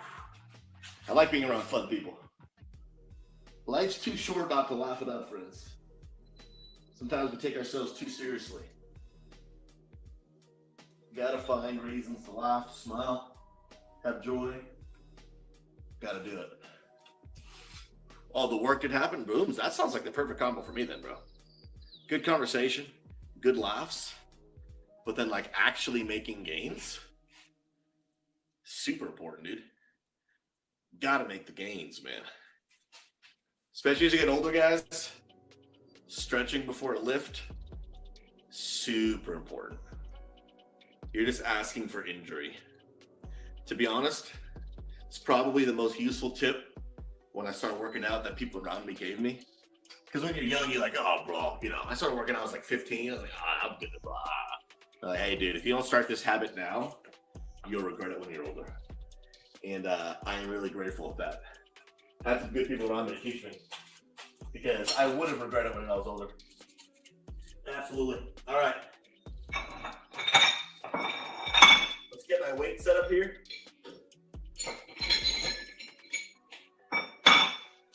I'll take y'all with me. Make the stream a little more interesting. So basically what I'm doing right now, I need to put together just a few of those. So I'm just gonna grab 2 of these bad boys. My first few weeks back at the gym, I'm not really worried about tons of weight. I'm just worried about getting in the habit, getting my form back down, getting the movements. Then once I'm a few weeks in, I'm feeling loose, feeling good, and I'm feeling consistent. Then I start worried about weight and stuff.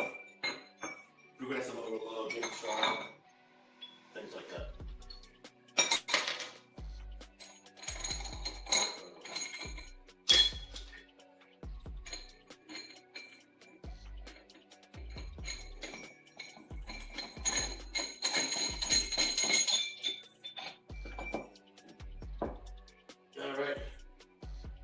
Let me get the camera back in place.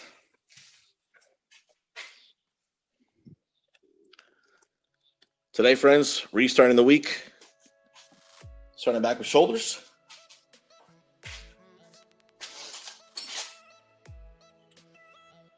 And depending on the time that I have, we're gonna focus on 3 parts of the shoulder. There's the front part, side part, back part, right? You got the rear deltoid, lateral deltoid, all that kind of stuff. 3 movements. And then we'll do the back. And then if I have time, we'll do more of a compound shoulder lift by doing a shoulder press. We'll see how it goes. You may be starting a little flame in my spleen to start working out again. Hey, bro. That is one thing I would love, man. Is to hopefully the stream is an encouragement and inspiration to people to get that workout in, dude. I would love that, man. Let's do some side lifts, some lateral raises. I'll keep my core squeezed, only moving at the joint. Let's go. 1, 2, 3, 4, 5, 6, 7, 8, 9, 10, 11, 12. Let's go. One thing, for anyone that's doing lateral raises, is I see people sometimes going like way up here. I don't recommend that because once you go past like the 90-degree angle right here and you go above it, you actually start working out your traps. And what happens is you're taking the tension off of the shoulder onto a different muscle group. And the reality is that the trap is not, it's not a shoulder muscle. A lot of people misunderstand that. They're like, oh yeah, it's near my shoulder, it's the same. The trap is a back muscle. It's part of your back.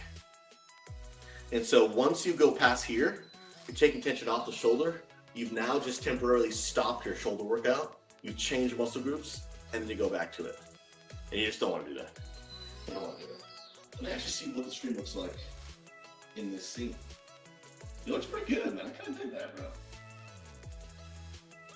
I actually kind of dig that. I might use this scene when I work out. By the way, how's the audio, guys? Is it like absolute potato, or is it just like, it's not bad? It could be worse kind of thing. Kind of curious on how that sounds. The camera's not bad.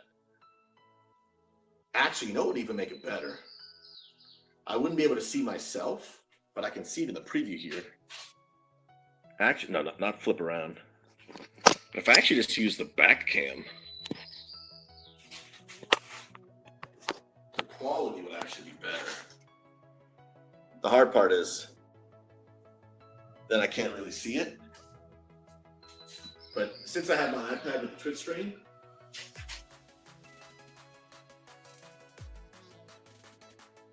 then I can see it.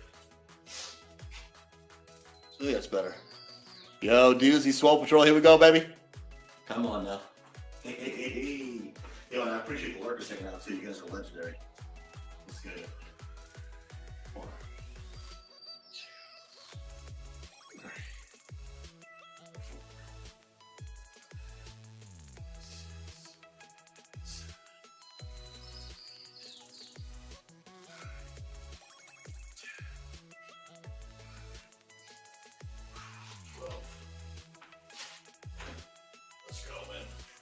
You see a bunch of gadgets on the wall, they have buttons, I want to press them. That one apparently is like the sprinkler system, but I haven't even figured out how to use it yet.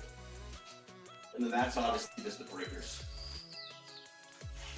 That is my, that's my internet right there. That's pretty much it. That's pretty much it, man. Doozy, how's the day going, brother? Let's go. Catch it could be way worse. Audio seems fine, by the way. Yeah, I may actually at another time. I need to experiment. I want to see if my wireless mic that I have. I want to see if it'll travel all the way down here. I don't know if it will, but I could actually also just plug a mic into my phone and get the audio to my phone. That would actually probably be better, and then it would guarantee it would be in sync. So I may have to look into that. I have one that I got off TikTok Shop, but it's not good. What you're getting right now, honestly, probably sounds better, to be honest. Couch John, did you work out this morning, dude? I know you're like an early workout guy. Not me, bro. I'm up at like 6:30, 6:45 every day. Oh, it's that Sunday. Oh, Sunday I sleep in. But the early workouts, dude, I could never do them, man. Even when I worked out super consistent, they were in the afternoon. I couldn't. I just can't do the early one, bro.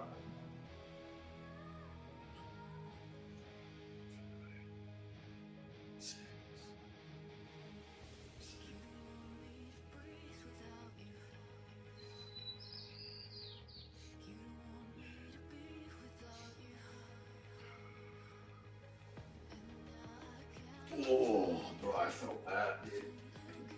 On the last set, I raised the pinkies a little bit. Oh, and that hurts, bro. Oh, I feel that, dude. But I feel the pump.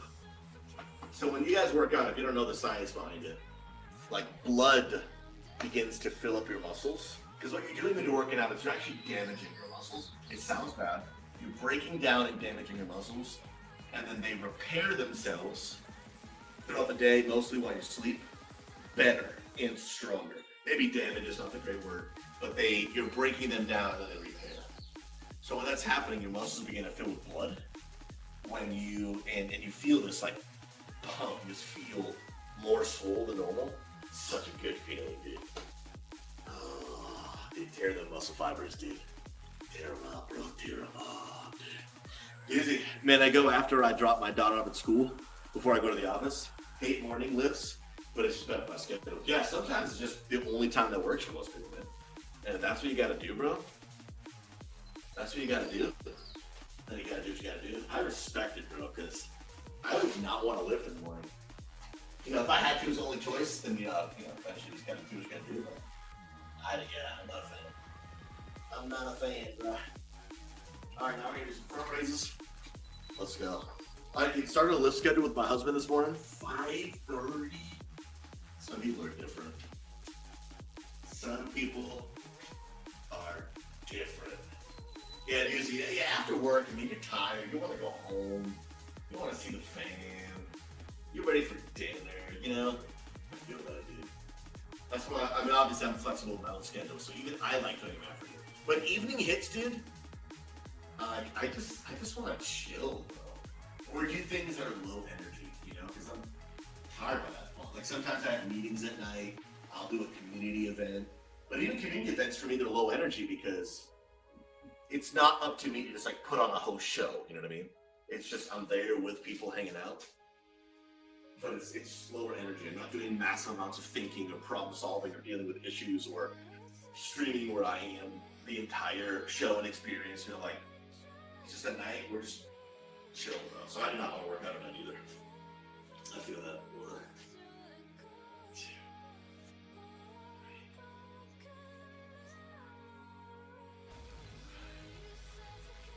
Notice I'm not letting my body sway, I'm just moving the joints.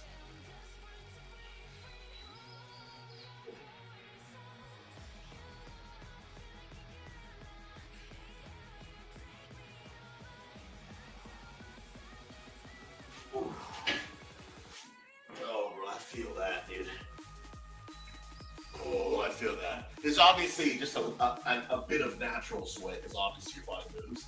But when you start, like, really swaying, you're robbing yourself of some good gains, man.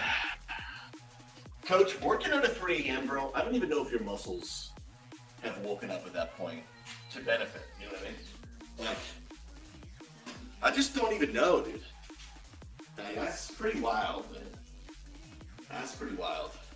Casual 5 a.m. morning sauna at the gym with cold morning weather is so nice. That does sound fun, dude. I think my evenings are too unpredictable or change too much. Mornings are the only thing that stays the same until 7:30. Yeah, absolutely.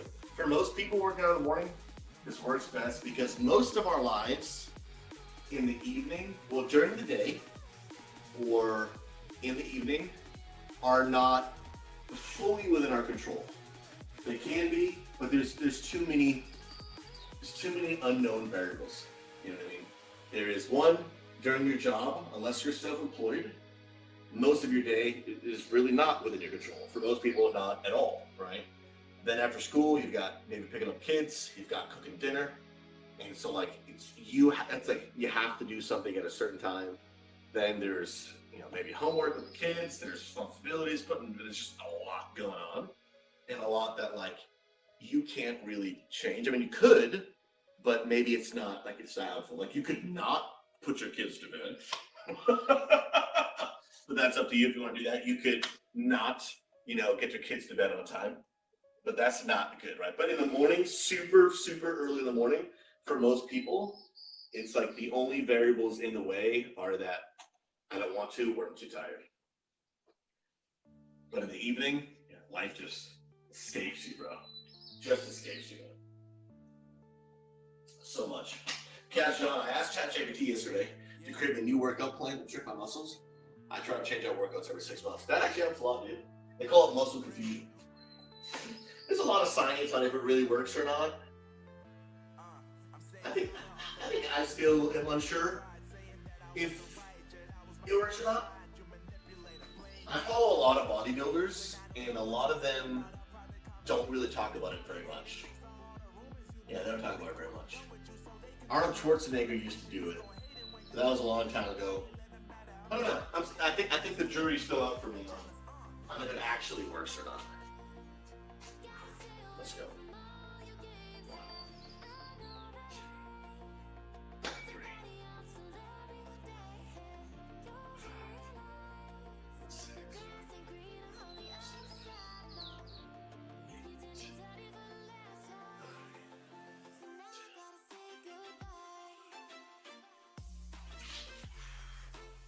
Let's go. Yo, does Athlete X say that it works? If it does, take his word for it. That dude's a genius, bro. I've been following Athlete X for like 7 or 8 years, dude. That dude's a beast. Here's another good one. Jeff Nippard. Nippard. Yes. Nip is the first part of his last name. Dude's a beast, bro. And they're both known for like applying science to workouts. Super helpful, dude. Yeah, Cash John, what you know about the muscle markers, dude, huh? What you know about the muscle markers, dude? I haven't seen a video by him in quite a while, though. But I've learned a lot from him, dude. It's wild, guys, how much info you learn about fitness just online, dude. Just online, man. It's crazy. Coach, what you have to do? So when it's the only time you get, what you gotta do? Yeah, bro. You gotta do what you gotta do, man. You do what you gotta do. Bro, Cash John is he's the king of the muscle markers, dude. The king of it. Oh, shoot, bro. We trying to host. Yo, is Bleed on? I don't know. We can host Deej. Between Deej, Zaru, and Bleed, if Bleed isn't on, I'll go Deej. I don't think Bleed will be on during the day. He can only stream tonight, right? Is that like?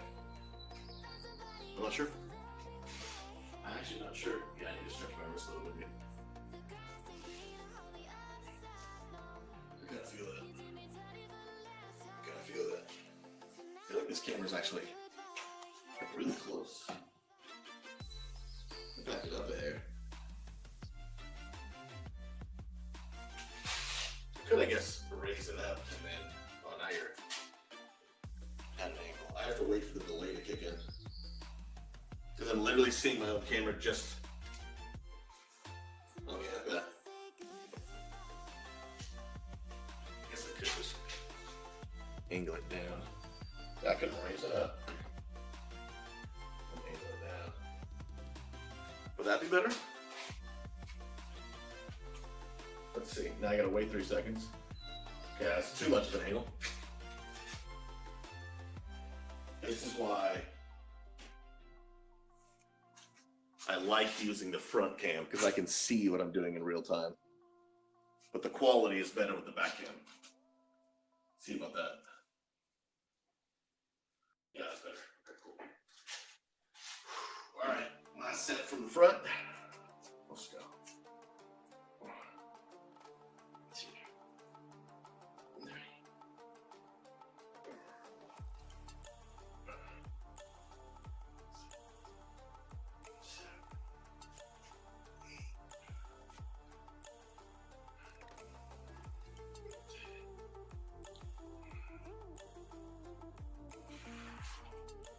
All right, next time for the rear delts. Probably the most underworked part of the shoulder. Most people work the front and the sides, but they don't work the back. Ideally, when you're going for a full shoulder look, when someone stands on the side, oftentimes it's how a lot of people train. You'll see the bump from the front, you'll see the bump from the side, but then you look at it from the side view, it's just like flat. Back of the shoulder's flat. You fix that by working the rear delts, which we're about to do. Delts is just short for deltoid, which is the official term for shoulder. Woo. Feeling it, dude. I'm feeling it, man. Let's go.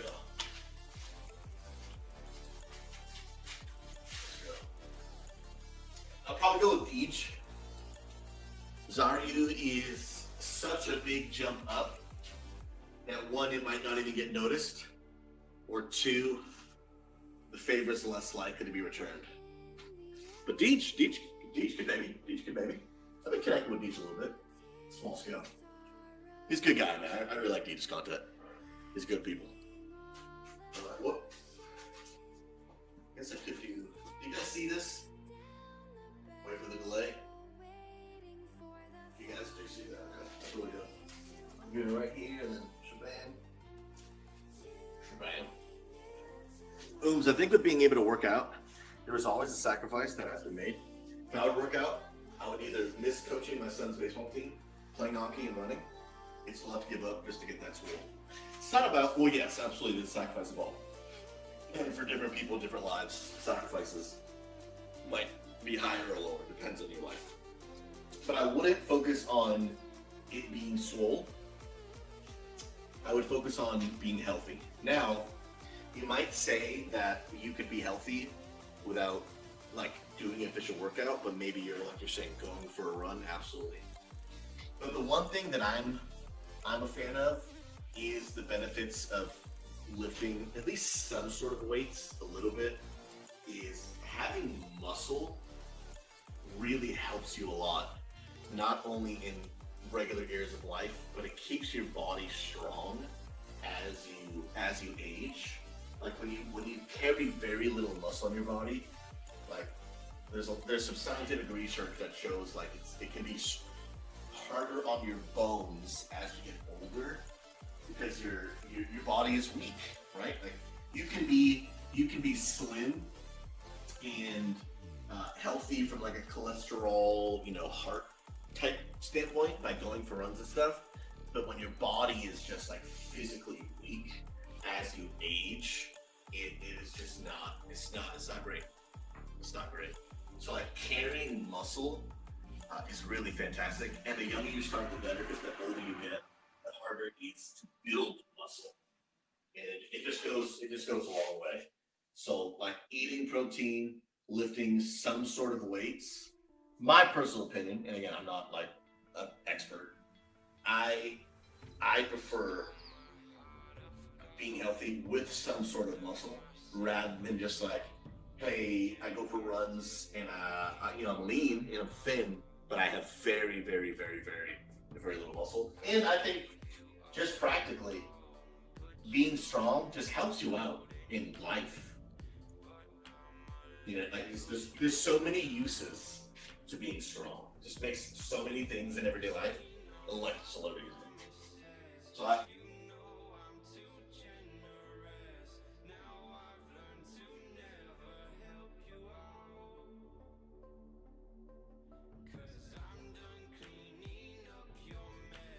but it doesn't actually interrupt the stream. Nice. I thought it was interrupting the stream every time. That's legit. Absolutely owns legs and core for sure. Especially legs. Your legs are the most useful muscle group to work because you're always using your legs. All right, let's go.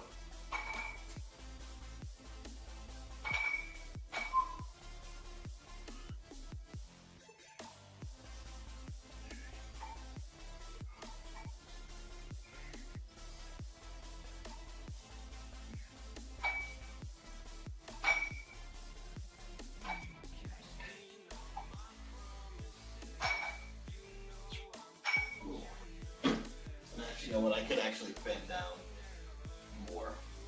I gotta look. I'm gonna keep my form actually this way, so I can see a little bit more of my form. I should have been more bent over. I'm doing that. So that's a total random thought, but I firmly believe there should be a shelf on your computer desk just for that lazy cat that just has to sleep on the desk. And you may have stumbled on $1 million idea. Patent it immediately. Get rich. Build us a land center. It sounds like a good deal to me, you know what I mean? It sounds like a good deal to me. That's true. And it would keep them from sitting on your keyboard. And it was SG, man, that's a real problem. A lot of people have. That's a real problem a lot of people have, for real. Ooh, let's go.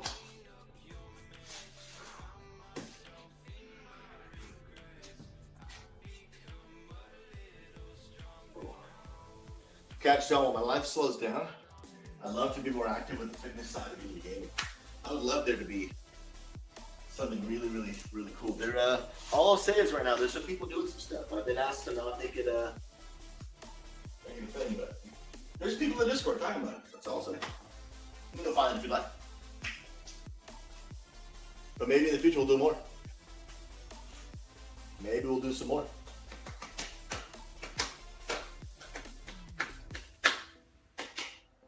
I love it, man. Yeah, full-blown like fitness community. People can ask questions, keep each other accountable, talk about how much weight they're losing, what they've been doing. That would just be sick, dude. That would just be sick. All right, set 2. I'm gonna bend down further.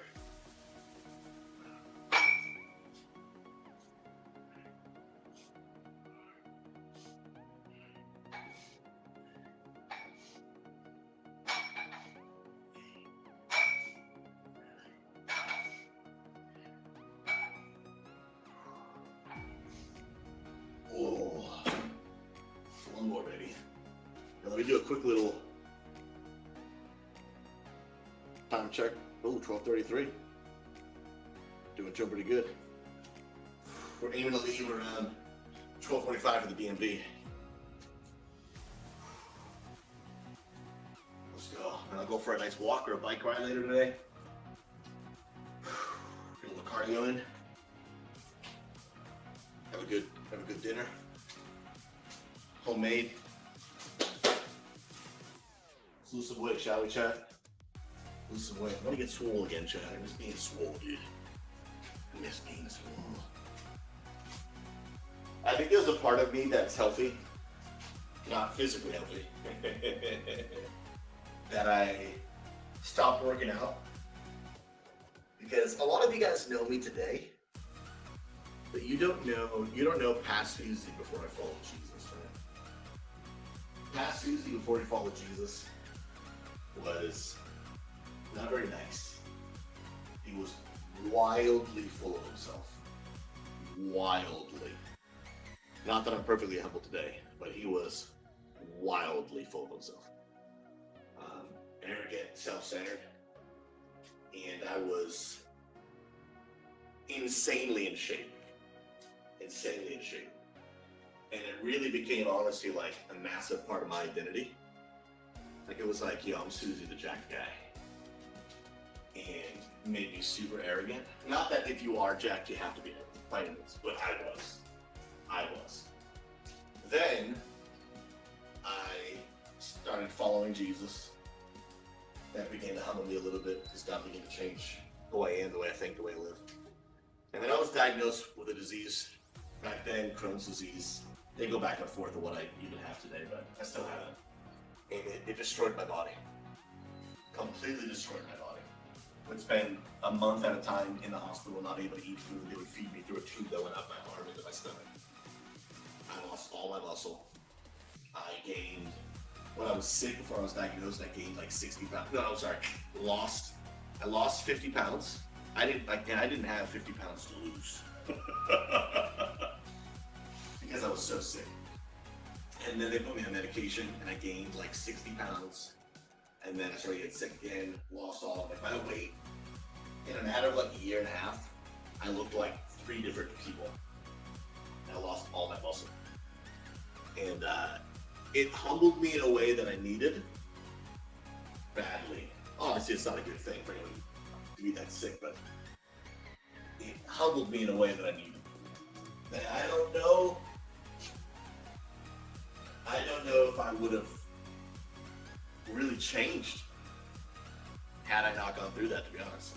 There is a chance I would still maybe be Mr. Full of himself, thinking of a hot shot, guy like I was back then. I don't know. But it was, yeah, I was not the SouZy you know today. Not that I'm perfect or whatever, but hopefully there's a better version of that guy, because he would not be watching his stream right now. Okay? I can almost guarantee you that. He was not so great. I'm still not so great today, but I suck less. I'll put it that way. I suck less than I did back then. And that is the help of God, man, every day. Every day that's what I'm praying. I'm like, God, help me suck less. Help me to suck less, dude. Yes. I need it so bad, man. Oh, Lord help me. Lord help me. Let's go.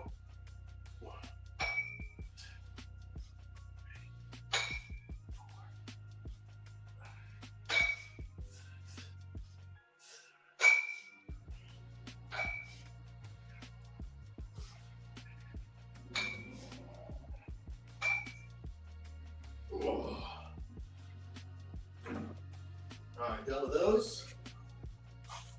I would like to do some shoulder presses, but what time is it, dude?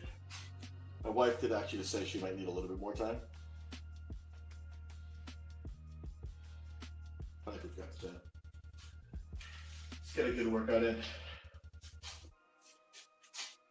Let's get a good one in, shall we? Don't take the easy way out.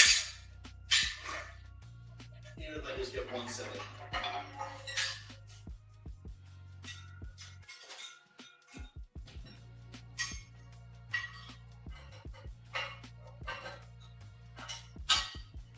Even if it's just one.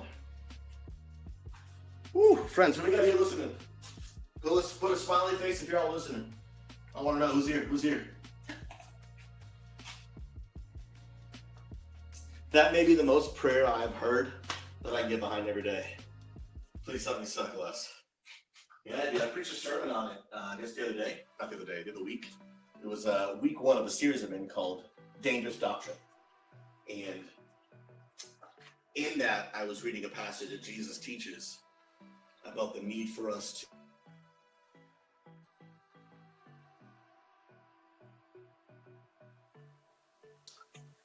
to allow God to change and transform us every day. And it's that same principle. We're going to go check it out. It's, again, it's episode 1, not episode, but part 1 of, I'm in podcast mode, episode 1. It's part 1 of Dangerous Doctrine. It's literally all about that. And probably not going to be the most popular sermon, but if I'm being honest, I think probably one of the most helpful. For those who want to listen anyway. Alright, where is the line? Where we at here, dude? Come on. There we go.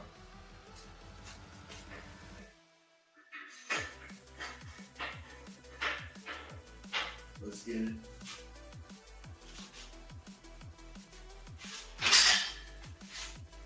Ooh.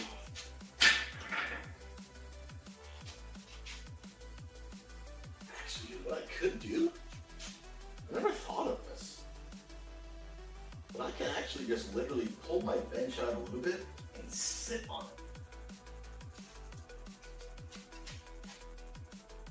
it. We'll see. I'm gonna do the first set, no weights, and see how it goes from there.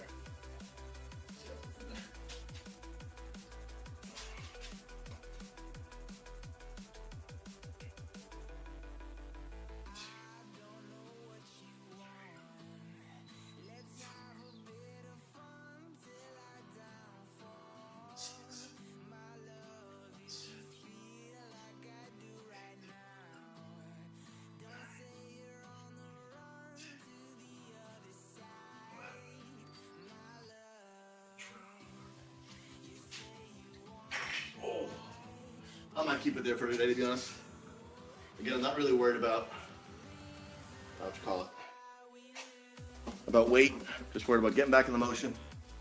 Getting that body used to lifting again. I'll keep it there for today. Woo! Spent 3-minute warning. What's 12:45? My wife said she needs a little bit more time, so I think we're good. I think we're good. Then I'll go upstairs, shut the stream down.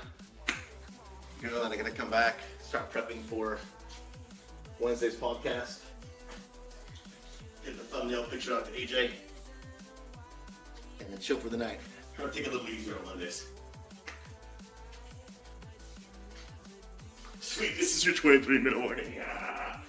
I can always count on you, friends. Always. Look at this legend.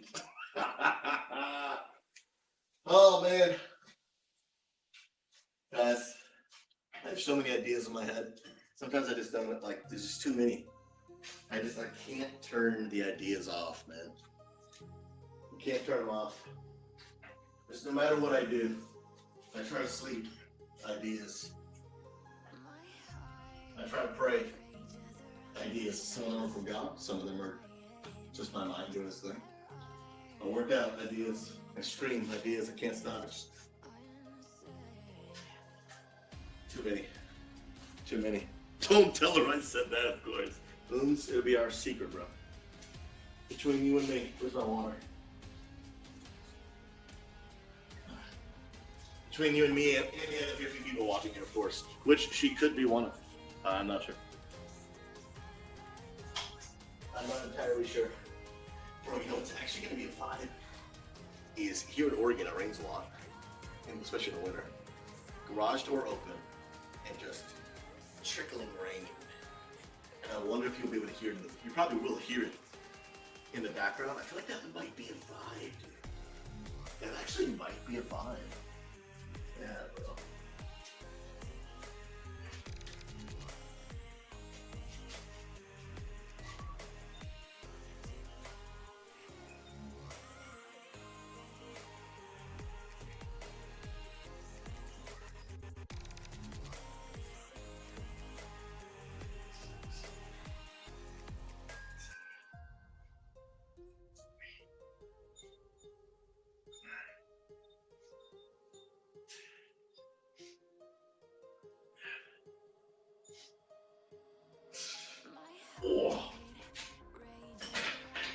Oh, and I feel that at the end.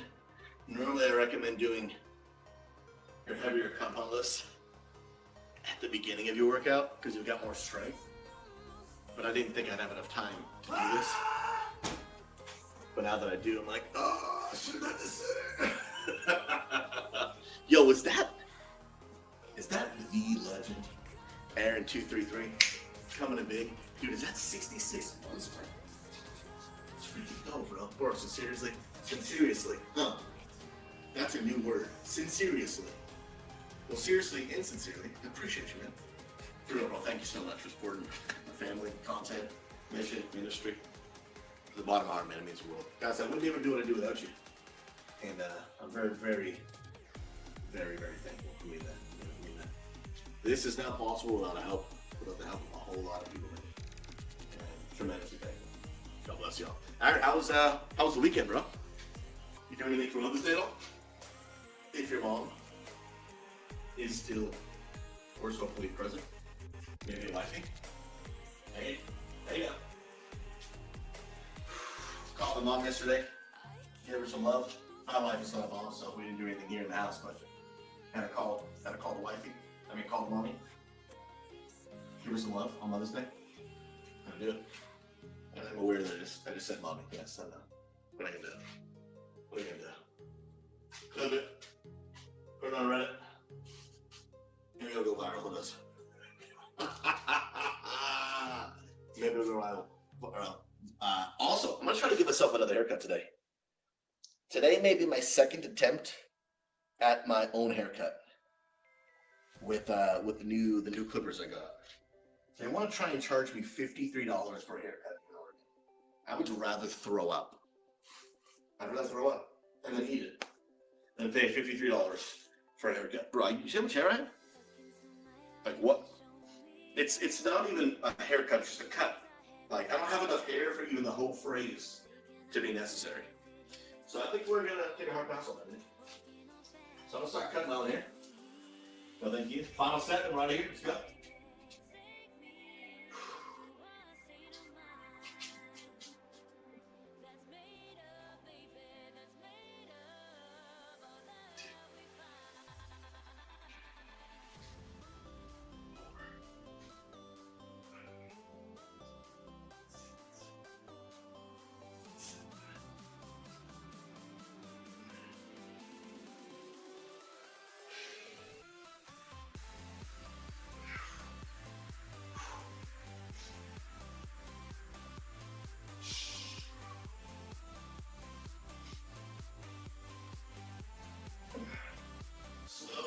Slow on the negative.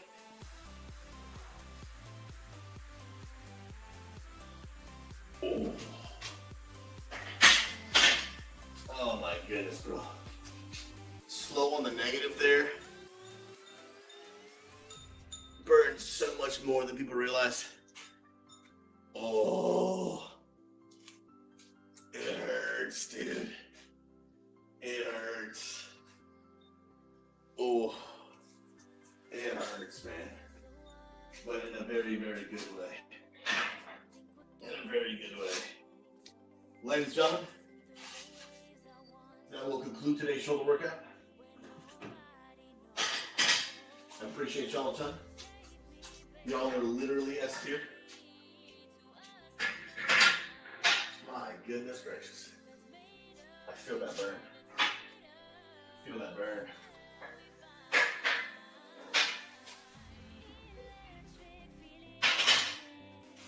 Oh.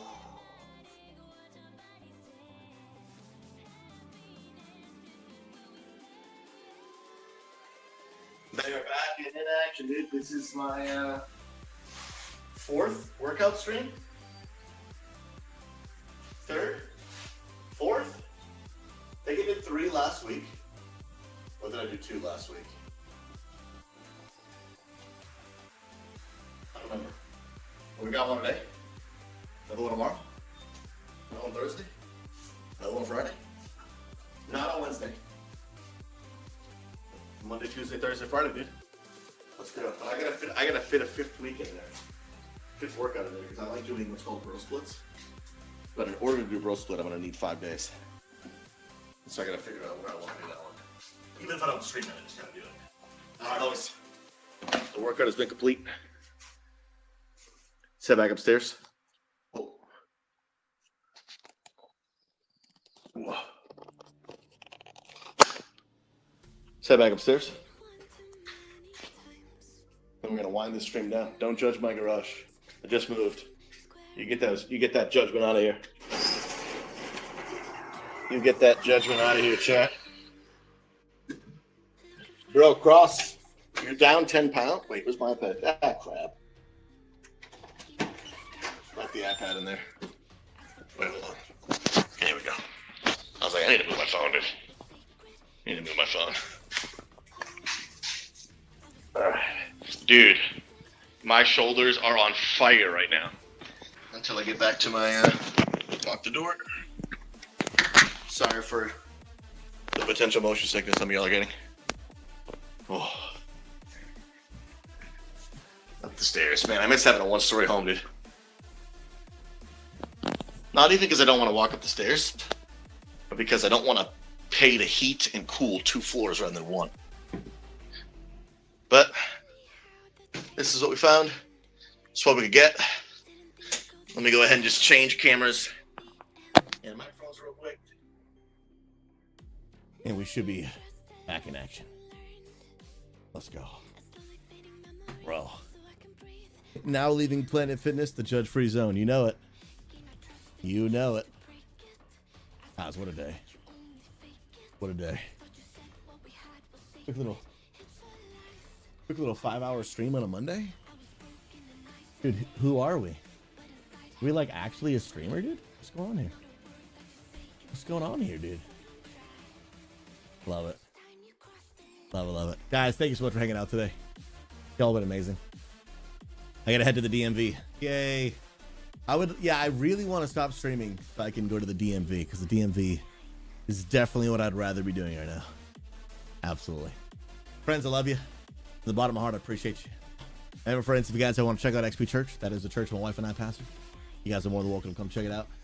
If you want to come hang out in the Unity Gaming Discord, which is a gaming Discord on a mission to end toxicity and loneliness in the gaming community, you're more than welcome. Those are all there.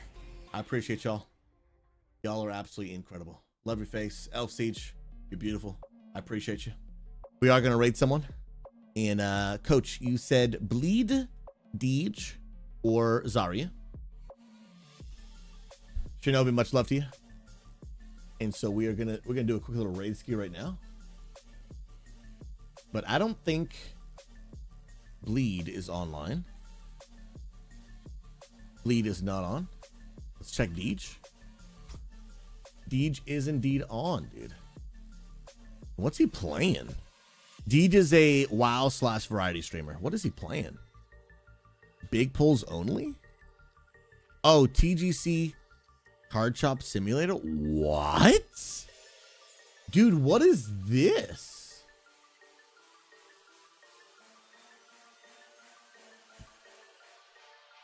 Wait, you asked Zari to raid me one time and he said he would? Dude, do we need to put some gas on that fire, dude? Dude, I think we need to put some gas on that fire then. Dude, what the actual heck, bro? What the actual heck, bro? That's crazy, because Zaryu is like, he's big boy streamer, dude. Almost 4K views right now.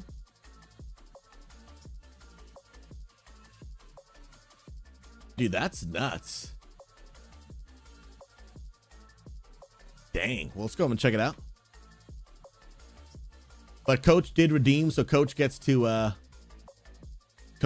you call it, pick who he hosts. He spent what, 25,000 points on that or whatever. Dun, dun, dun, dun, dun, dun, dun, dun. Put that link in chat right there. If you guys want to come raid with us, it'll mean a ton. Bump, bump, bump, bump. And we can all put this in the chat.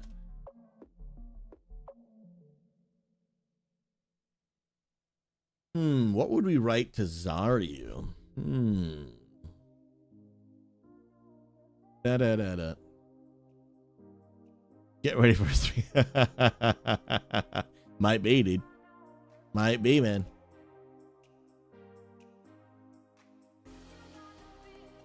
Then let's do this, man.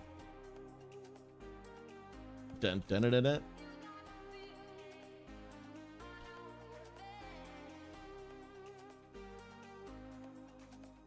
Let's do this.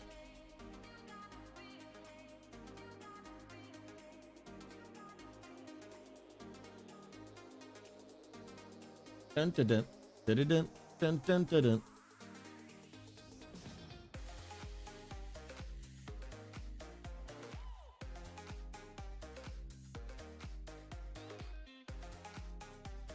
Everyone copy and paste that in his chat when the raid goes through. Thanks for being a positive light and WoW. Keep being a legend. Let's go. I don't want to add my name or Unity Gaming. It'll come off too promotion-y in a chat of this size. Let's go. Let's go show some love. If everyone could actually do that, that'd be super helpful. The more people that do it, the more it'll really stand out. Guys, thank you for watching today. I appreciate y'all. Y'all are beautiful human beings. Y'all have a great day. And again, one last time, join the Discord if you're not already. And a big shout out to all of you guys that support the channel. I love your face. I appreciate y'all. I'll see you guys tomorrow, 11 a.m. Eastern, 8 a.m. Pacific. Until then, it's been your boy SouZy. Remember, friends, be kind to one another. Costs you nothing, but it'll change everything. I love you. Peace. Come to the raid.